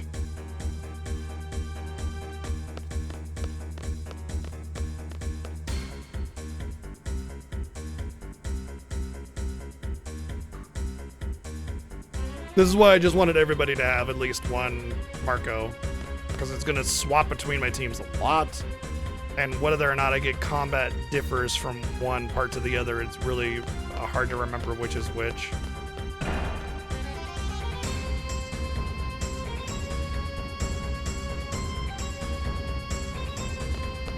I don't think I need to do anything in this room. Pretty sure anyway.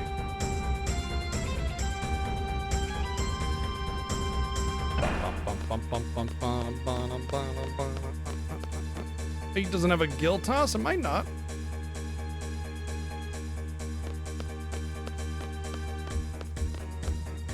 Time to remember where the plot trigger is.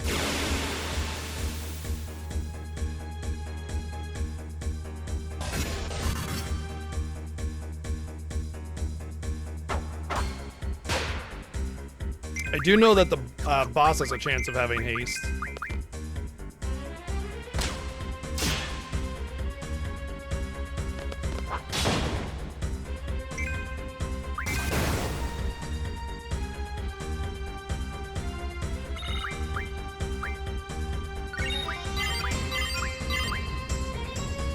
Way to go, Marco.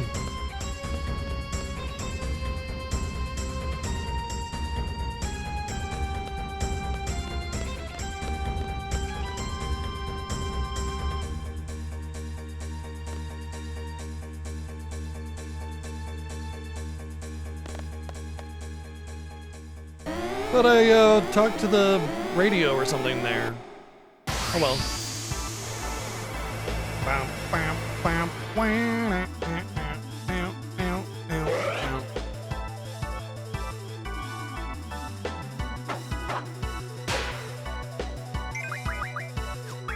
Yep.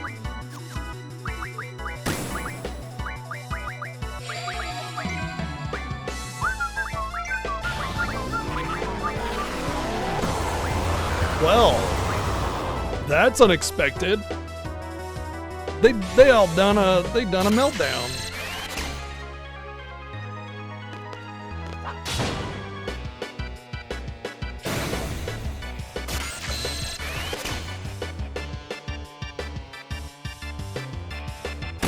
It's bad because well, I guess it's not that bad. Meltdown brings your vitality to 0. And it lasts a long time.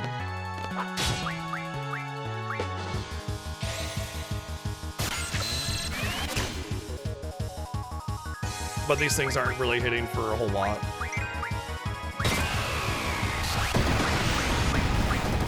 Missile is percentage damage, it doesn't matter.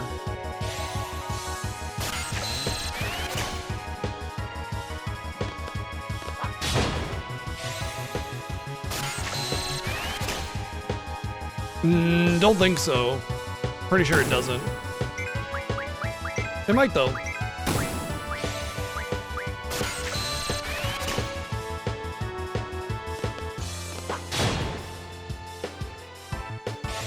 Okay, good. I was gonna be surprised if it didn't die.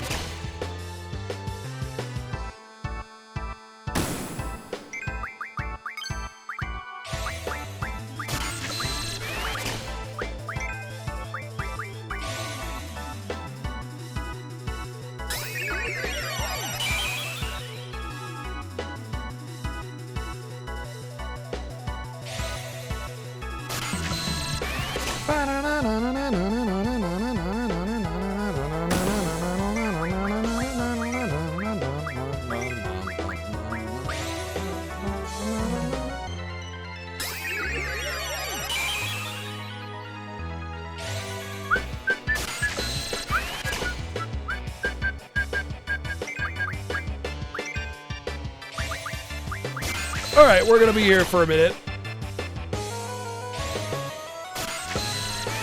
This is basically the only really good spot to get haste. Like, it's honestly one of the last spots to get haste, unless you get, like, a lot of magic stones and stuff, which can be kind of annoying and RNG to get. And since this boss doesn't really do too much, he just kind of sits there and punches me and sometimes does 50% damage. Not really worried about dying. And as long as I get 200 hastes, I'm fine. Nikki getting hastes, I can't really give them to Zell, so it doesn't really matter. Honestly, remembering that I can't trade magic, I definitely would have gotten the hastes on Zell during that one boss fight, but I totally forgot about the fact that I can't trade magic. So Zell won't have haste unless I find some other method of him getting it, which is a bummer. But at the end of the day, with Quistis and Reen getting haste, I'm good. Because the last speed junction isn't until frickin' whatever, Eden. So it's Cerberus and then Pandemonium, which is like middle of the game. And then not until Eden, which is the end. And at that point, I don't really care about the third speed junction. So I'm not really worried. Oh, hi. I'm not really worried about that aspect of it. Hey, bud.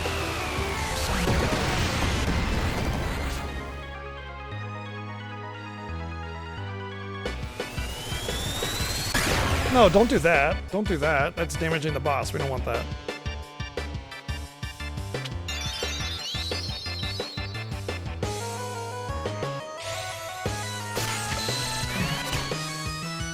Well, Meltdown is powerful. Meltdown is powerful. It's one of the best spells in the game.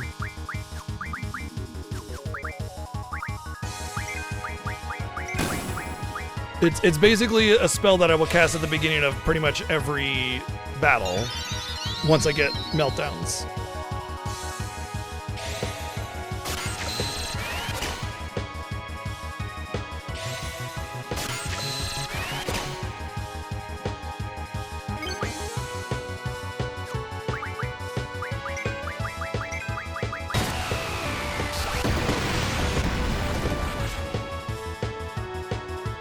Meow, meow, meow, meow, meow. Meow, meow, meow, meow, meow.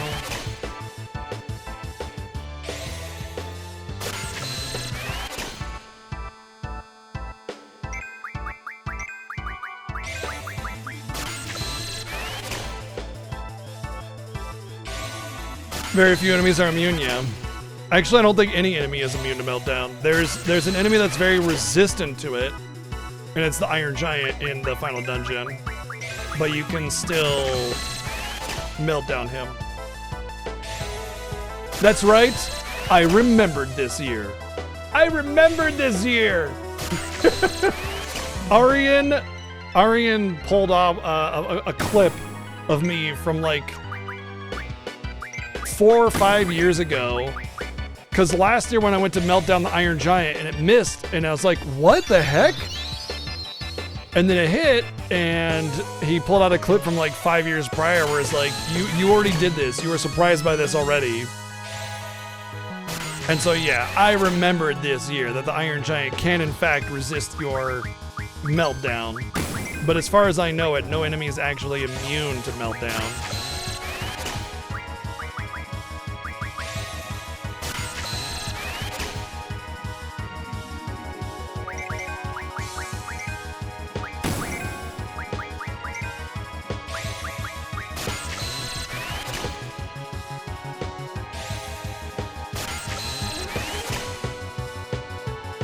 I know Ultima and Omega Weapon are both susceptible to it, and I know that the final boss rush is also all susceptible to it.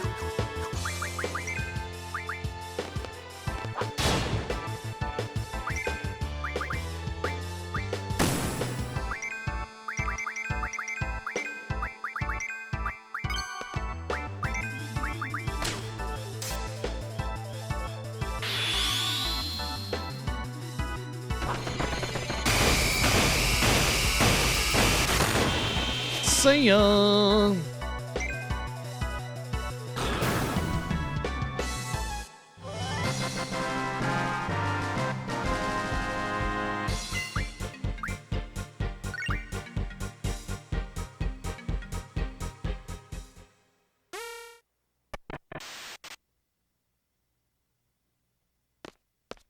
Oh, going back to the console is automatic.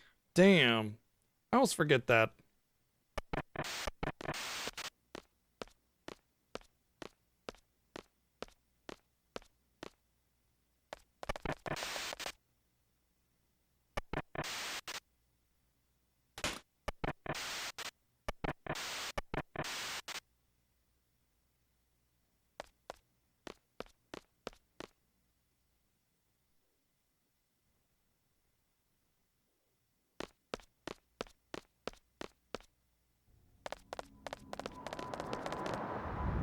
By the way, you can get a very easy game over here if you don't know what's going on, and it sucks.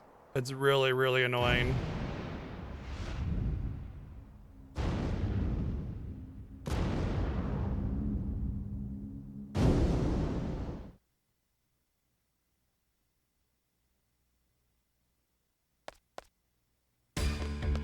So the bridge will start coming off, and if you don't hold the button, hold the right directional, you will just game over. And even then, it still looks like you game over.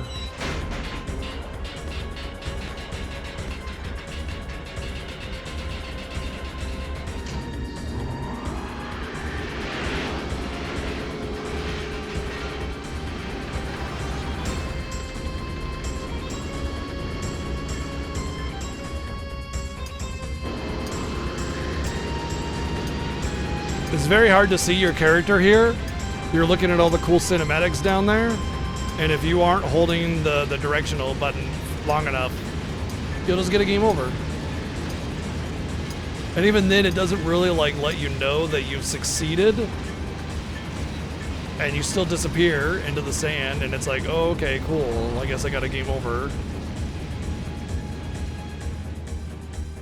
Not the greatest part of FF8. There's unfortunately a few parts like that where it's not very intuitive about what's going on, and you can like really suffer greatly.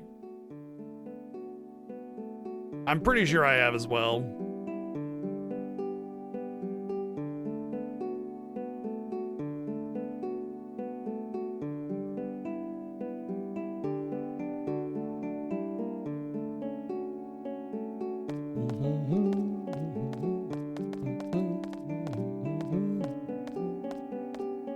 Okay, so I should send Zell.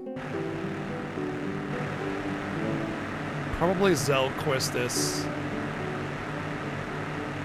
'Cause I think Squall can basically carry everything on the Balam side of things. Maybe Zell Quistis and Renoa, since Renoa's kind of my weakest link right now. That and Irvine.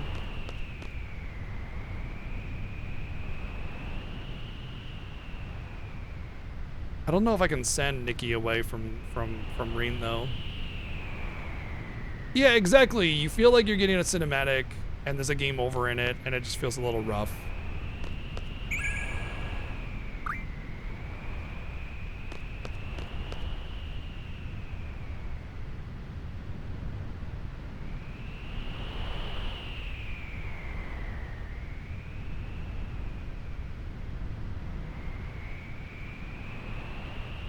Okay, so the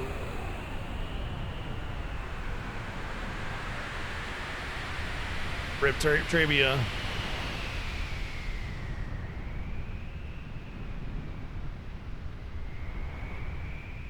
I love how just like nonchalant that is. Like it's just so like, oh, Trebia Garden's down now. Like that's it, right? You know, they don't make a big deal about it. It's just, this is kind of how it would feel if you were sitting here. Like it wouldn't be this big epic thing. It's just like, it feels so real and raw. And it's just, it's like, yeah, right?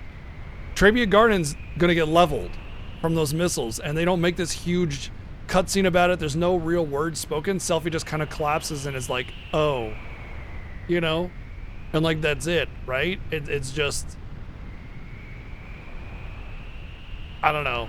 It just feels so real that way. Exactly. There's nothing you can do, you know? Yeah. That empty feeling, that silence that you get right here is exactly what you're supposed to feel. Like, well, shit, like, you can't do anything now.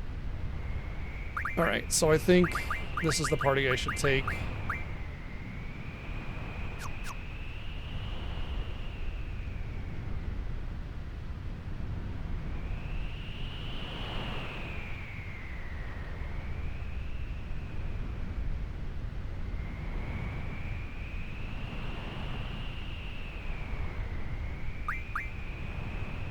Yeah, I mean, it's the same thing, Jazzy. I understand that aspect of it, but like, this isn't the same kind of situation. I mean, obviously, Balan matters more than the rest of the gardens, but I mean, it's still talking about a massacre. You know, everybody's going to die, and I think that's still an important part of the story. It's not like this huge universe that's already been established. This is a singular game. You don't know how important Trebia is. Yeah, you're from Balam, and you care more about that, obviously, but still, you know, it's, I think it's not the same situation there, because this is more of a standalone singular thing as opposed to a built-up universe.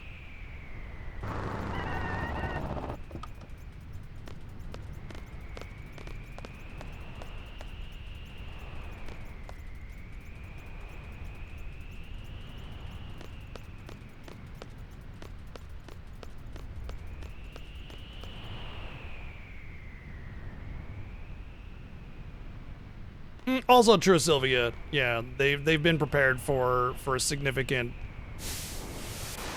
world-breaking, you know, events and everything for sure. That's definitely part of it. But I think it's a very human reaction to just kind of be speechless there anyway. You know, like, what are you supposed to do? You're watching missiles get launched at a city. I mean, what are you gonna do? Like, you're just gonna be like, oh, and that's it. That's all you can say, you know.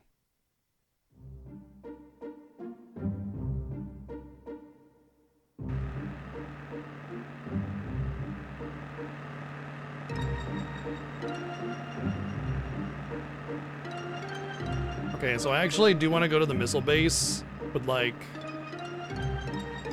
I want to go to a town. So I keep on forgetting to get tents, and I need like at least 20 tents. This may be a big mistake because I may run out of fuel, but it's fine. There is a road.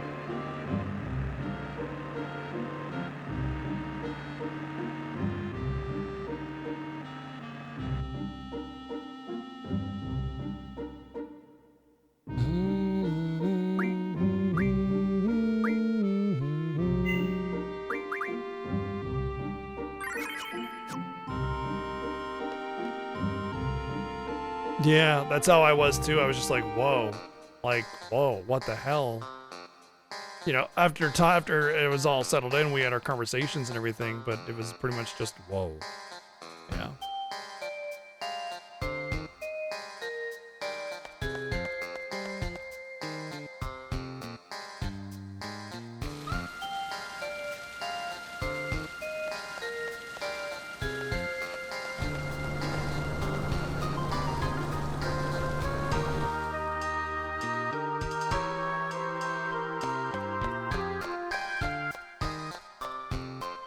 Oh yeah? Oh, interesting. Yeah, I didn't want to lose it because you need it for getting into the place. 99 feels way too much. I guess you could turn it into demolition ammo, but still.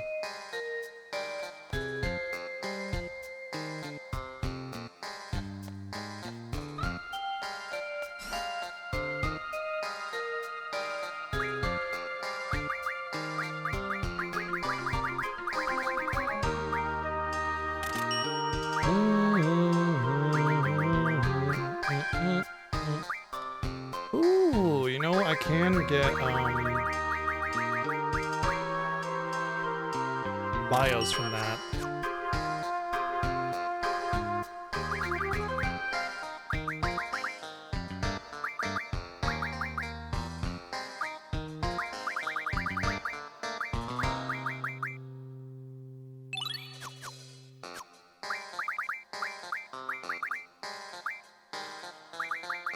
That's not bad. She the one with the abilities too? Yeah, she is. But 52 is fine.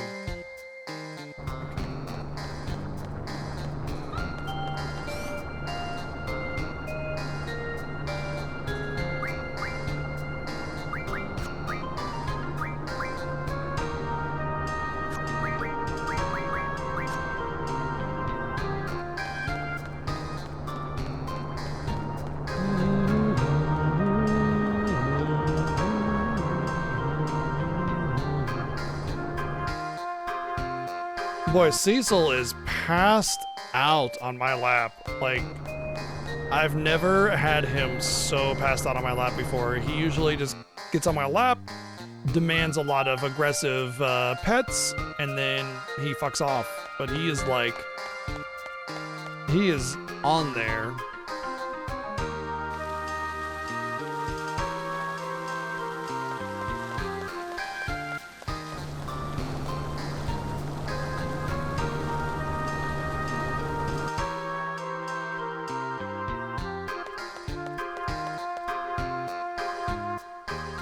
Okay, so if I'm going to be having some, like Zell built up, he's going to want my HP so that I can limit abuse with him in case I get a situation with the boss. So he's definitely going to get the HP, the Kiragas, one set of Kiragas for sure. Especially considering, again, he's oftentimes solo, so... does he even have an HP junction? Oh, well, we got to change up our junctions anyway, so... First off...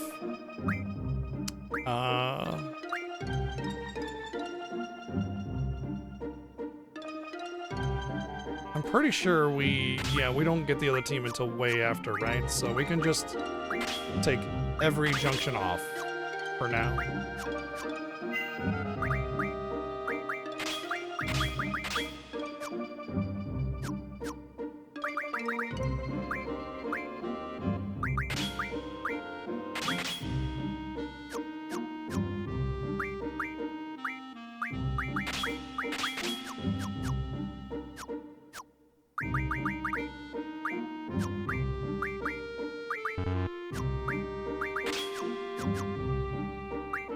Okay, so let's set this up.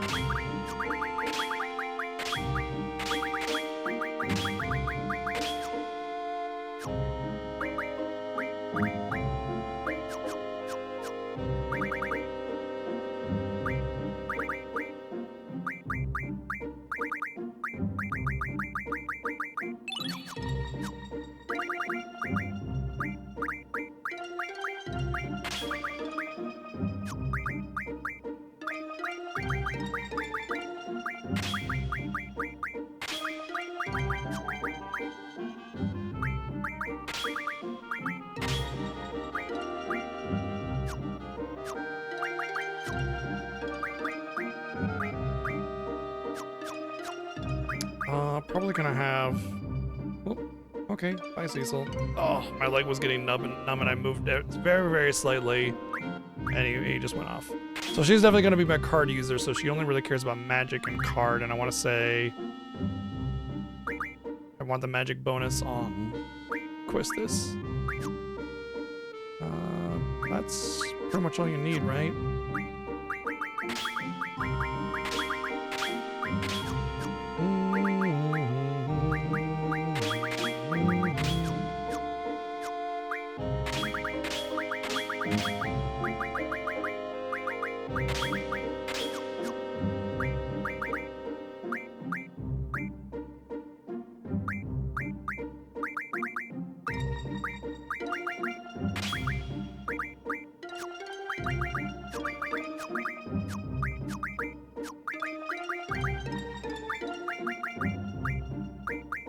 I mean, I guess that's probably for the best.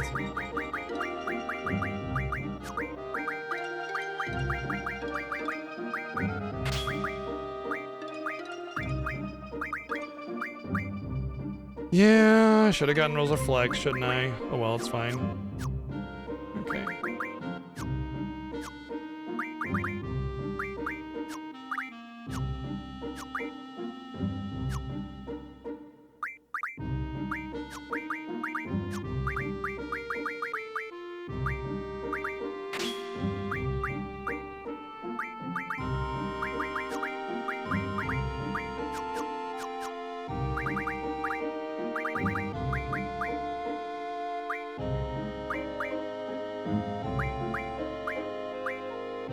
Zombie's not terrible for that, actually. Give her like 60 zombies, then I'll give her enough HP to where it's not a problem. Yeah, that'll be fine. Okay. Perfect. Everybody has over 1,000 HP. Selfie is a little bit of a liability, but she'll be carting things. Questus, yeah. Okay, let's make sure my GFs are good to go. Yes, that's what I want. No.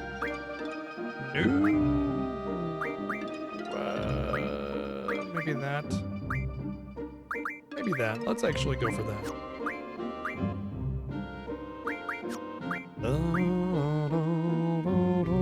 Yeah, want that. Probably. I got the HP and the hit. This is on Reen, so it doesn't really matter. Honestly, it's just about like, I think it's just about unlocking his stuff because there's nothing really from Marco that I really want there. Okay, we're good. Save it and let's go on to the next area. Cool. Wow, the menu need for this incentive where I can't trade magic. Oh my god. Much menuing.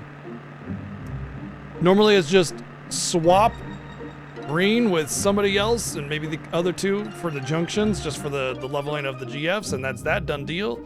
This is like, I gotta micromanage all my GFs every single time, and I gotta make sure that all my party members actually have some kind of use, because this is actually interesting. I really like this. Like I have to care about every single party member almost.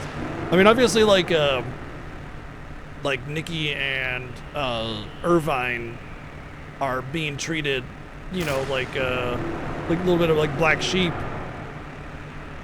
but it's mostly just because of lack of resources, not because I don't want to have them have something, you know. It's just because I can only really do like 2.5 or 1.5 per party member, or per party, you know, so 1.5 twice kind of thing.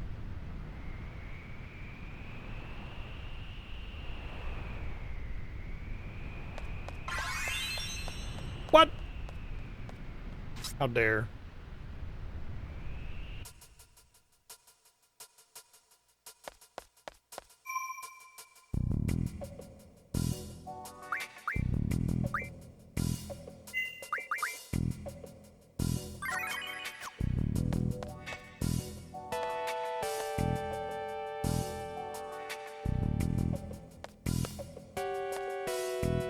Hello? Come on, do the card. Which one am I? Oh my god. Oh, is that one? Okay.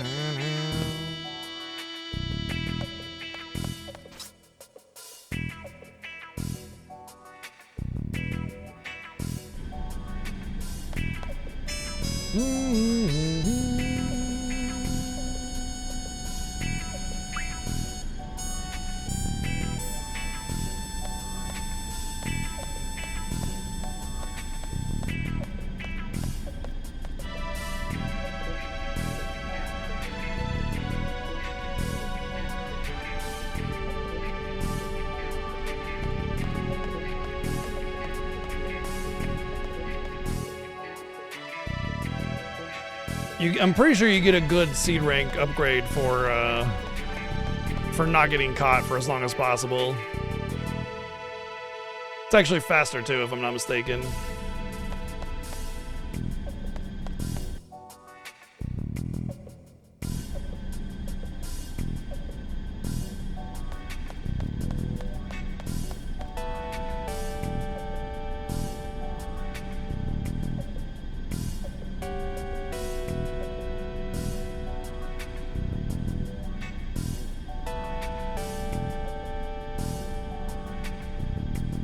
Hey, you want to help obliterate a bunch of other innocent people? All right, head on over to the missile room and help them load the death machines.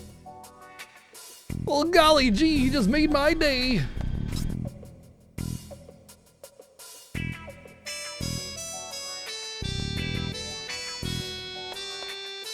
Oh, you know what? Before I get started on this, actually, let me pause the timer here really quick.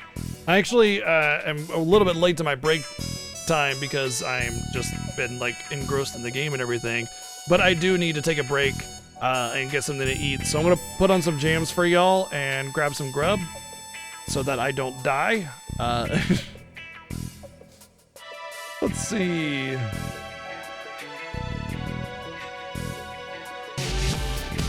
Yeah, this will be nice. All right. We're just gonna take a quick break, enjoy the jams. BRB, I need food. Now's a good time for you to grab some grub or water as well. Use the bathroom, whatever you need to do. Be right back.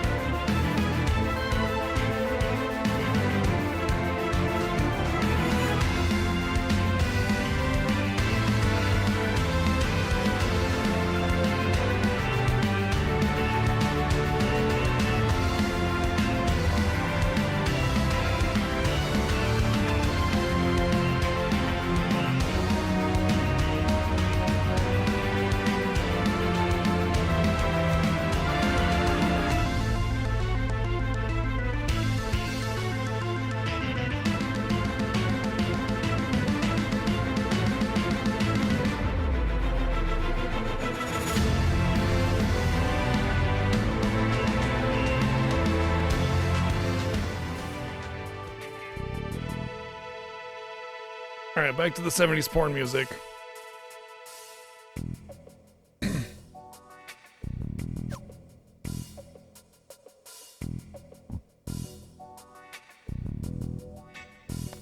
Resume!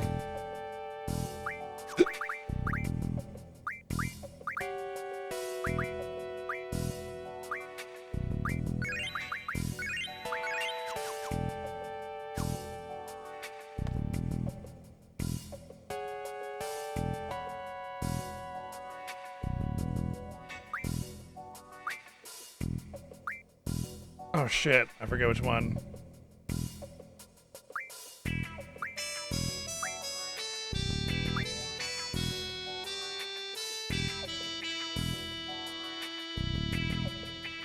Okay, good.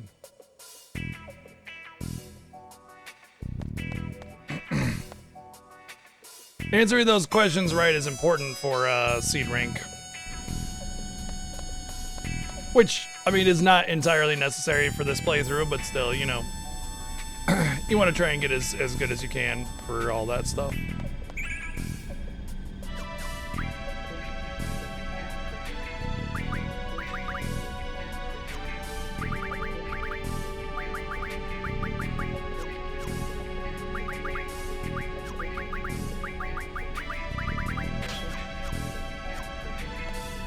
There's some actual really decent junction areas with Move Find.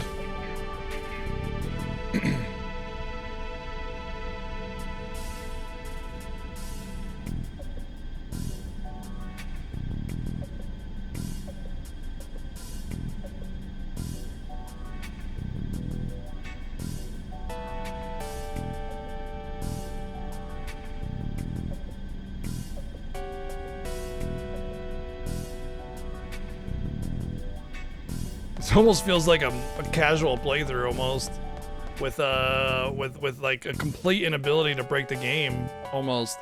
I mean, I definitely could break the game if I took my time with it. Like, that's no problem. But not being able to card mod the bigger cards and not being able to trade magic pretty much puts it at like a you gotta play casually quickly kind of situation.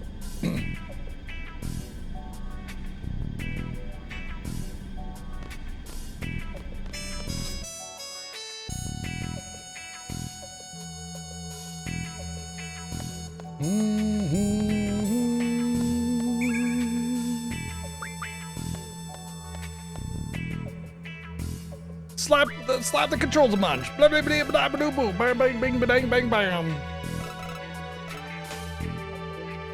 I guess we forgot to take a computer programming class.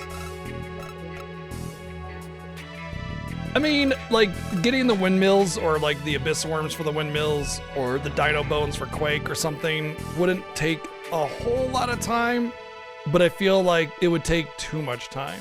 You know, just having Thundaga or water or something is kind of like enough with the right setup, especially with limit abuse, that it doesn't matter too much.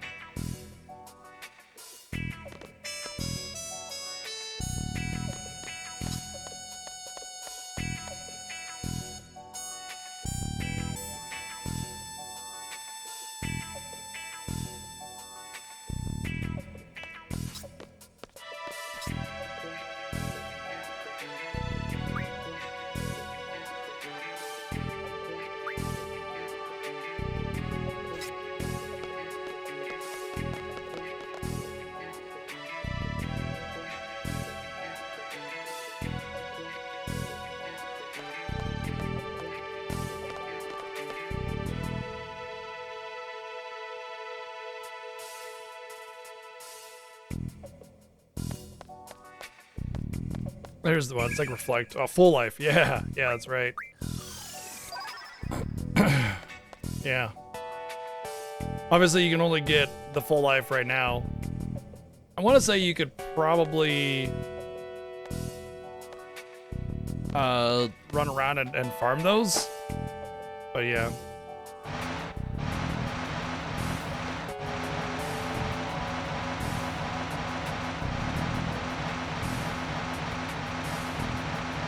I don't remember how the spawn points regenerate, if it's like number of encounters or what. I want to say it's number of encounters. It's not just a clock thing.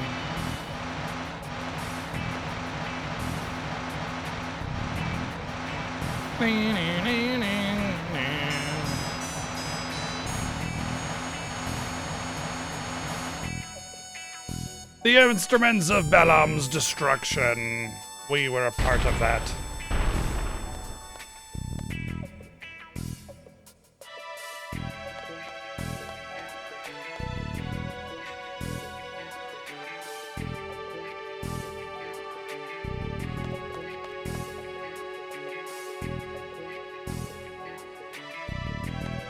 The slowest computer ever.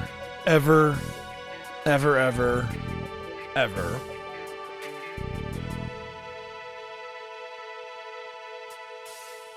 All these inputs will be basically as fast as I can make them. I can't go any faster.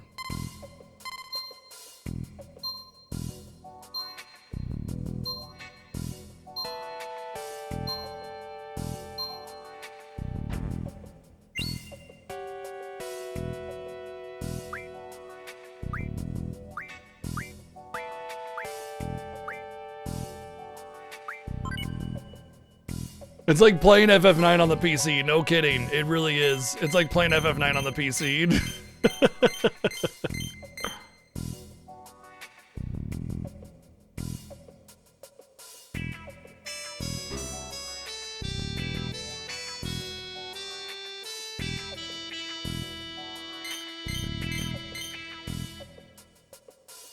Oh, I thought that's where I... Damn it. Okay, I did that wrong. I guess I gotta go to equipment.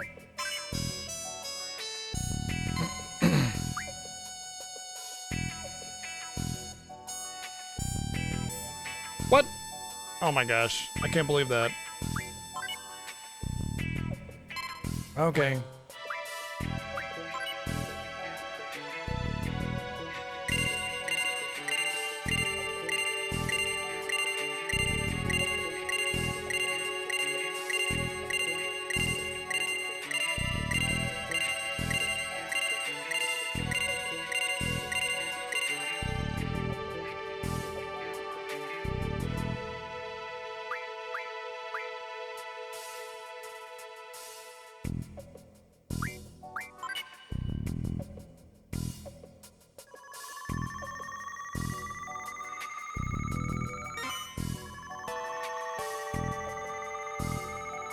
I think the reason why it goes so slow is they kind of want to give the impression that you might get caught, you know, interacting with the console here or something.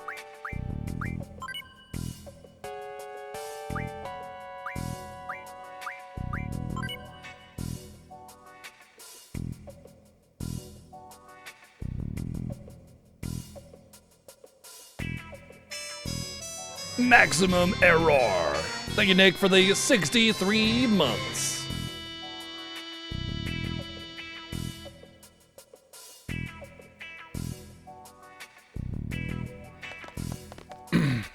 Alright, we're done with this area.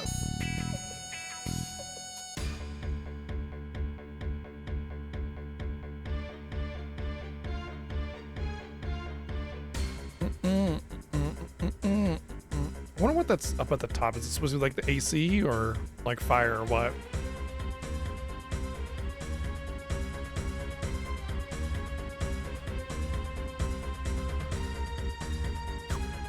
Could be. Could be a multifaceted thing.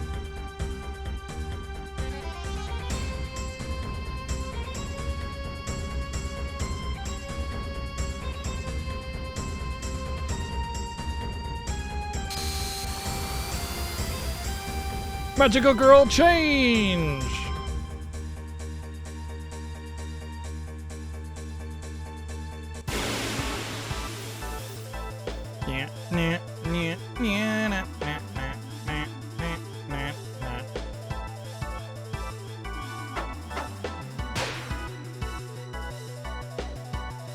Oh, there's super cereal now. Oh, reflects.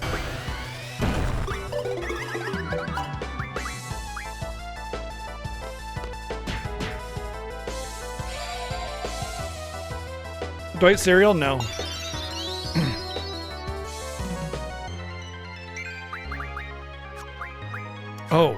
Oh, that's Confuse. I actually do want Confuse, but I need it on Squall mostly, so unfortunately I can't really take advantage of that.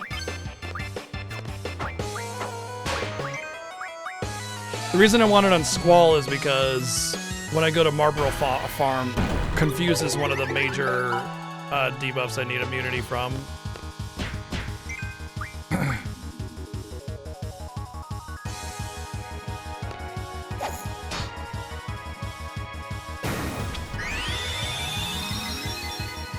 What the hell did she just do? What did she just do? What did she just do? That seemed like an elixir. Did you just use a freaking elixir?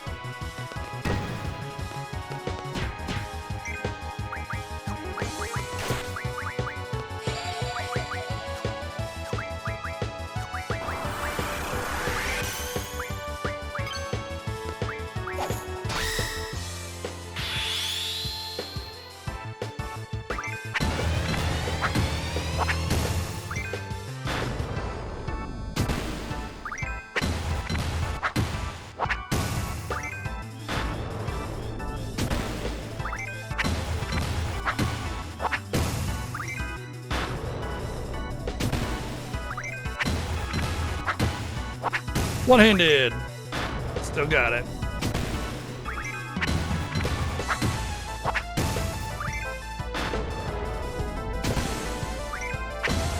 I want to see if this is better.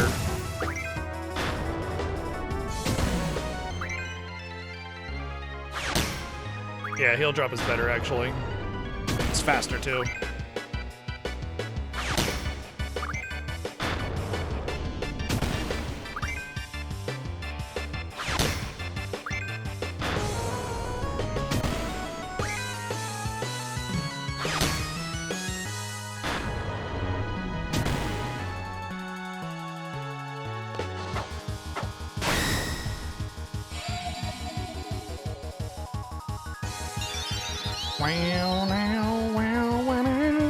Yeah, one reflects and confuse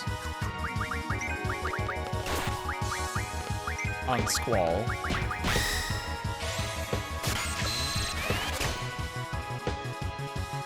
Oops. Why am I drawing confuses? Thought it was reflex. Ugh. Oh, he doesn't have them. That's why.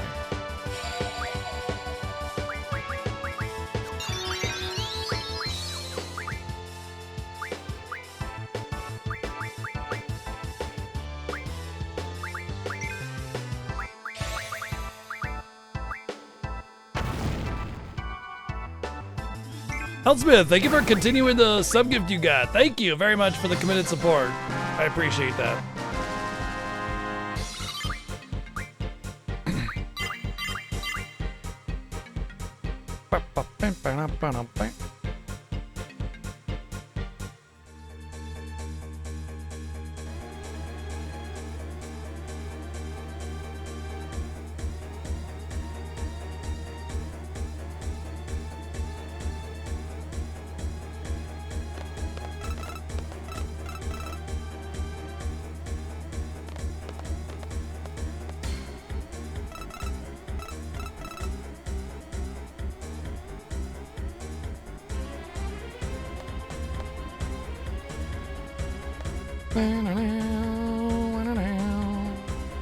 Pretty sure you just go into here, right? Afterwards? You don't need to search the other console? Yeah.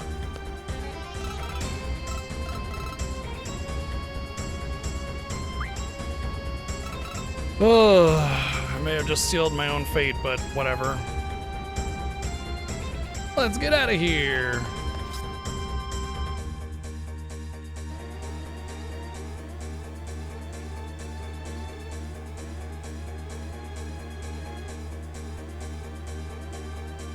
This is basically the, I mean, if I had like 30 minutes, it would be no problem, but I always set it to 10, and sometimes that's a problem. Depending on the incentive, right? If I had full freedom, I'd just one-shot the dumb boss and be done with it. But, yeah. Yeah! I want to say this thing is weak to lightning, too.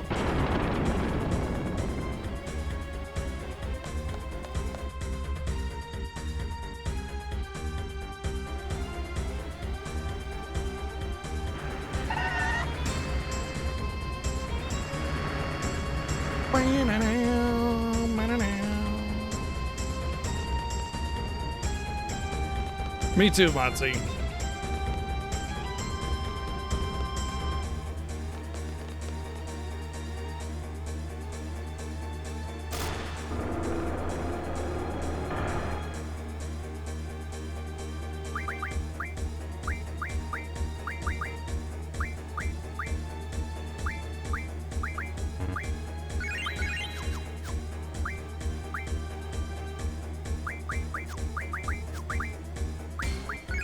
Oh, that was too much.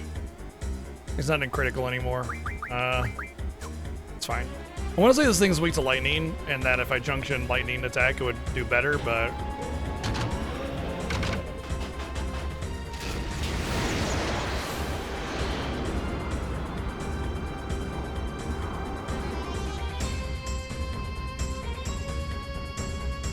I don't want to accidentally put myself in a position where it absorbs lightning, and then I'm done. Like, that's it, you know?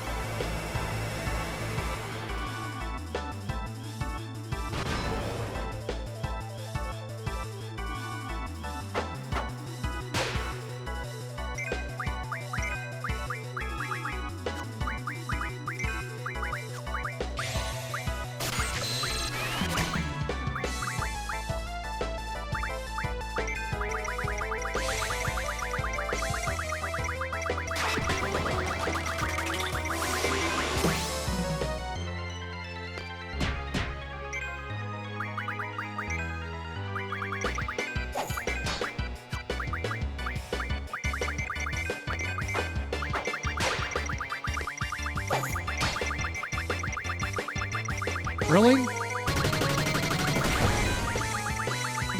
Oh, come on.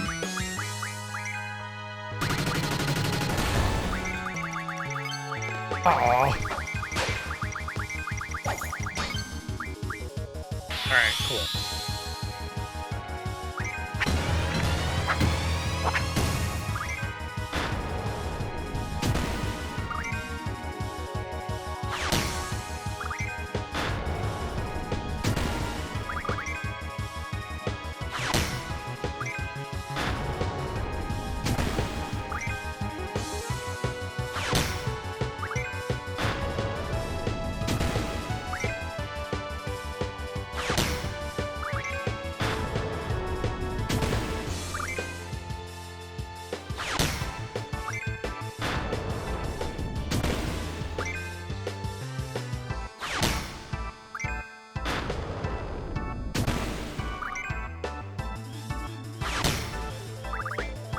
Whoa, whoa, whoa!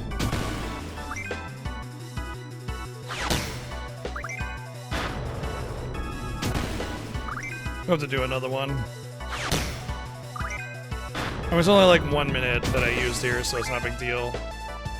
It should have been about 2k HP, maybe 2500.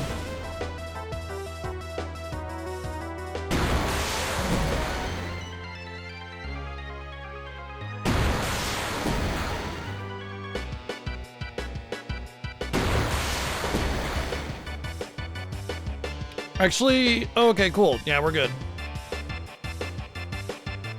Nope. Yes? Yes. Okay, good. That was actually perfect then. Seems as if we, yeah, we actually defeated this part of it. That's good.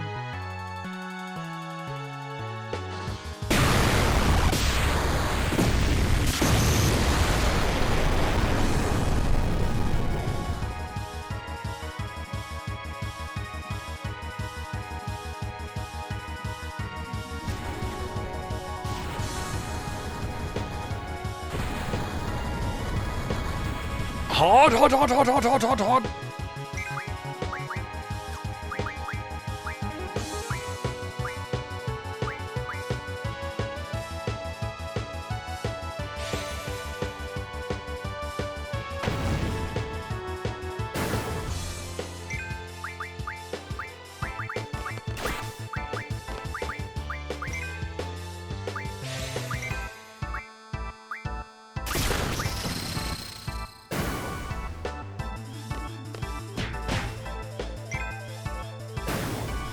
All right.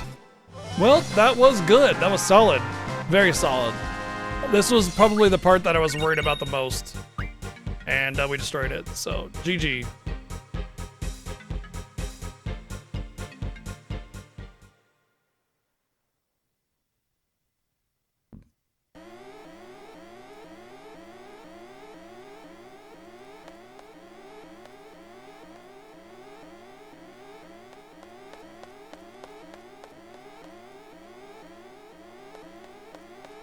You just need to run back and then run to the other end and then run back again to trigger the scene here.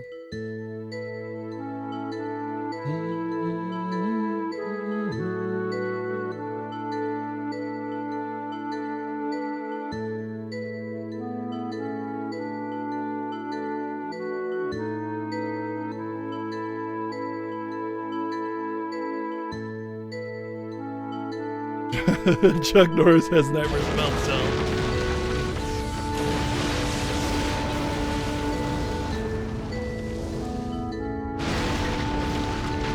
Well, looks like that party we won't have to worry about anymore.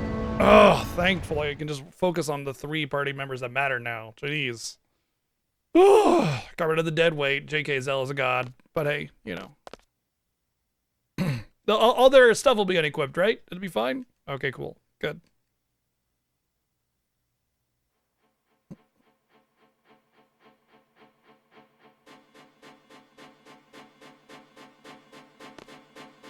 All right, let me see what magic each of them have. I want to say Renoa's or Nikki is a little bit more prepared. Oh.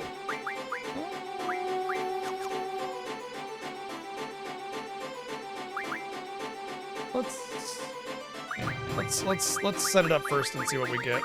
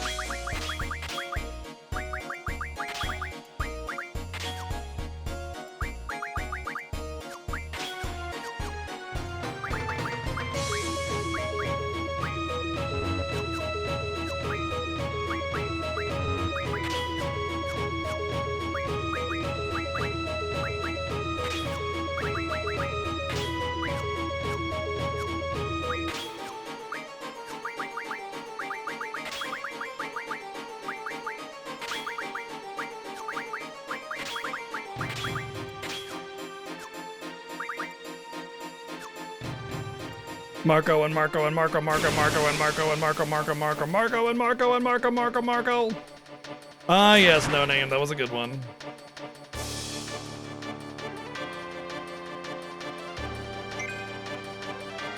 The realization.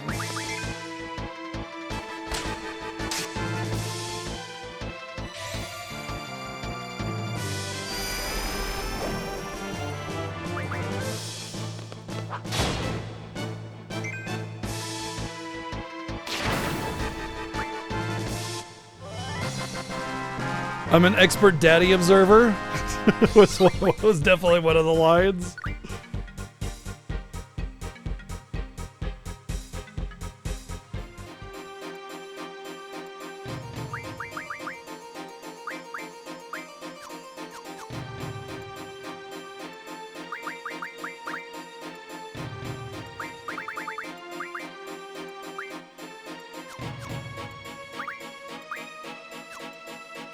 I mean, got me making me feel like I missed a GF or something, but the next one's Leviathan.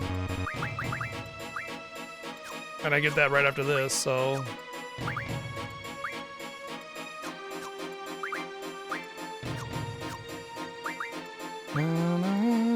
Yeah, I don't see a problem.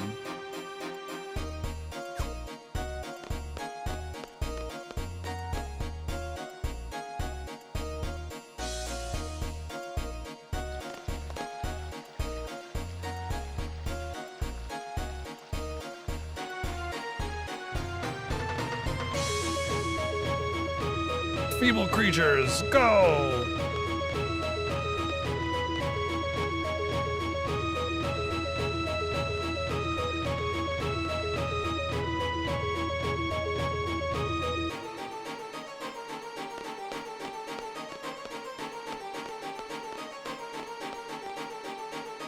I, once again, do not know how the scripting for this works, like how the event becomes completed. I don't know. All I know is that if I go to every section, then it completes. But otherwise, I do not... Oops. I accidentally swore loyalty to Norg. Oh well.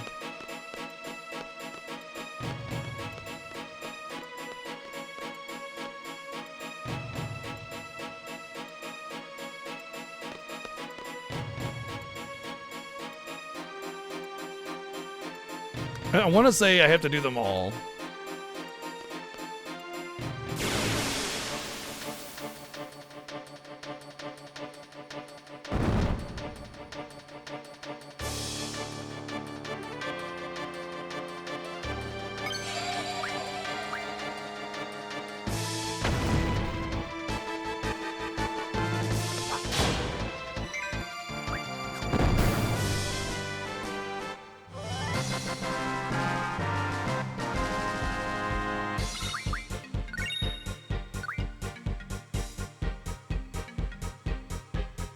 You know what I need is a sleep junction. And I don't have a sleep, do I? You know what? It's fine. I don't need a sleep junction because I have Renzo Kukin.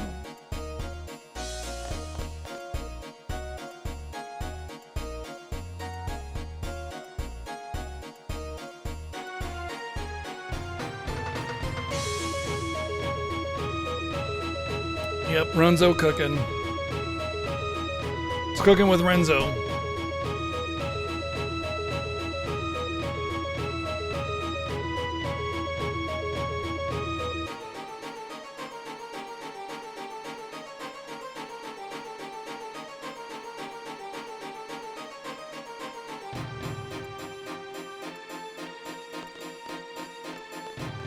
Exactly, Nikki.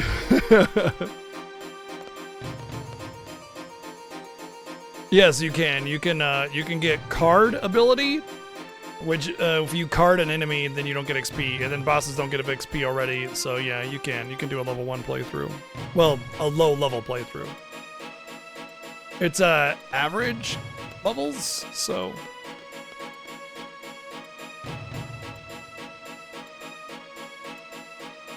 I don't know if you can actually do level 1, but you can get 0 XP through the whole game.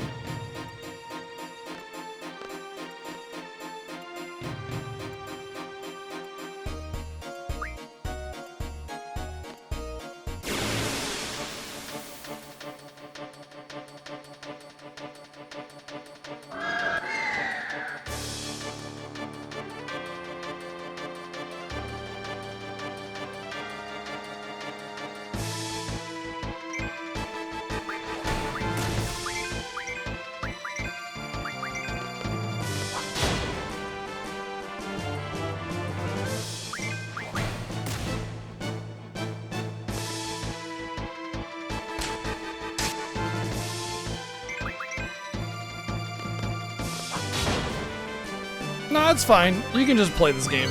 You don't gotta do anything weird with it. The remaster's solid too, and it's on Switch. It's actually quite classic when you get down to it. The system is just different, you know?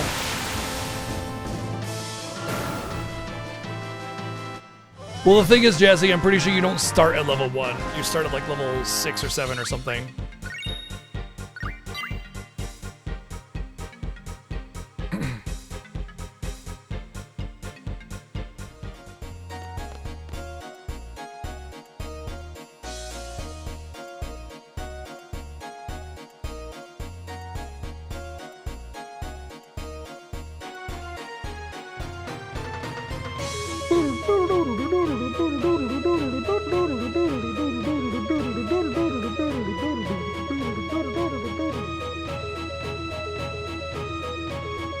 Okay, if we're doing this first and Shu might know, then maybe Shu will be in the center, and that'll be that. A no-draw playthrough? No-draw would be very easy, actually. I was gonna... Oh, yeah. So, the first thing I would do is I would do the same start where I go and get fins from the fish on the beach, and I would get water, which would carry me up until the point where I can get Diablos. And then I get the Quistis card into the Zell card and still do the same card modding to get 180 triples and 3 jet engines, and then I start the game with 150 strength. And then I don't need to draw anything. And I'm good to go for the whole thing. So yeah, unfortunately, that is still quite easy.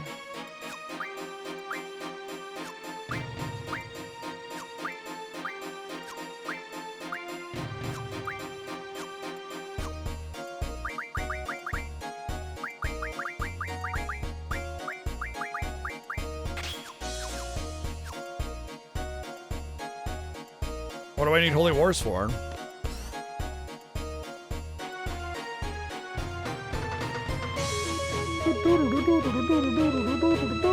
The only time I will ever need a Holy War, ever in this game, is if I'm doing Ultima Weapon, and even then you don't need a Holy War. It just really helps. I've killed Ultima Weapon before, or is it Omega? Whatever the one is, the super boss. The only time, sorry, the only time I ever really need that. I'm just telling you that it would, if you're asking about a no-draw playthrough for the Fiesta, I would easily be able to overcome that, even with Omega Weapon. It just wouldn't be difficult. It would be quite easy because none of my strategies rely on draw. What do you want from me? You want me to lie to you? Would that make you feel better?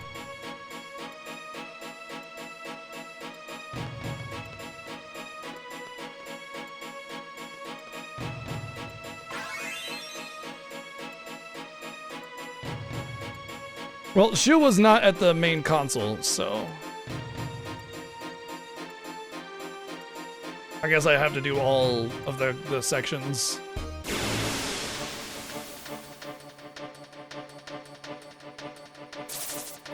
The only thing that we would do is draw GFs because we always get all GFs.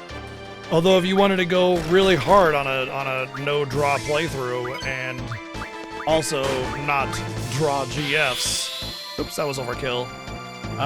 It still wouldn't matter because you start with Shiva, which is where you get your water, and Diablos isn't a draw. So yeah, wouldn't change anything. Oh yeah, we've done like we've done well, I don't know about no Strength Junction run specifically. But if we were to limit ourselves like that, we would simply just put the triples on magic instead and do 5,000 damage with Fire 1 or something like that. I don't know how much damage it actually do, but yeah. Let's say it was this one, right? No. This one. Okay. Defend is nice, but I'm not gonna bother with it.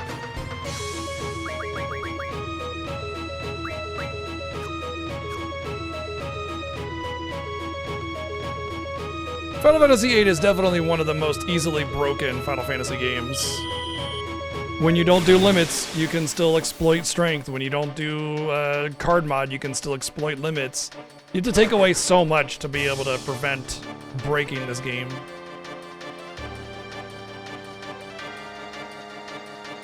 And at the end of the day, when you put enough limitations so to where you can't break the game, what it ends up being is like base stats attack only, you know, and it's just boring. So yeah, there are some neat things that you can do with like abilities like Mad Rush and everything like that that can be really interesting ways of getting damage out that are non-traditional. But I mean, at the end of the day, it's just something else that you can use to break the game.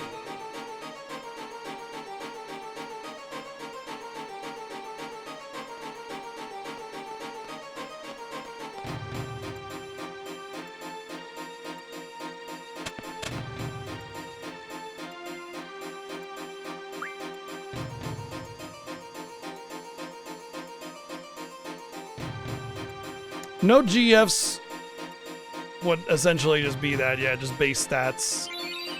And it just...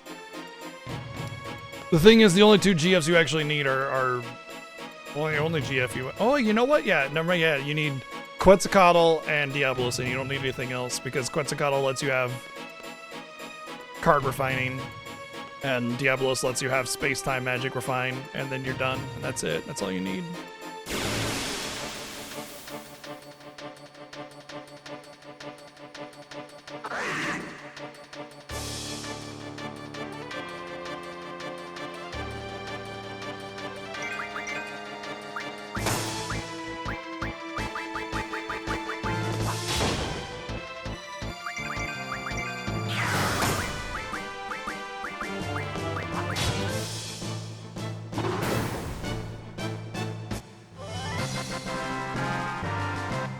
Five can definitely be broken very easily as well, yeah. There's a lot of things you can do with 5 to break it, yeah. One of the things that's really nice about Final Fantasy games, though, is that they're breakable. That is actually one of the claims to fame of Final Fantasy games. Knowing enough about a game will allow you to break it and do awesome stuff with it. Hi, Maya! And that's a good thing. It offers replayability, it offers caring about the game design and the mechanics. It makes it so there's more than one way to play the game. You know, you can do all sorts of like self-imposed challenges and lots of replay value. It's a good thing that the games are breakable because it makes it fun. But the first time play, you're not gonna break the game like this. You know, the first time playthrough, you're not gonna be breaking the game like all crazy.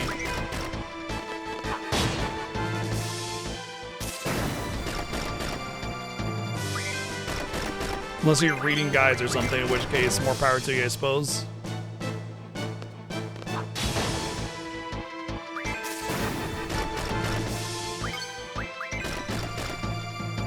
Honestly, one of the things about Dragon Quest that bother me so much is like how tightly wound it is. It's like the developers are so afraid of players actually like getting something out of the effort that they put into it, you know?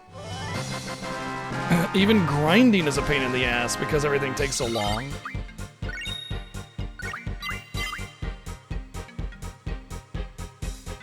There are definitely ways of turning FF16 on its head a little bit more, but you're right. One of the things that FF16 lacks is a firm way to break it. There aren't the versatility you get with FF16 is the different builds from the icons. And none of them are like breakable with certain combinations. There's just different play styles, which is awesome, and the game is very solid for that. But it does kind of go against that grain a little bit.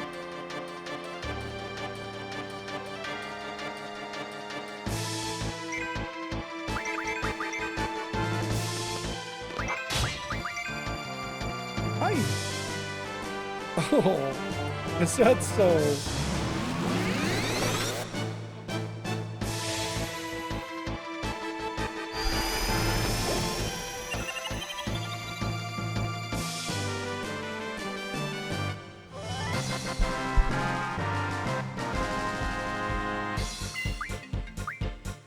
$13 hard to break? No, not really. I mean, a little bit, but like there's some things you can do.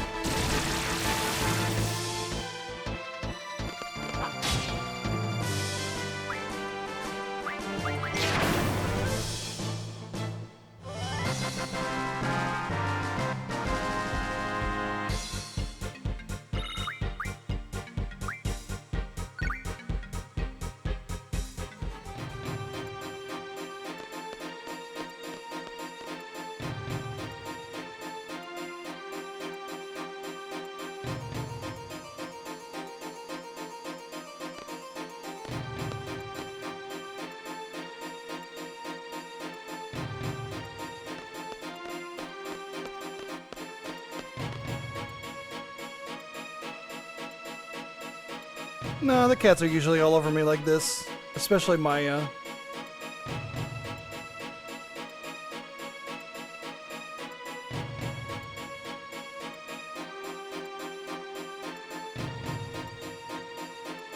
Besides, there's actual catnip on the floor and Mia's all over it.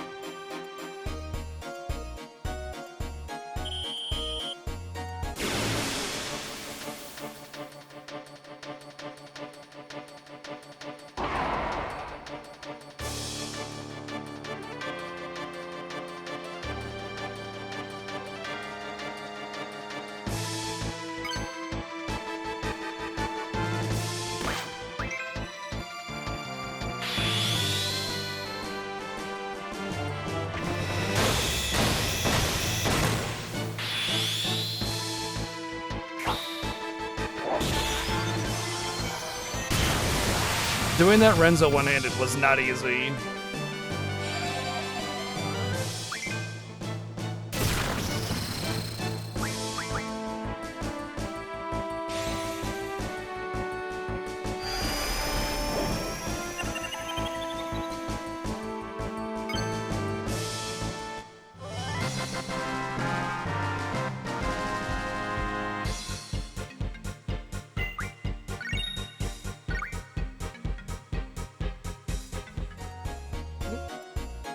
The music in the remaster is the exact same. It's just had its quality improved a little bit.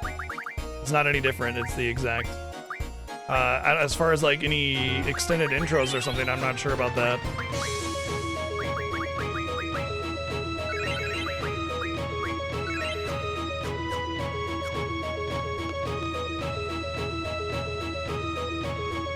But yeah, there's usually about 3 cats in here. Right? There was just now 3. But Maya just left. She jumped after her sister. Mia was down there where the catnip was and was messing around with it. And she ran off, and so Maya chased her.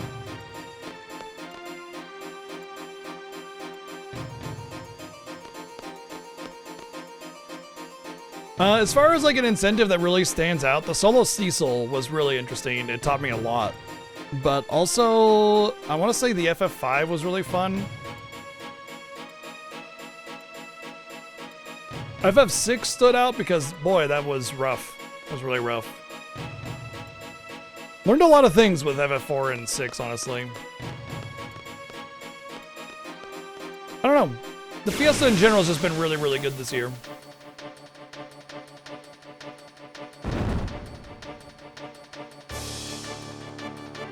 Bakutaku. I'm probably gonna kill it. I don't know if the back attack thing happens in this game. Yeah, it does. So I intentionally did not trigger my sword because I wanted to not do a killing blow. Not only does killing blow give you extra XP, but it also just getting XP in general. By not doing the trigger, I don't kill it. Oh, apparently it does now. Okay, whoops. Probably gained a level, and I have strength bonus on Rain, so I probably got a strength up. Or it could have just been a high damage roll. But I'm trying to turn them into cards.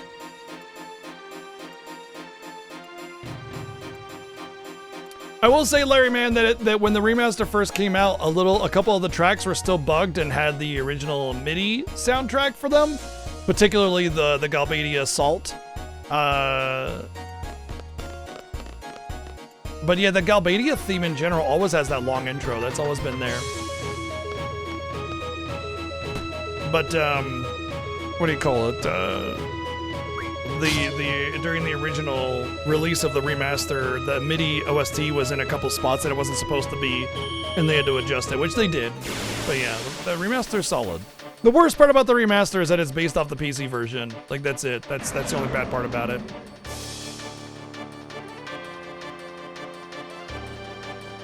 All right. This is gonna be the rough one.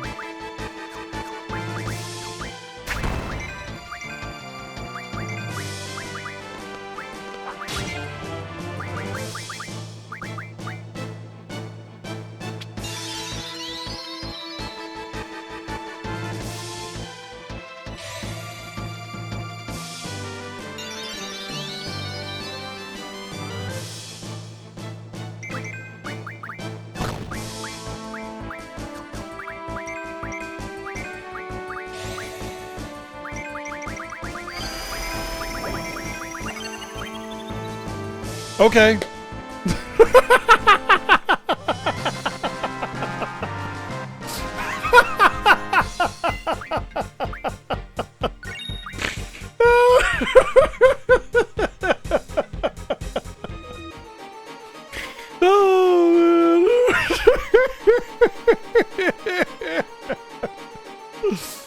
Oh, get wrecked. Get wrecked. You were all hoping that the T-Rex would kick my ass because I don't have a sleep junction this year. And then that happens. Oh dear.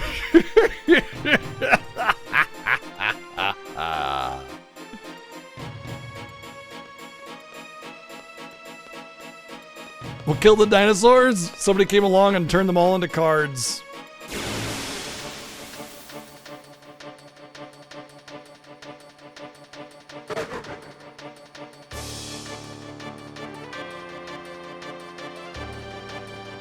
I started to get really worried there when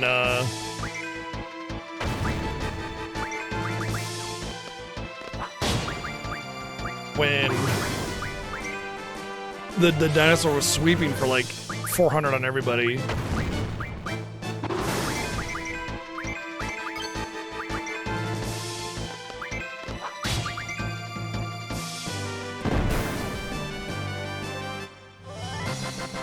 So, from my understanding, the way card works is that the inverse percentage of HP is the percentage chance of success. So if it's missing 10% HP, then it's a 10% chance to succeed. And the T-Rexar has like, what, 20,000 HP or something, and I hit it for 1,000, so I had like a 5% chance there or something. I don't know. It really depends on my level versus the level scaling of the T-Rexar, but it was definitely a single-digit percentile chance of success if I'm correct about how card works.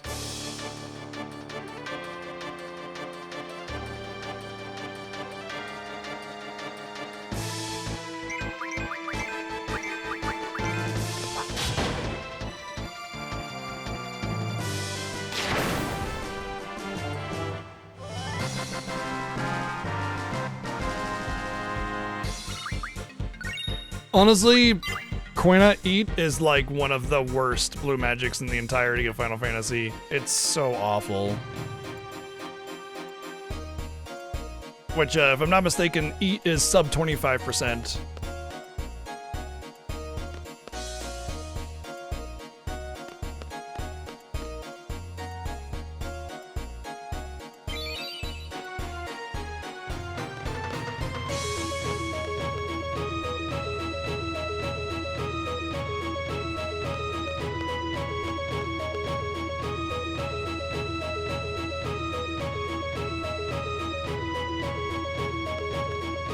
Uh-huh. Yes. Yes.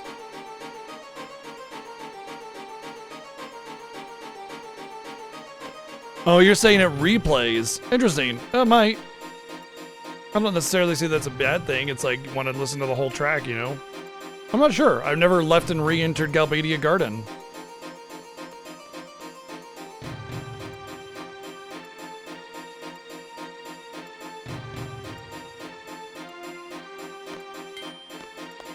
Well, and we're too late now because at this point Galbadia Garden is missing, and so I can't check on it myself to see if that's actually the way it works. Although, no, my save point is too far past it as well.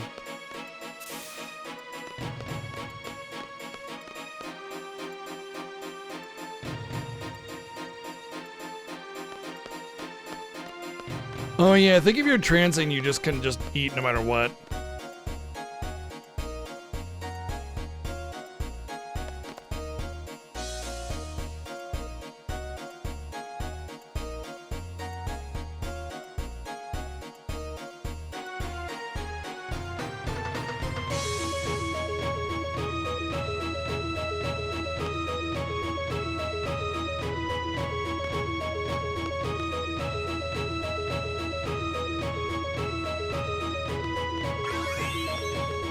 Huzzah! Wow, my sea level went from 8 to 11 earlier because it was 8 in the fort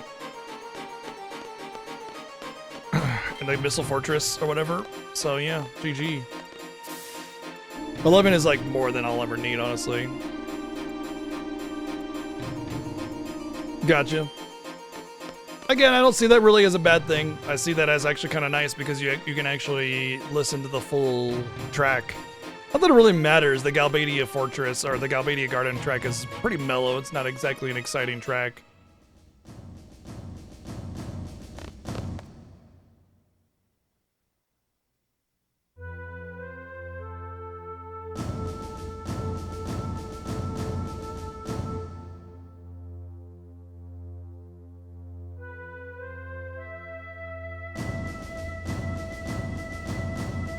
Still need to play this asshole in cards. But he's kind of not around a whole lot until now, so.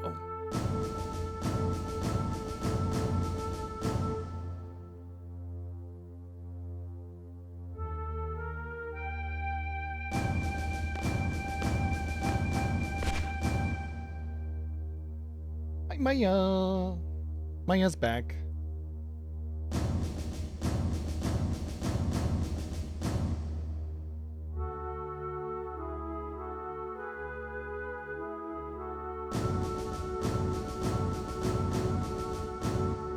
I'm coming. The missiles sure are ready to explode. Thank you, Playing Isaac, with 377 bits. You want to come up here? Or you want to roll around in the... Maya's kind of... I'm coming. Thank you, Playing Isaac, with 377 bits.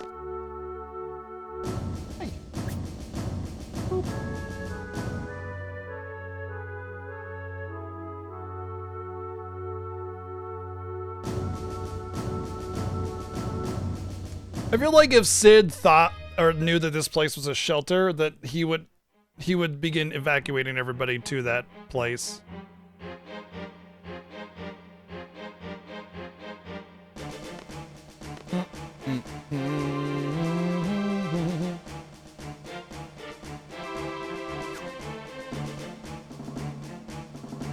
That's weird. I try to play cards with him and it instead opens my menu. Interesting. I've never seen that before. I've never even seen an NPC force a menu open like that.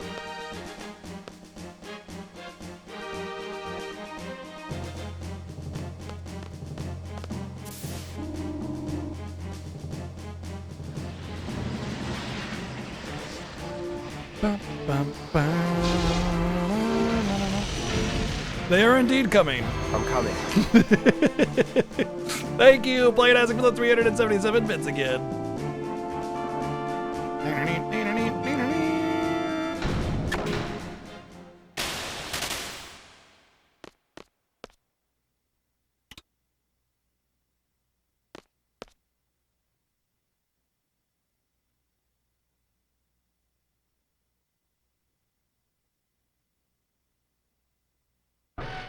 The MIDI versions of the track was only like the first week of the FF8's remaster, and it was mostly like the that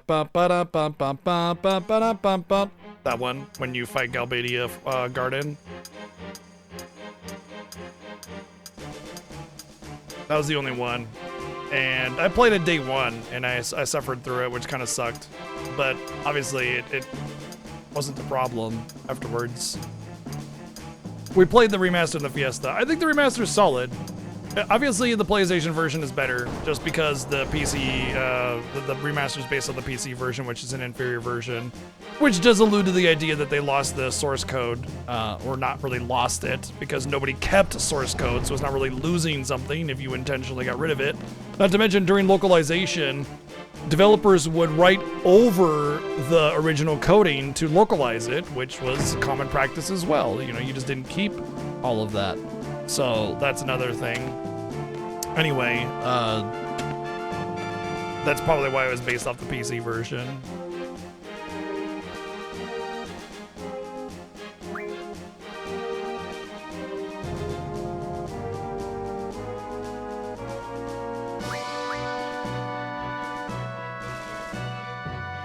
Let me actually see. Also, because I'm not like What a stupid mission. super duper OP here, I might want to actually do that. Yeah, sure, why not? Thank you, Played Isaac, for the 188 bids.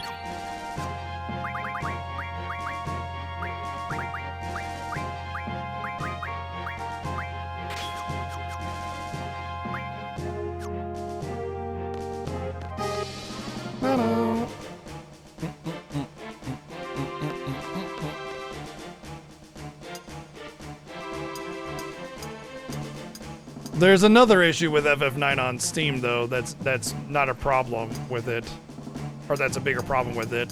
So in FF9 on the PlayStation, whenever there's like a scene transition, the music fades out. But in FF9, the Steam ports and everything, it has this like awkward cutoff, which is very jarring, and it's unfortunately everywhere, and it really takes away from a lot of the scenes. That right there is way more annoying to me.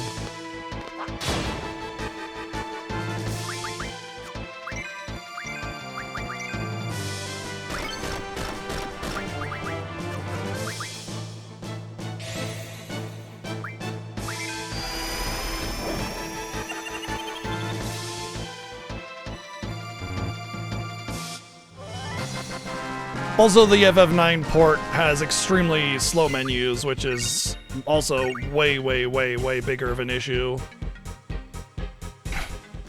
I personally find the FF9 PC port to be a far inferior version to the PC, whereas the FF8 remaster is only a minorly worse version simply because of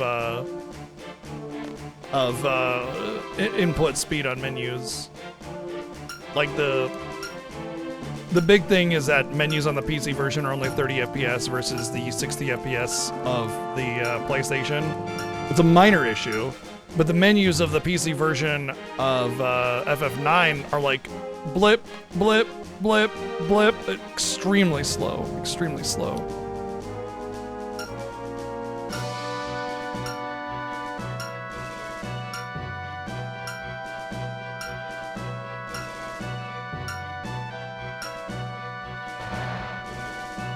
Yeah.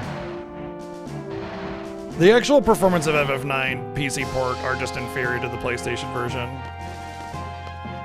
Well, it's not just 60 FPS, so there's intentional menu delay. It's not that they're running at a lower FPS, it's that there's intentional menu delay because the PC port of FF9 is a port of the mobile phone version. And the mobile phone version is is developed with touch controls in mind. So having that sort of like lockout on your menu after you've hit an input prevents fat fingering different menus that you're not trying to hit. So they intentionally have a lockout to the menu and inputs because of the touch controls that the Steam PC port is based off of. So it's a directly inferior version of FF9 in almost every regard because of that. I really hope that they do a proper like FF9 HD remaster for FF9 because that's the problem, you know? Like it's that. That's it. That's the problem.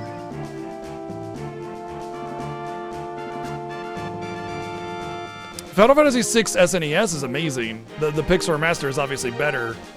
But the original SNES FF6 has very, very smooth, flawless menus.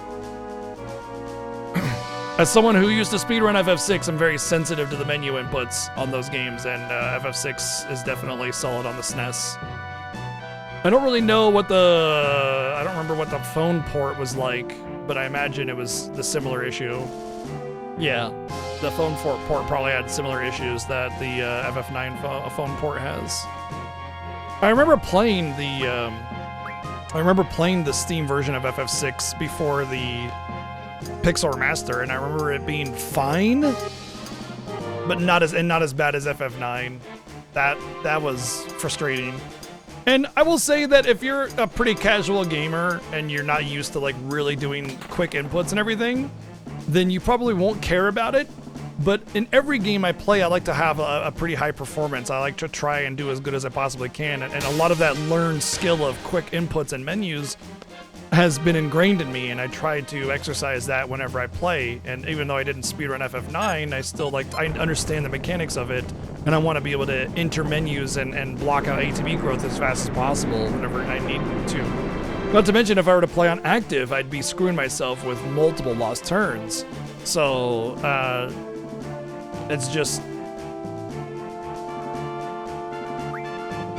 unfortunate.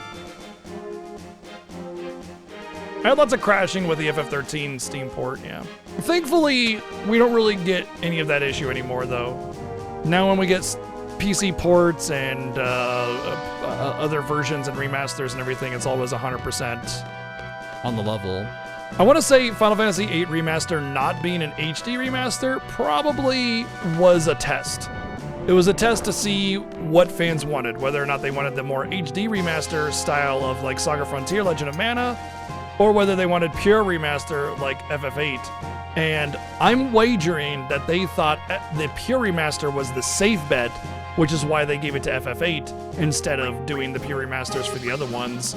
And it turns out HD remaster is definitely the preference for almost everybody. It's my preference too. I think the HD remaster is really the way to go for remastering old content.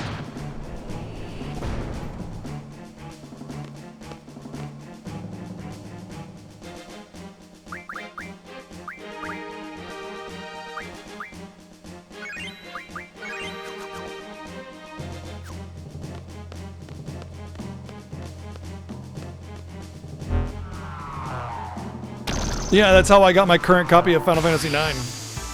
Same with Chrono Cross.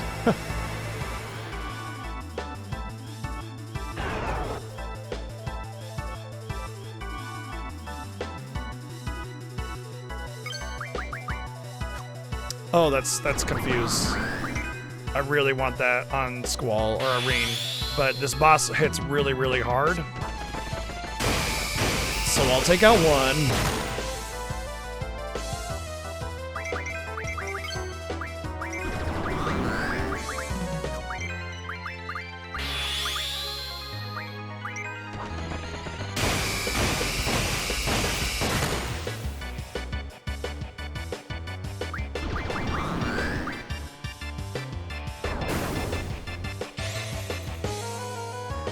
But I want to draw those confuses. It's one of the few chances that Reen will have an opportunity to get confused, so...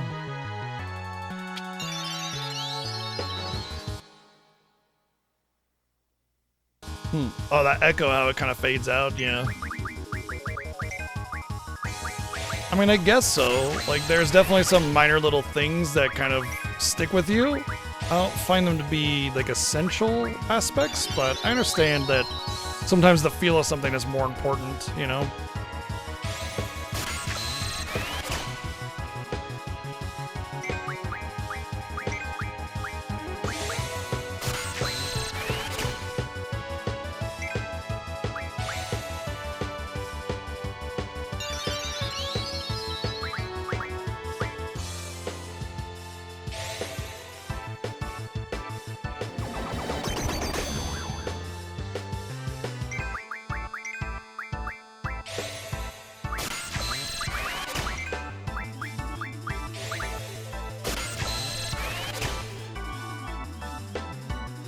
I'm just gonna get Asuna's on the other two, just cause it's a good spell to get, and Confuse will just be good for the Marbles. You know, Larry, man, I appreciate nostalgia and how it allows us to feel emotional about certain things about a game. But I'd also like to talk about how nostalgia can get in the way of enjoying new things. You know what I mean? Like when you constantly compare something to the way that your nostalgia views it, it can get in the way of just enjoying something for what it is. And it goes back to the whole idea of, like, I've always said that don't judge a game for what it isn't, judge a game for what it is. And what that means is don't hold it to the candle of something else. Just go into the game and enjoy it for what it is, not for what it didn't do. It's the same aspect when, like, people say, oh, I want turn-based RPGs, and this is an action one, so thus it's bad. And it's like, it's not bad, it's just you don't like action RPGs, so you're judging it for what it isn't, which isn't fair to the game itself, you know? You're holding it to an impossible standard. It's like judging... it's like judging an apple for how much it's like an orange. You know, well, that's not fair. Of course it's not an orange, it's an apple, you know?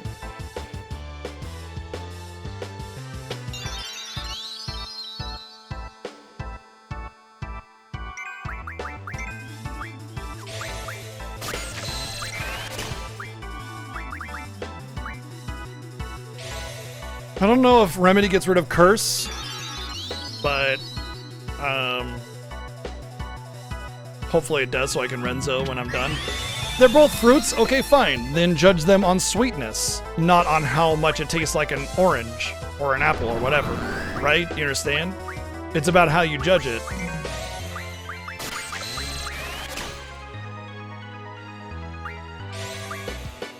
No, it's a good point, though. It's a good point. Because I think somebody would actually legitimately make that point as if it was like a big gotcha moment or something.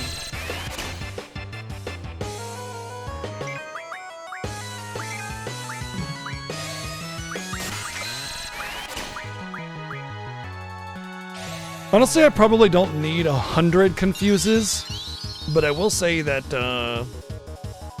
getting an attack junction for confuse isn't a terrible thing.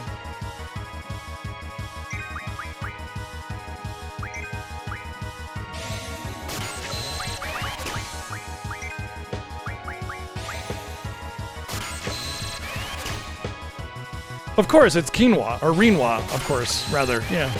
Reenwa and Skull.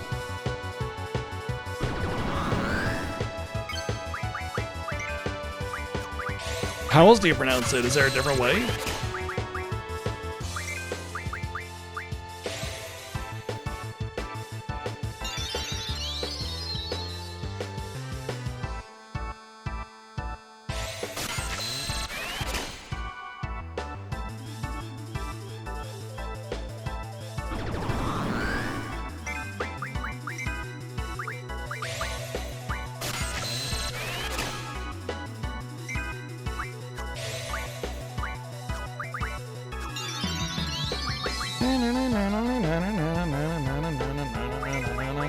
Oh shit, what did I just do? I just used a remedy on accident.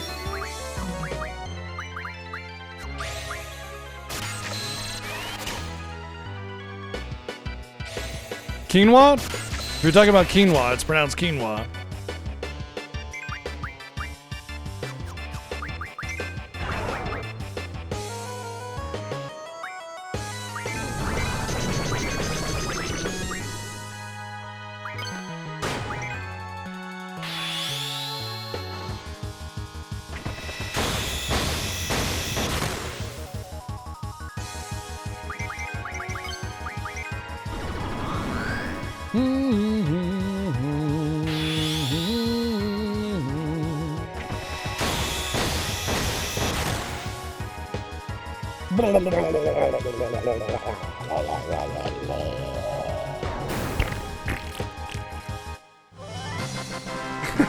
Don't look at me like that, Chi.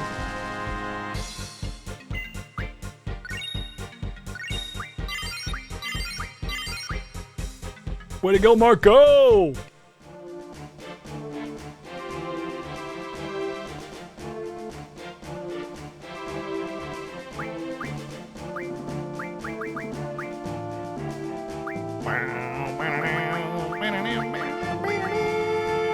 Makes me immune to confuse. I think I'm just gonna do that in general.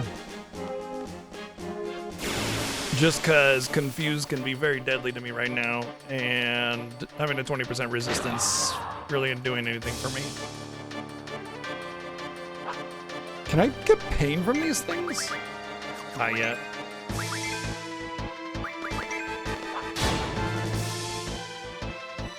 No.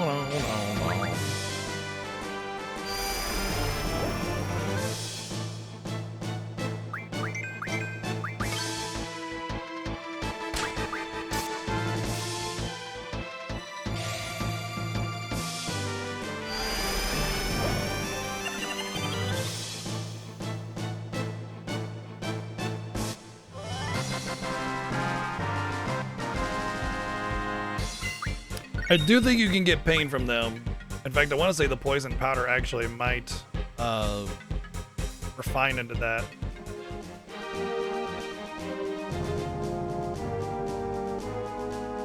I want to see.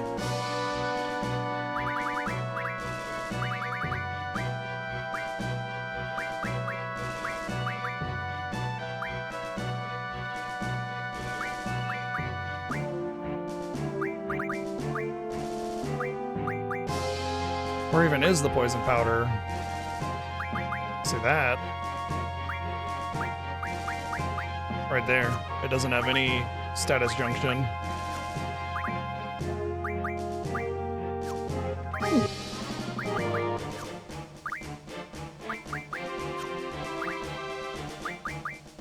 Okay.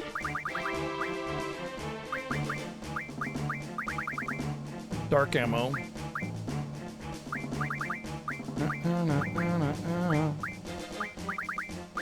All right, interesting.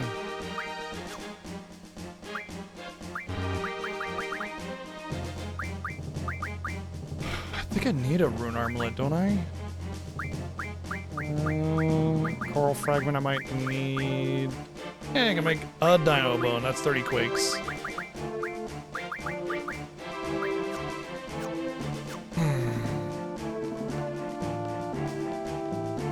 Refining is busted, yeah.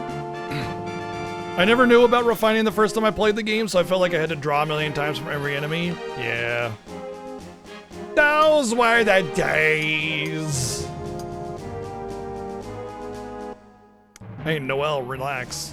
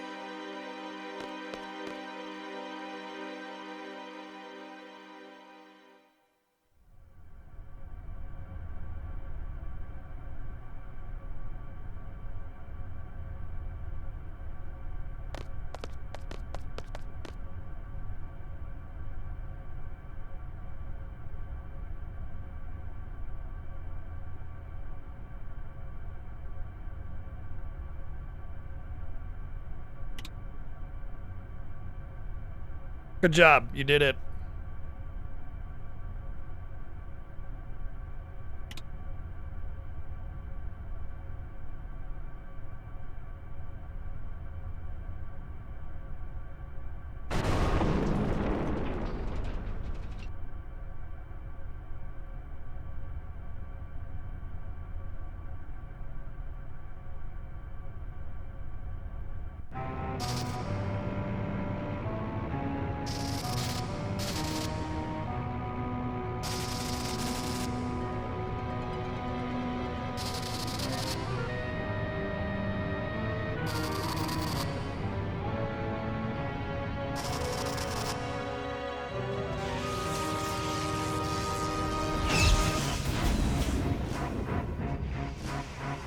And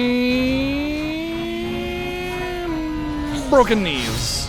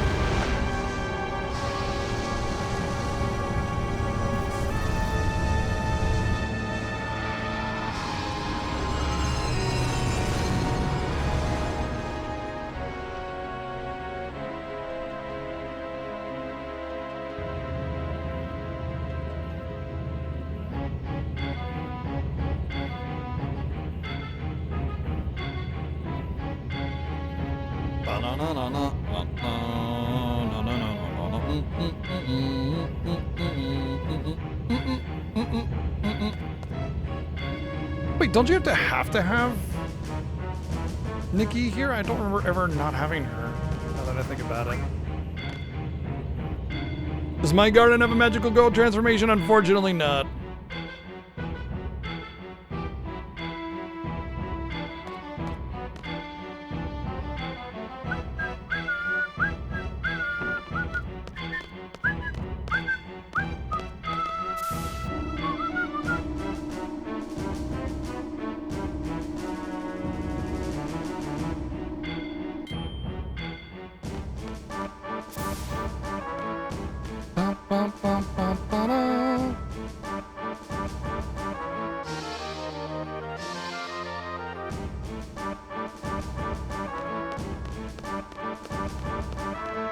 Because you have a cutscene here with Nikki, and it's a cinematic that doesn't change, and you see like the birds flying around you. So it's weird that it gave me the choice of having Rinwa with me. Nikki with me, because I don't remember ever being able to not have her with me. Maybe there's a different cinematic where she's not in it or something, or maybe that's why. Or maybe it's not a cinematic. No, it is a CGI Renoa. Yeah, that's CGI. Yeah. Ooh.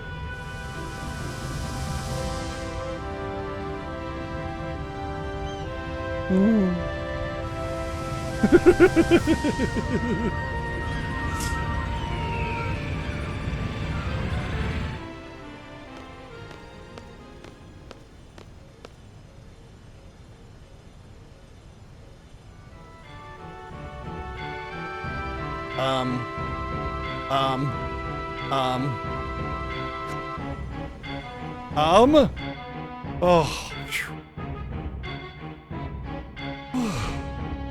Oh yeah, is that so? Okay. Oh. I see what it is. My analog turned off somehow.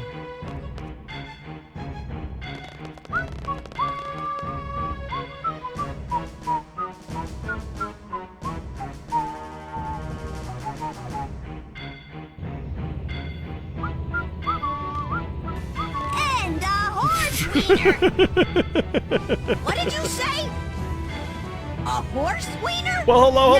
No, that's dangerous. Don't worry, he'll have his time in the cafeteria. Murdoch, thank you for the $11.11 donation. Thank you very, very much.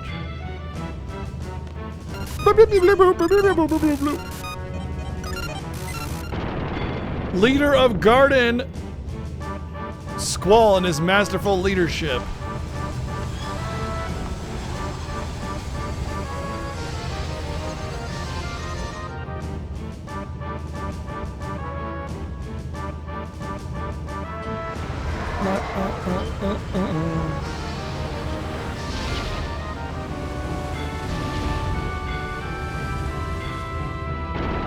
Oh, he always saves all the wieners.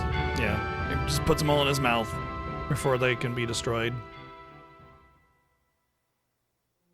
All right, it's that time of the game. That's right, you know what time it is. The time of the game where every plot trigger is, if you don't know, go to the hospital or the nurse, the medic.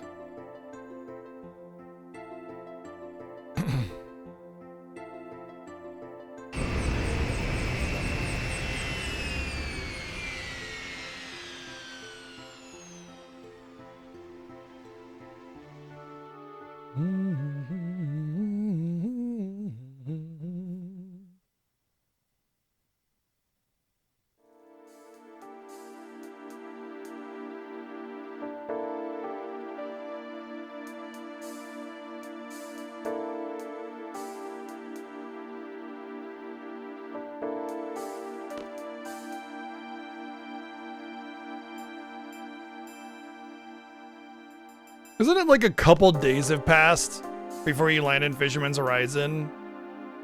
So that means everybody else has just been sitting inside that machine for several days, sweating it out, pooping on top of each other.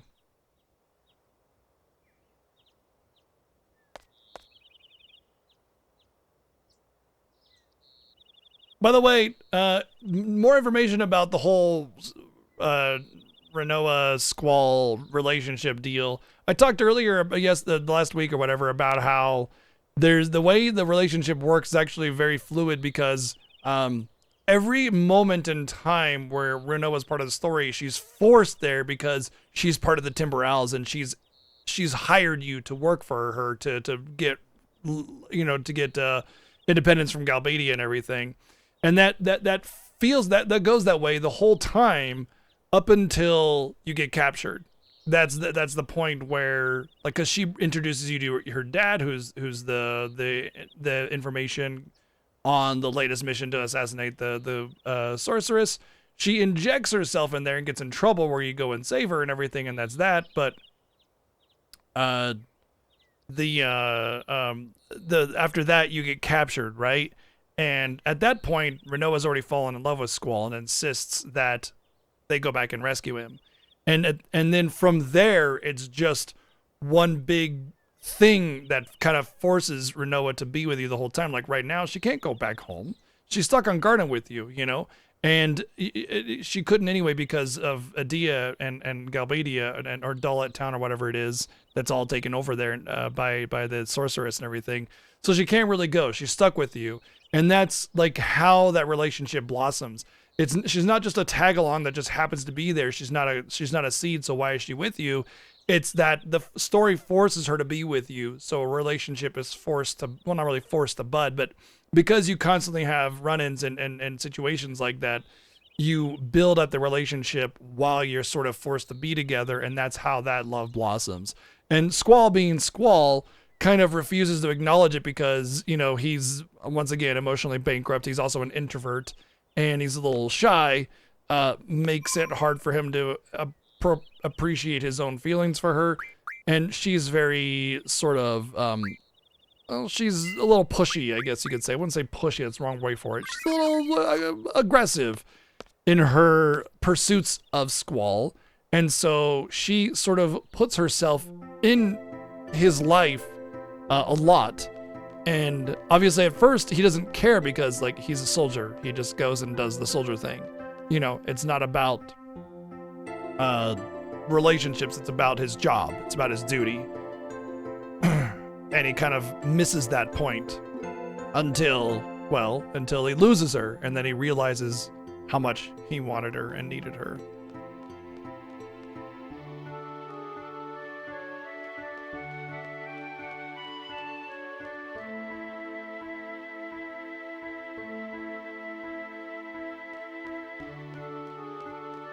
I don't know what I have to do with this part.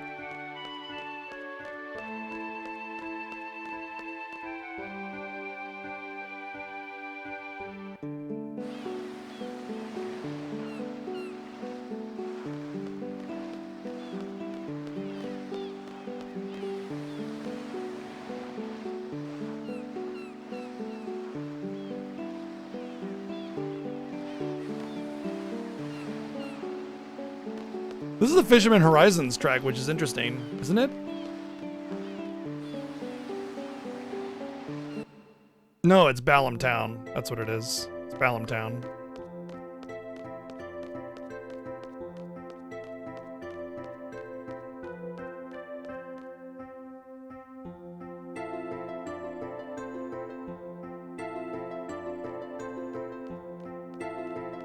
I don't think I need to do anything, so I'm gonna go up and play sit at cards.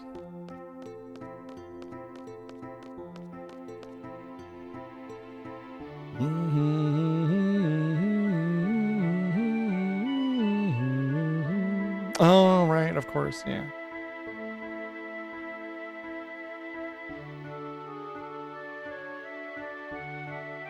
You better believe I got permission, bitch. No save point, though.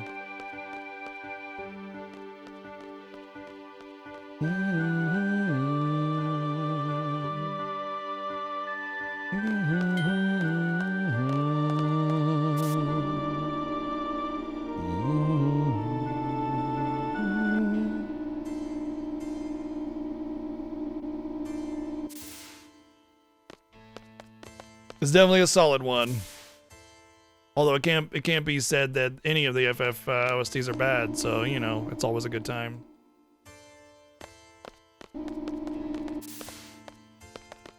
I'm also here.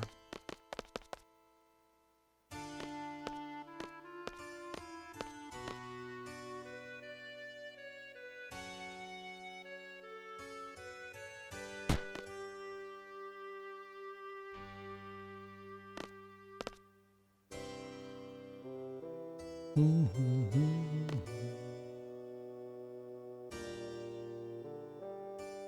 go, Chi. Get nice and cozy.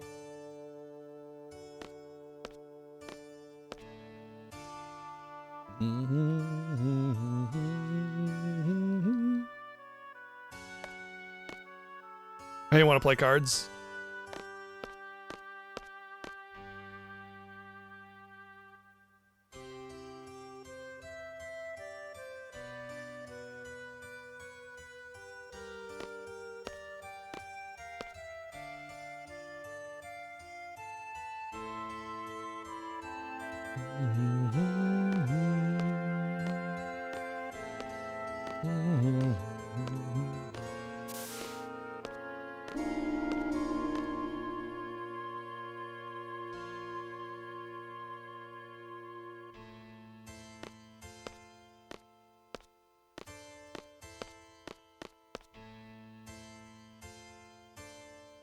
Except for if that game is Tetramaster, then it can go take a long walk off a short pier.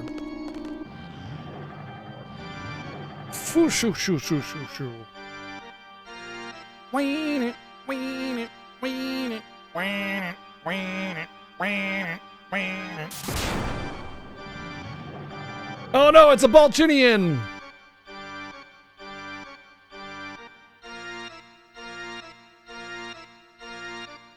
Hey, they're not gonna learn if they don't fight T-Rexes, okay?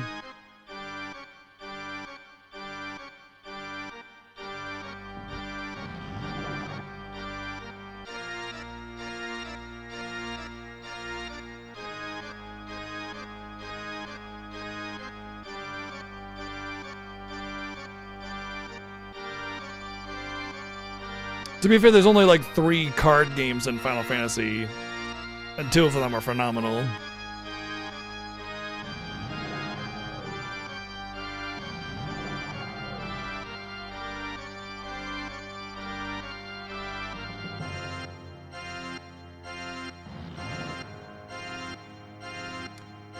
Queen's Blood, Tetramaster, Triple Triad.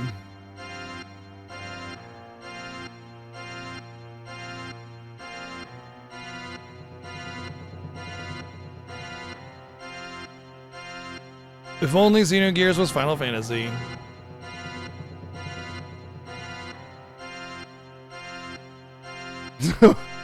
The one mod I might actually use if I ever play the PC version of that game, which is unlikely because the PlayStation version is just superior in every way.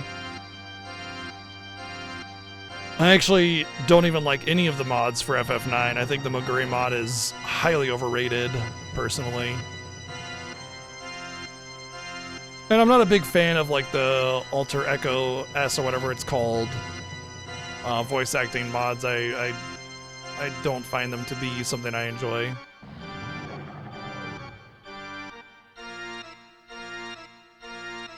That has nothing to do with the performance, by the way.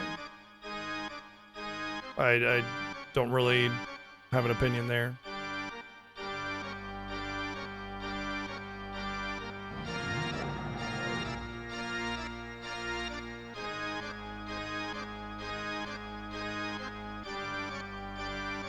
Queen's Blood is indeed so good.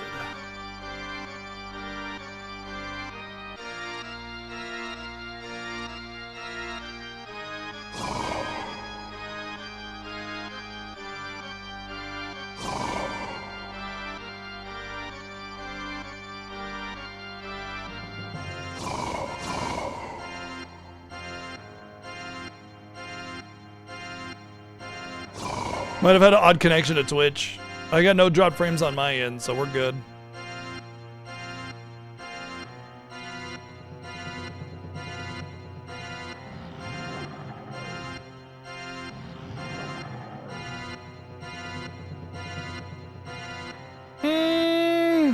It does seem like a kind of weird tangent, but I think it's important because it shows that there's an underbelly trying to take control of the primary purpose of Garden, which is to defeat the sorceress, to make money and just be a mercenary.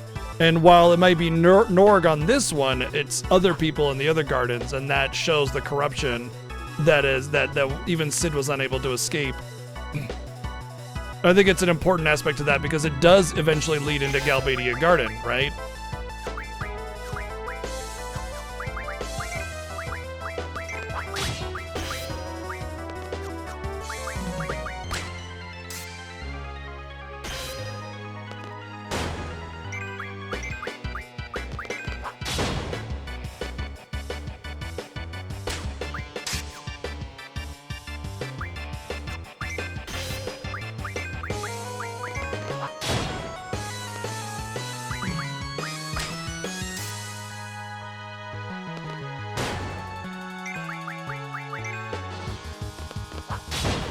Oh shit, I can confuse myself.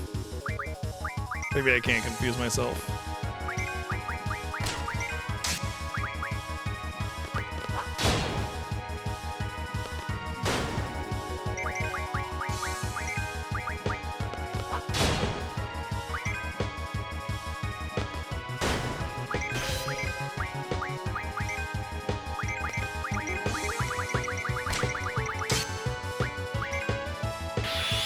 I pretty much have to Renzo if I want good damage with this current incentive.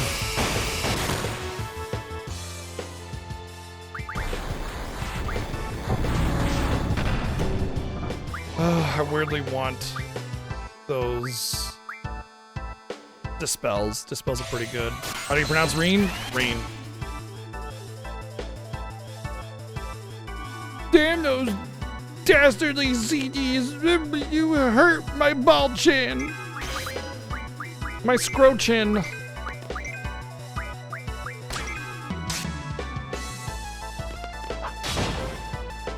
Oh, he has something to steal, is that so?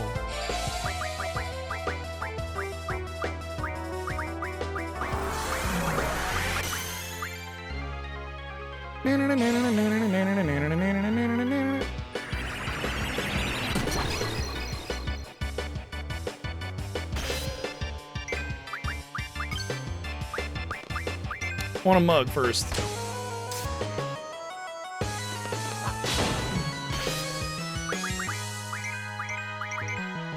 Yeah, I just talked about it. We were just talking about why it's kind of important to the plot. It's a little confusing, but it's showing that there's corruption in Garden that deviates from their original purpose, which is a segue into the Galbadia Garden battle, because obviously, like, why would we fight another Garden if we're part of the same organization?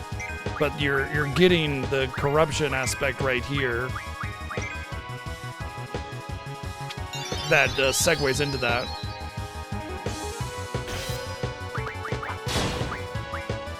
A circlet. Ooh. Okay, neat. Actually, that might be really important. It's either going to be a decent something. I might just be like a 40% magic deal, but it could be like something from the weapons. I'm not sure if a circlet is used for any of the weapons crafting.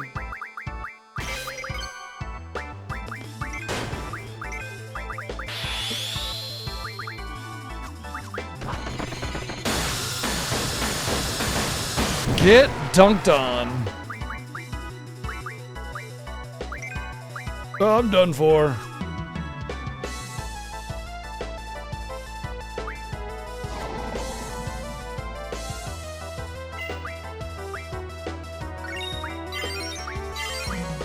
Damn it. One of my GFs learned something worthless. Water Marco! Literally the Marco Polo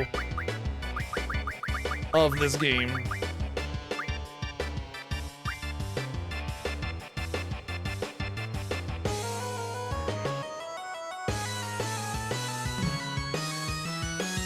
Yeah, it means I can't trade magic at all. So every character pretty much has to have something that I can put on them. I can't just have 3 characters pool all the magic together. By the way, something I didn't really notice until I played the game recently, another time, like a lore playthrough. See how there's like that big glowing ball? We didn't actually kill Norg. We actually just put him into a hibernation state in which he'll evolve into a Moomba. So we essentially put him on his path of becoming a Moomba, and that's it.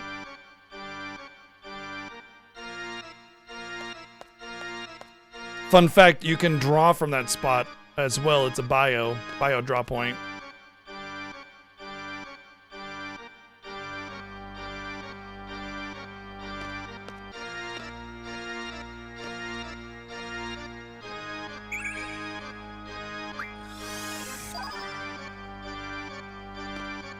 I need to check my magics, and I need to dunk some magics on Reen.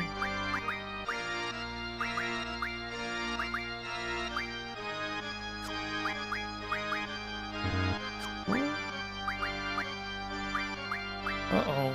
How do I dunk magic?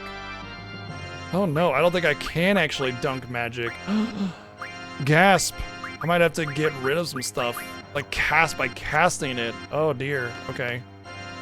That's interesting. I can't just exchange magic to stick a bunch of garbage magic on elsewhere. I gotta be more careful. I thought there was a delete magic option, like discard it. Okay, that changes things slightly. Oh, Leviathan.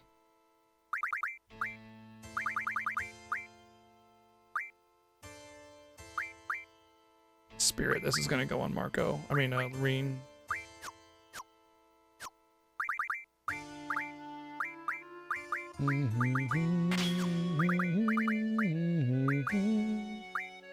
Okay, there we go. He's basically set up. Then I can put life on him for that. And there we go. Yes. Very good.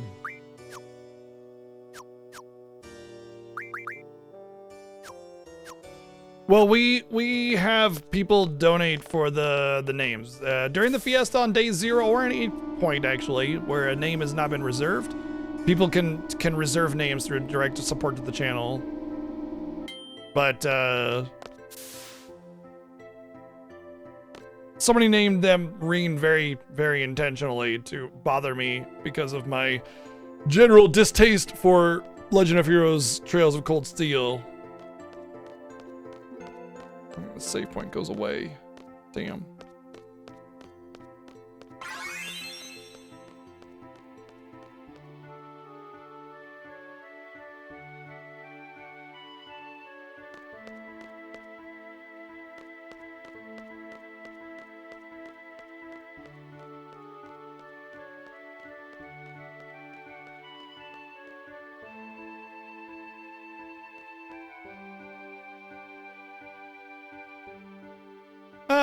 I will just reiterate my take on the whole storytelling in Final Fantasy, and that is complex storytelling in Final Fantasy didn't really start until FF7. And to be fair, complex storytelling in video games didn't start until FF7. So the first 6 Final Fantasies, as much as they tried for the limited card size that they had, they couldn't really do complex storytelling even if they wanted to because card size was such an issue. So the PlayStation with the massive 800 megabytes of memory allowed them to actually have dialogue on the screen. In fact, the difference is like in the SNES version of Final Fantasy VI, they had to eliminate like 90% of the dialogue just to fit the game in English on the cart, right? But in Final Fantasy VII, the entire game is on all 3 discs. Like there are multiple discs in FF8, there are 4 discs in this game. You can see where my thumb is, the little 4 CD icons. Anyway, the point I'm getting at is there are 4 discs. The entire game is on all the discs. But the only reason there are multiple discs is because the cinematic movies were a lot of memory. So that disc was a huge factor for storage, memory, game size, etc. It allowed them to have as much dialogue as they wanted. It was a huge, huge difference. There's like 10 times as much dialogue in FF7 than there is in FF6. And I will say that dialogue doesn't make a good story or a quantity of dialogue, but you need a fair amount of it for complex storytelling. So really, they were just limited by hardware, and they saw the potential with FF7 and took that opportunity. So it's kind of a big deal. And FF8 doesn't have a bad story. Like the only problem with FF8's story is the whole timey stuff. And it's not even time travel, it's like time compression, and it can get a little awkward and weird. But all the writing, all the character interactions, and all the like progress of the story is all solid. It's all very, very well done. It's all on board. The issue is simply the weird timey stuff, and that's not even an important factor of the story. The writing itself is solid, and that's the important thing. And it does do complex storytelling very, very well as also.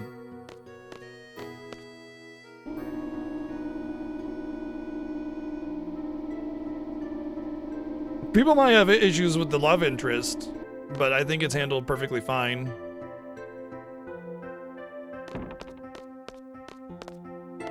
The reason Chrono Trigger does it gets a pass on time travel stuff is because they don't take themselves seriously. Chrono Trigger is a very playful, whimsical plot. It's a bunch of kids fighting an interdimensional cosmic space hedgehog with a Nerf gun and a wooden sword. Like, of course, it's very, very lighthearted, and so that lack of seriousness allows for the timey-wimey stuff to not be taken seriously, and you just kind of enjoy it. I forgot. This is the part of the game where if you don't know where to go, you go to the nurse, the infirmary, yeah. And that's where Sid is, actually. Exactly. It just is fun, neat, sort of like, what if time travel, you know?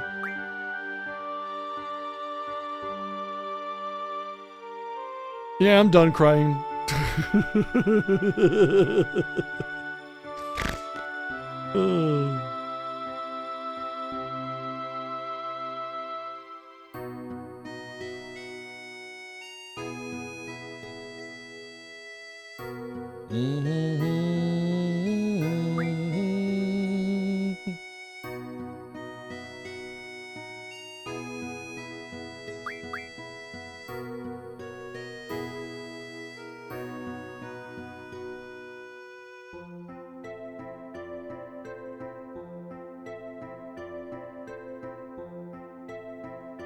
Oops.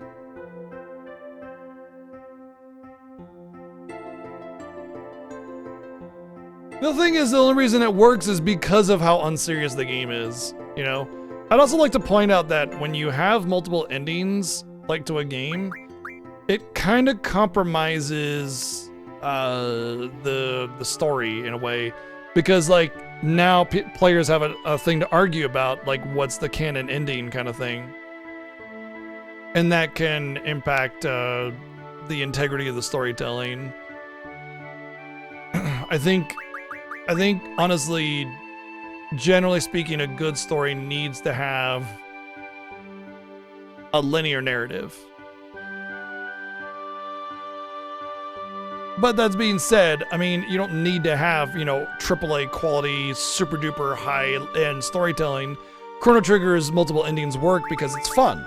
And that's not a bad thing either. You can have a fun story that it just doesn't care about feels and stuff. It's just fun. And that's an important part of storytelling, I think. There are multiple ways of telling enjoyable stories. You know, you can still have emotional moments in a fun story as well.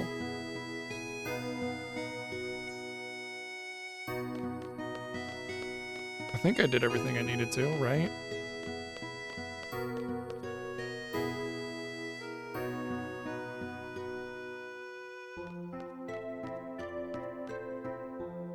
Yeah, we're gonna get Zhu or something like that. Zhu? Zhu. Zhu. There she is.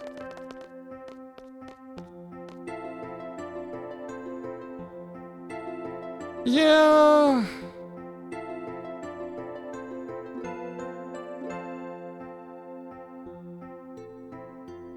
It's I don't know. I don't know how to take Chrono Cross. I will say that I agree with you that trying to take it super seriously sort of muddies things, but I'd also say that Chrono Cross isn't Chrono Trigger. It's an entirely different thing.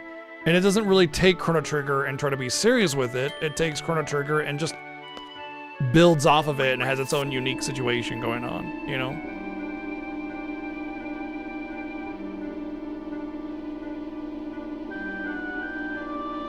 That's why I always say any kind of time travel or alternate dimension kind of stuff is a bad way to tell a meaningful story. You can't have a meaningful story with those elements in it. It's extremely difficult. Not to say that it can't be done, but it's virtually impossible. And I would not recommend utilizing those elements if you want people to care about your story.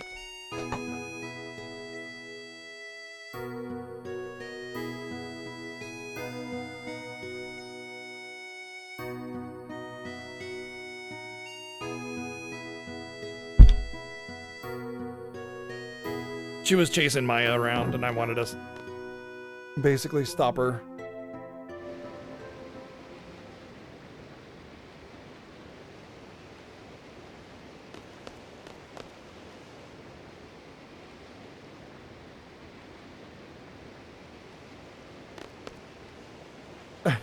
So it's actually funny because Marvel is one of the few things that actually gets away with it. So the way that Marvel does it, which is kind of genius, is they allow for everything. That's how it works.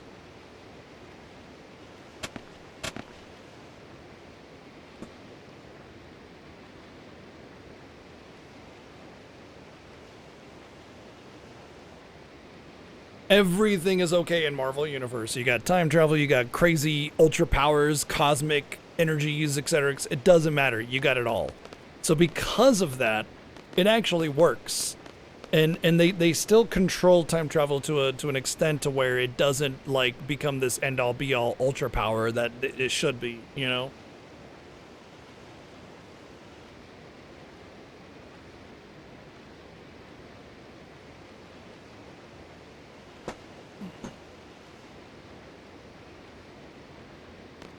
Oh, I think I have to go get what's her name.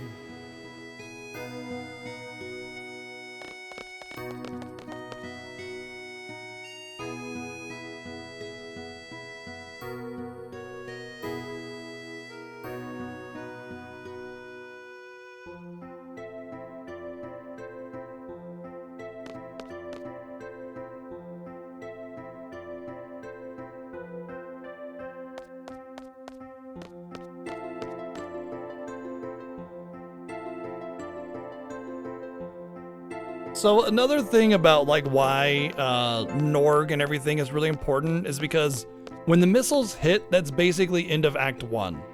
And end of Act 1, what it does is it shuts the door on the main theme and plot that you had before and utilizes the information there to build up the next part of it, but also introduces a major next arc, which will carry on to the second and third act.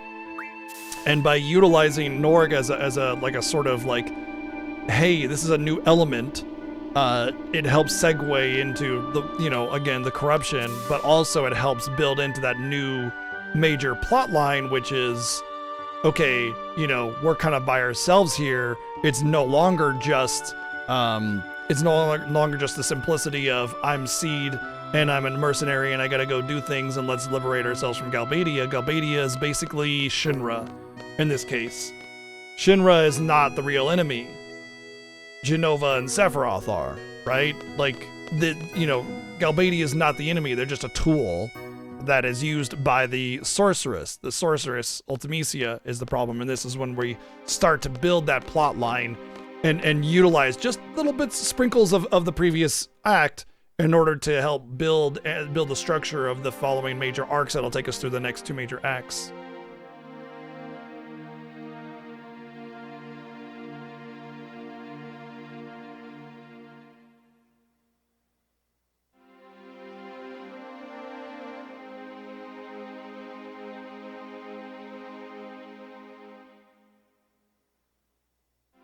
I mean, even with FF1, it's not even time travels per se, it's a time loop.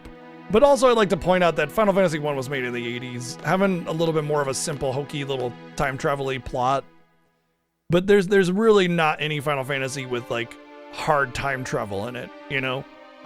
Except maybe you can make the argument for 1, and that's about it. Everything else is kind of like time compression or like time stuff, but not really time travel. And well, fuck 13-2.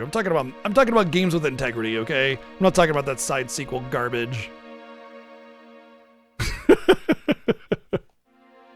One of my biggest problems with 13-2, by the way, because 13 does not have that, and all of a sudden they're just like, what if time travel? Great, yeah. Anyway,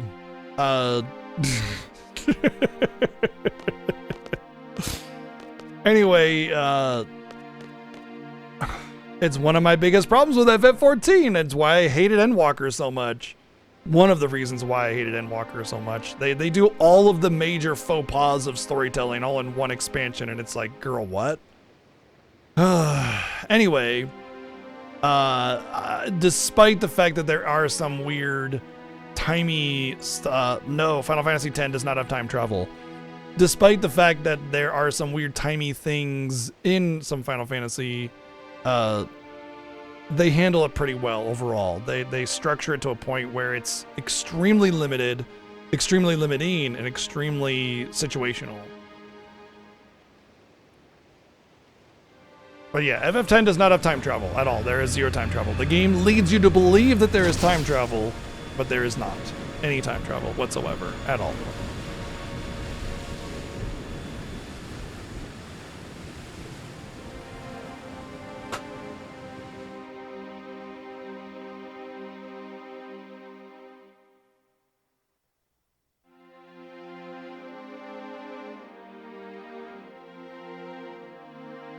I just want to play sit at cards, and it keeps on taking these the story's situation to different places where I can't play sit at cards.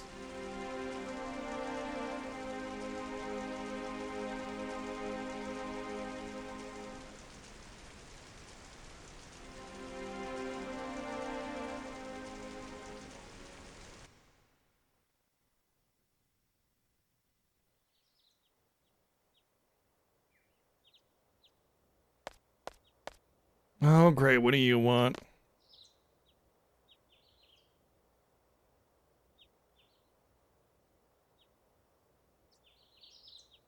I wasn't sleeping.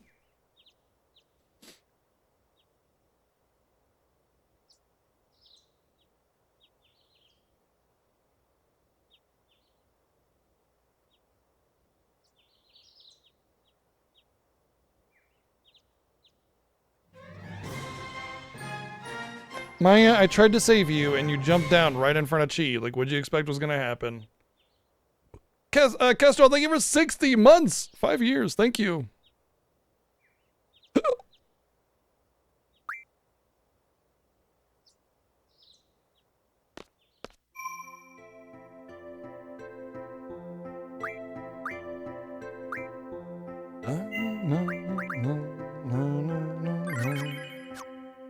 Alright, I think this is a good point.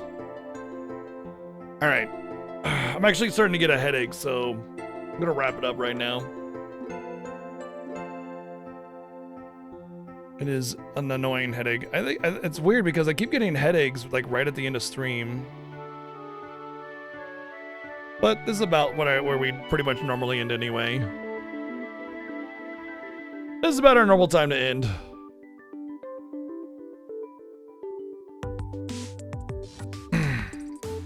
Talking time travel not even once. What's the game plan? Well, we finish 8 probably by tomorrow or the next day. Well, definitely not going to be tomorrow because we got to get all the cards and all the final weapons. So we'll probably finish 8 the day after tomorrow. Definitely won't take us more than tomorrow, that's for sure. And then we're on to 9, and we got to do all the Chocobo Hot and Cold and get all the summons for that as well. So, you know, it'll be a good time. Good times ahead. And then FF10, that one's going to take us some time because we got to do penance. That includes all the Dark Aeons. We don't have to do the other one, though, thankfully. But, yeah. Like, it wouldn't matter if I have to do penance. But anyway, thank you, everybody, for hanging out and enjoying our time with Final Fantasy VIII. FF8 is always a good time. It's just a nice, cozy game. And having to do all the cards is always fun. So thank you for hanging out. Thank you for all the love and support, bits and donations, subs and resubs, and sub gifts. And I look forward to seeing you all tomorrow, 1 p.m. Pacific. Remember that 7 will actually be live tomorrow, even though normally it's his day off. The reason is because he had today and yesterday off because he's sick. And he's going to stream tomorrow the next day instead. So obviously, there's still a possibility that he calls it off because he's sick. And if he does, then I will take an extra day off with him because that's just part of... That's just part of, what do you call it, like, the Fiesta. We try to keep our timers, you know, relatively close, so yeah. He will be playing Dirge... Well, he's going to finish up 7 Remake and start Dirge of Cerberus. So he should be playing Dirge of Cerberus pretty much most of the day tomorrow. So that's in about 11 hours from now when 7 goes live. So make sure to follow him and go check him out. Thank you, everybody. Have a wonderful night. We'll see you tomorrow, 1 p.m. Pacific, and probably earlier in the Discord or on 7's chat because I'll be there. And so should you. Good night, everyone.